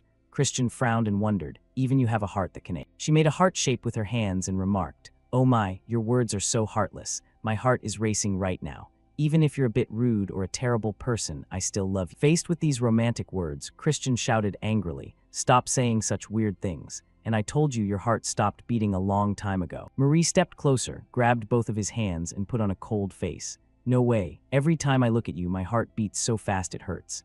At her serious face, Christian stammered, "Don't try to make people's hearts flutter on purpose like that." Marie's voice immediately turned gentle. "Come on now, open your mouth, say ah." Christian dodged the spoonful of food Marie offered, frowning slightly. "My arms aren't broken yet. I can eat by myself." At this attitude, Marie moved even closer, leaning in as she continued, "Oh ho ho, look at you being so shy. Of course, this side of you is quite adorable too." Having said that, she shoved the spoonful of food into Christian's mouth, making him flinch slightly, though he couldn't dodge it.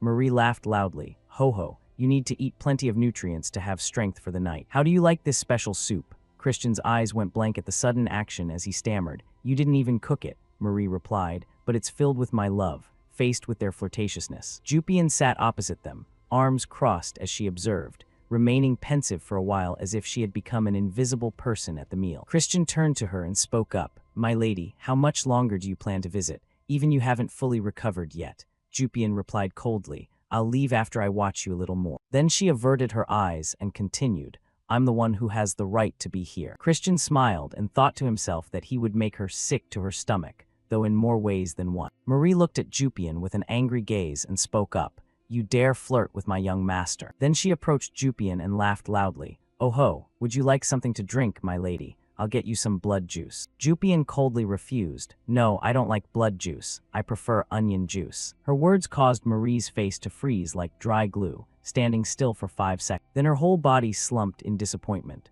Onion juice isn't my specialty. Seeing that her attempt at intimidation failed, Christian sighed softly and thought, I didn't expect this girl to be such a tough opponent. He looked at Jupian and spoke up. Hey, do you have something to say? She immediately got angry. I hate you. One of these days I'm going to crush you. Christian pouted and sighed. Of course, feel free to try if you want. But Jupian's attitude suddenly turned shy as she said, anyway, thank you for this time. The thank you caused Christian to freeze for a few seconds. He spoke in an exaggeratedly impressed tone. HMPA. I didn't hear that very clearly. Say it a bit louder, will you? Jupian looked at him angrily. If you didn't hear it, then whatever. Don't misunderstand. I'm only acknowledging what you did. In response to the praise, Christian sniffed and spoke up. If that's how you understand it, then consider me your benefactor from now on. Jupian continued. That smile of yours today will be the last I see. The Marquis has promised, so you'll probably soon be officially named a direct descendant. Once you become a direct descendant, everything will be different. What I mean is, you should be well prepared for that. Christian secretly agreed. It certainly wouldn't be like before. Up until now, I was someone they didn't even care to step on, but after becoming an equal direct descendant, they'll all rush in to crush me. Once his core recovers, Eshid will also raise his head again. And then there's the eldest princess, Yulian, who is hiding a secret, and also the son of the Marquis of the 3 Emperors. The battle with Misich and the eldest Prince Sherad of the same kind is also the same. Not to mention whether to include Lady Jupian in that list. Seeing Christian staring at her, Jupian wondered, what are you looking at? Am I that pretty? At the sudden question, Christian thought to himself, why did she ask that all of a sudden? I feel like there's an insurmountable wall between us. Before he could answer, she stood up and continued, or not, but why keep staring at me like that? I'm leaving. With that, she turned her back and walked away. After Jupian left, Christian breathed a sigh of relief and said happily, phew, finally she's gone. She drained all my energy, now I need to recharge. But then his entire body trembled with anger. He turned toward the main door and shouted, hey, didn't you say you were leaving? Suddenly, he paused, looking toward the person who was arriving.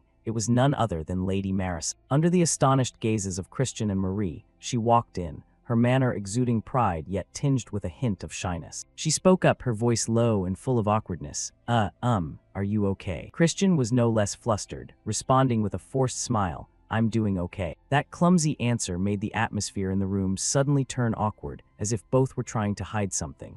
Christian thought to himself, why is she here again? Don't tell me she's here to nag me about being tied up the other day. But right then, she interrupted his thoughts, her voice more serious. My father wants to meet you. Duquam, the patriarch of the extreme poison demon family, an 8-star monarch. Hearing that name, Christian was startled and thought, that person wants to meet me. What on earth is going on? The scene shifts to Marissa's mansion. Christian walked beside her, filled with suspicion as they approached the room to meet the Duke. After walking in silence for a while, she suddenly turned to him, her eyes shimmering with worry. But how did you know there was a conspiracy in place? Christian replied, his voice calm yet filled with confidence. I have someone providing me with information. Those words caused Marissa's face to drop slightly, as if a heavy secret were weighing down her mind. She recalled what Melon, the vice-captain of the Dark Wolf Knights of the Dark Magic family, had once told her.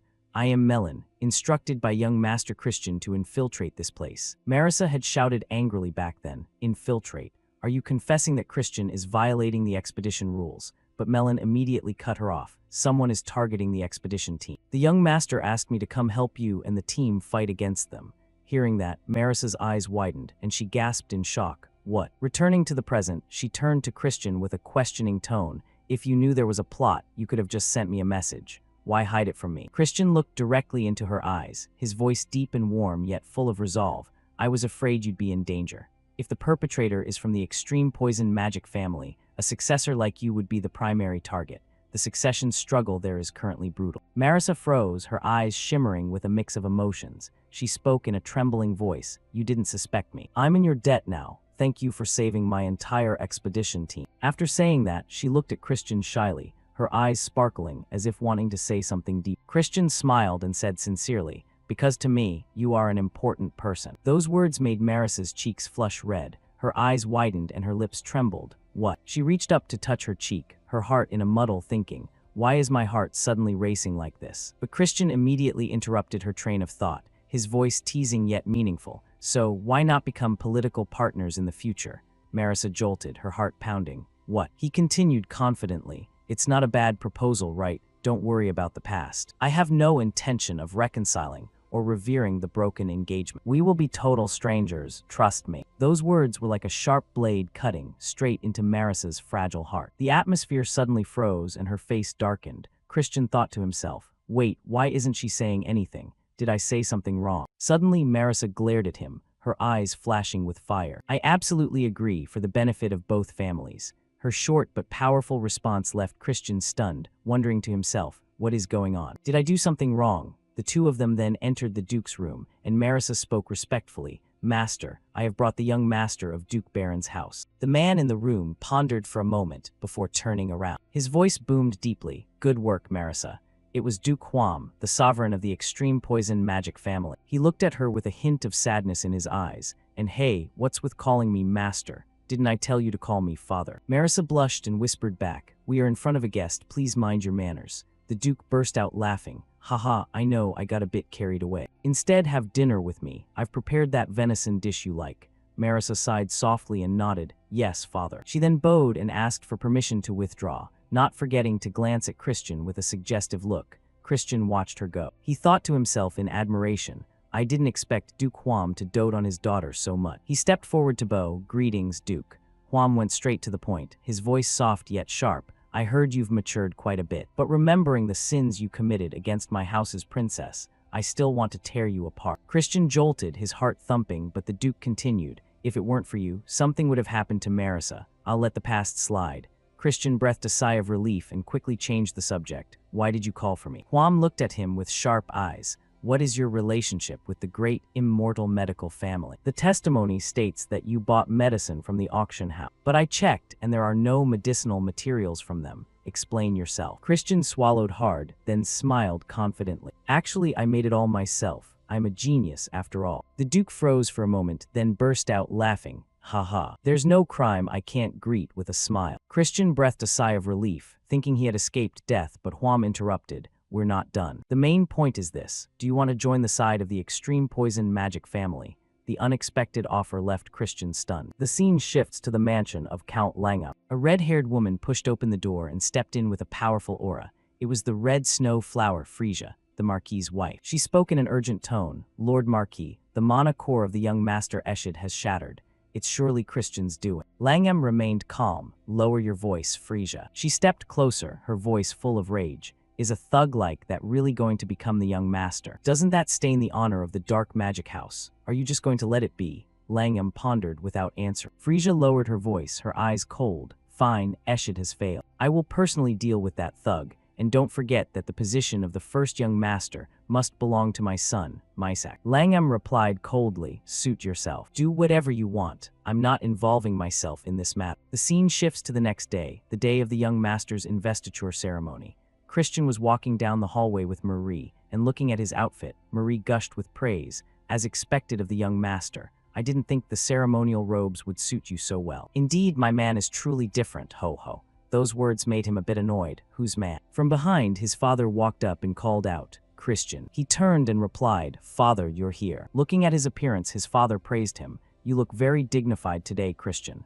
He placed a hand over his chest and bowed in thanks. Beside them, Thurn's voice rang out somewhat hesitantly. Honorable elder brother, congratulations on becoming the young master.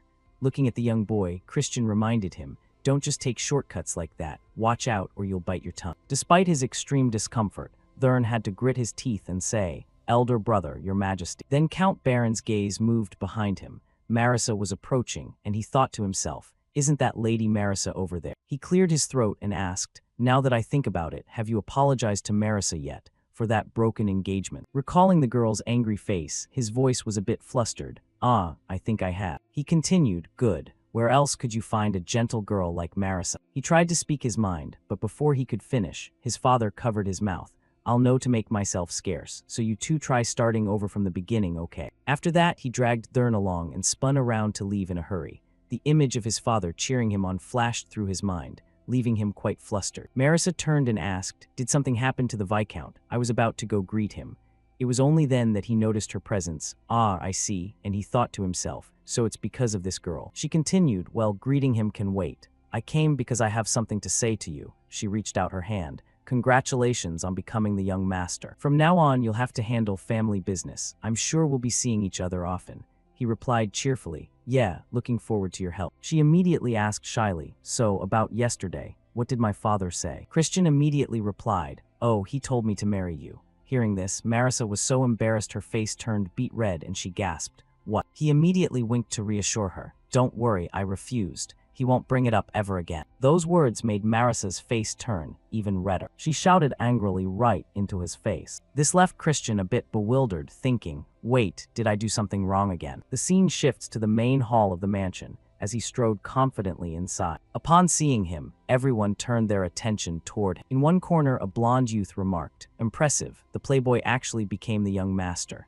A green-haired youth beside him added, but he deserves credit. He did achieve a great feat this time. Then the two of them suddenly turned their heads to look in the same direction. Seeing this, Frisia jolted slightly and asked in confusion, what's going on? Then she also looked in the direction they were staring. She felt a sharp shock in her heart. The one arriving this time was none other than the patriarch himself. She felt a surge of anger inside. He had never shown his face when Mysak was named young master. Seeing this reaction from everyone, Miriam confirmed to herself that the response was exactly as predicted. Going back to the previous day, her voice had been startled.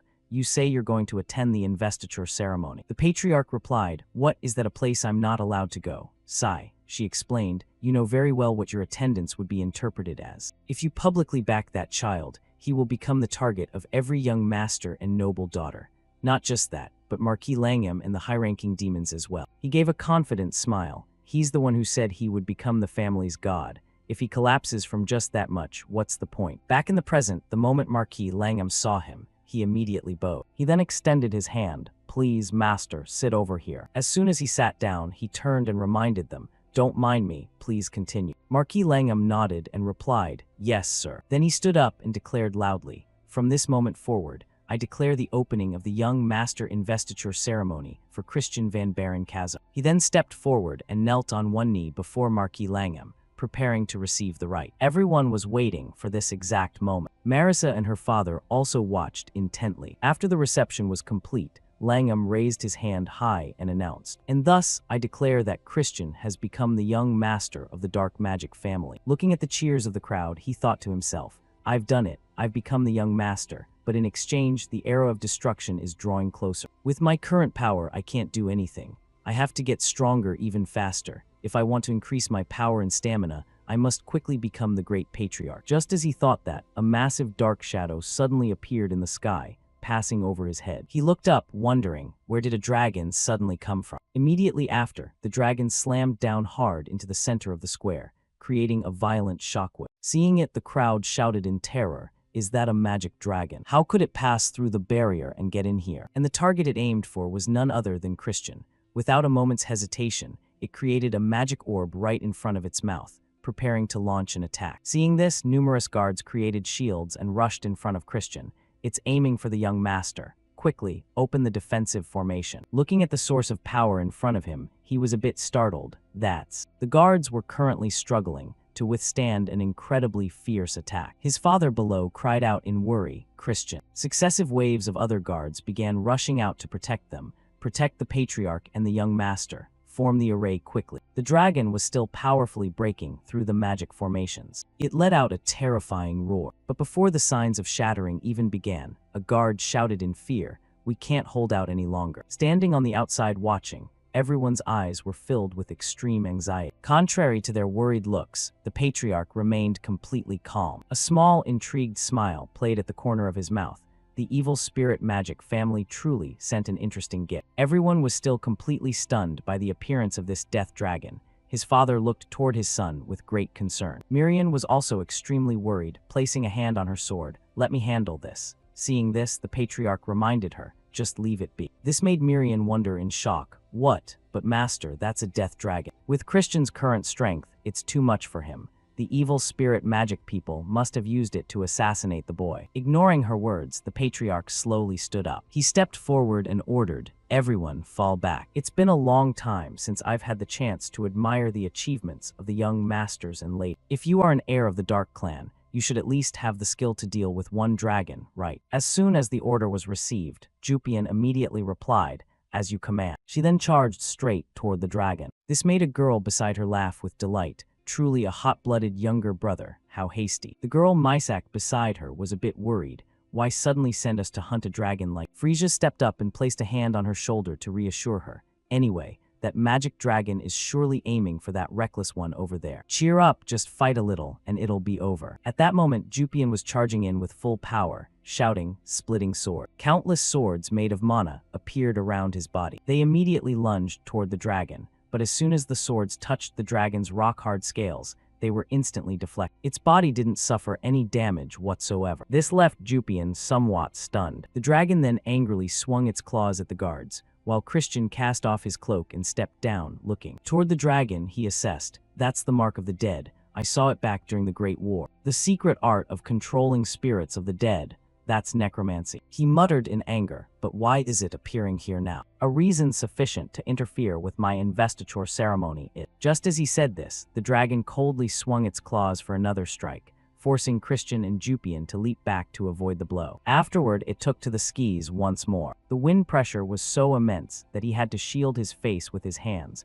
cursing silently under his breath. Damn it, how can a single flap of its wings create such terrifying pressure? The dragon's body isn't even that large, is it, because of that brand? Even Jupian's sword intent had no effect. It seemed conventional demonic energy was useless against it. Since it was already dead, ripping out its heart would do nothing. But he couldn't just use light power against an undead, which would normally be its perfect counter, right here in the open. At that moment, another orb of magical energy began to gather within the dragon's maw. This caused him to startle slightly. He immediately turned to Jupian and warned her, "Get out of the way now." From behind them, a pair of long, slender legs stepped forward. Julian spoke up, evaluating the situation. "It seems you're still a bit green, aren't you? Fine, I'll lend a hand." As soon as she spoke, she immediately summoned a magical bow. Without a moment's hesitation, she drew the bow string, forming an arrow made of pure magical power. The sheer magnitude of the power caused even him to jump in surprise. Once she had gathered enough force, the arrow flew instantly,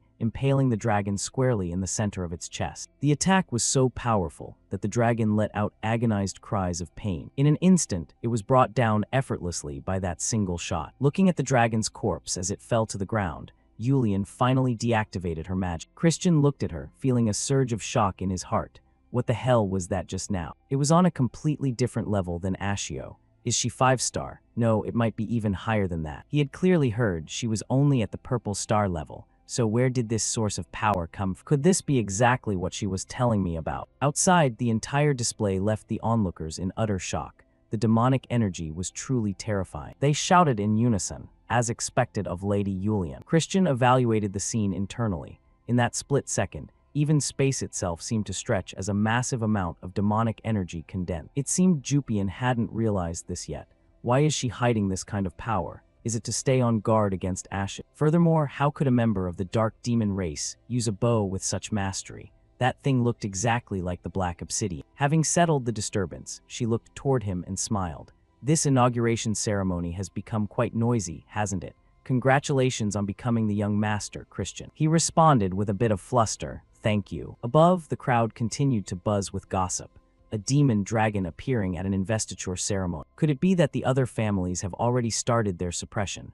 The woman beside him remarked, "Tusk, how pitiful. It looks like from now on, he'll have no choice but to walk a path of thorns until he dies." Just then, Melon stepped forward from a distance and praised him. This just goes to show how formidable young Master Christian truly is, because no one from any family has ever shown this level of achievement before. Therefore, I, Melon, will fulfill the promise I made that day. She immediately dropped to one knee in a formal salute. "I offer my loyalty to young Master Christian." Witnessing this, the outsiders were puzzled. "Isn't that mad dog Melon from the Black Wolf Knight Order?" And another added, "Why, she's someone who has never bowed to any young master before." Christian looked at her, smiling with inner satisfaction. I didn't expect her to step up right at this moment. He politely returned the gesture. "Thank you. I owe you a great debt of gratitude." She continued, "You'll still keep your promise to fight me to our heart's content, won't you?" He replied with a smile. "It'll be too late to regret those words later." While the two were talking, a young man approached from a distance and spoke up. "Young Master Christian, would you accept our support as well?" He looked toward the newcomer and wondered, "Who is this?" The man replied, "The eldest son of Count Turamin, Kaysen Turamin." Seeing him, he was a bit surprised. "How unexpected. I didn't think you would offer such absolute support." Kaysen repeated, "My father said this is a congratulatory gift. Please be so kind as to accept it." Hearing these overly polite words, he let out a bored sigh. Typical style for the House of Turamin. Fine. The man immediately pivoted back to the main topic. "Furthermore, that person has a request." He grabbed one of his younger brothers by the arm and pulled him forward. As soon as he saw him, he started teasing. "Oh, still alive and well. Is your dog doing okay?" This made Alwa a bit angry. "Did you expect me to be dead?" Seeing this, Kaysen interjected. "Alwa, mind your manner. From now on, this is the young master you must serve." Hearing this, Alwa turned back and gave a cool, formal salute. "Yes, sir." Kaysen continued. "As you know, this is the brother who possesses not even a hint of sacred darkness. His future is bleak, but if you take him in, Alwa will learn a great deal. May I entrust this matter to you?" These words moved Alwa deeply. With tears welling in his eyes, he approached Kaysen and grumbled, "Brother, this is too much." Meanwhile, Christian observed the two of them and evaluated the situation. "He wants Alwa to gain merit by staying near me. I suppose that makes sense. The House of Turamin has no ties to the other young masters or ladies. It doesn't hurt to build a connection with this person. Alwa also gained some fame during the era of destruction. He's a talented guy. Since I robbed him of all his sacred darkness, I do feel a bit bad about it." After a moment's thought, he nodded in agreement. "Fine." But in exchange, his voice became incredibly menacing. "You'll have to honor me as your master from now on." His words made Alwa freeze in place like a statue. He cried out helplessly, no way." Witnessing this scene, Melon and Kaysen smiled with some satisfaction. Then from a distance, a person approached and handed him a gift. "Young master, forgive us for only greeting you now. This is just a small token, but we have brought gifts to celebrate your appointment." Immediately after, a stream of gifts began to arrive. "We from the House of Count Aaron have brought something as well, and we from the House of Baron Ran have also come." His father stood on the outskirts watching, feeling a bit emotional. Christian is gradually winning the trust of the dark demons. This time he might actually become the grand young master. He then turned to leave, leaving behind a chorus of cheers. "Long live the young master. Congratulations. Long live the young master." Watching all of this from above left Mysak, feeling utterly defeated. Seeing this, Frisia stepped in to reassure him.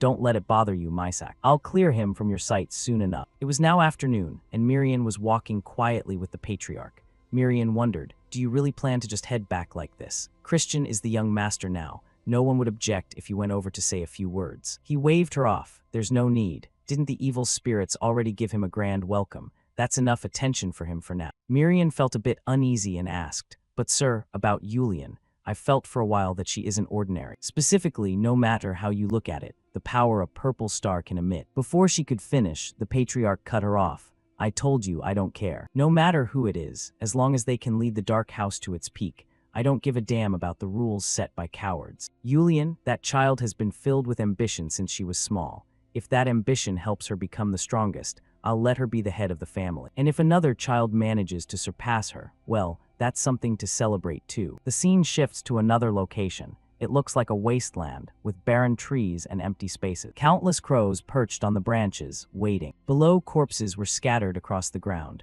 A voice rang out, "I thought the elite would be a bit different. Turns out they're all the same, truly irritating."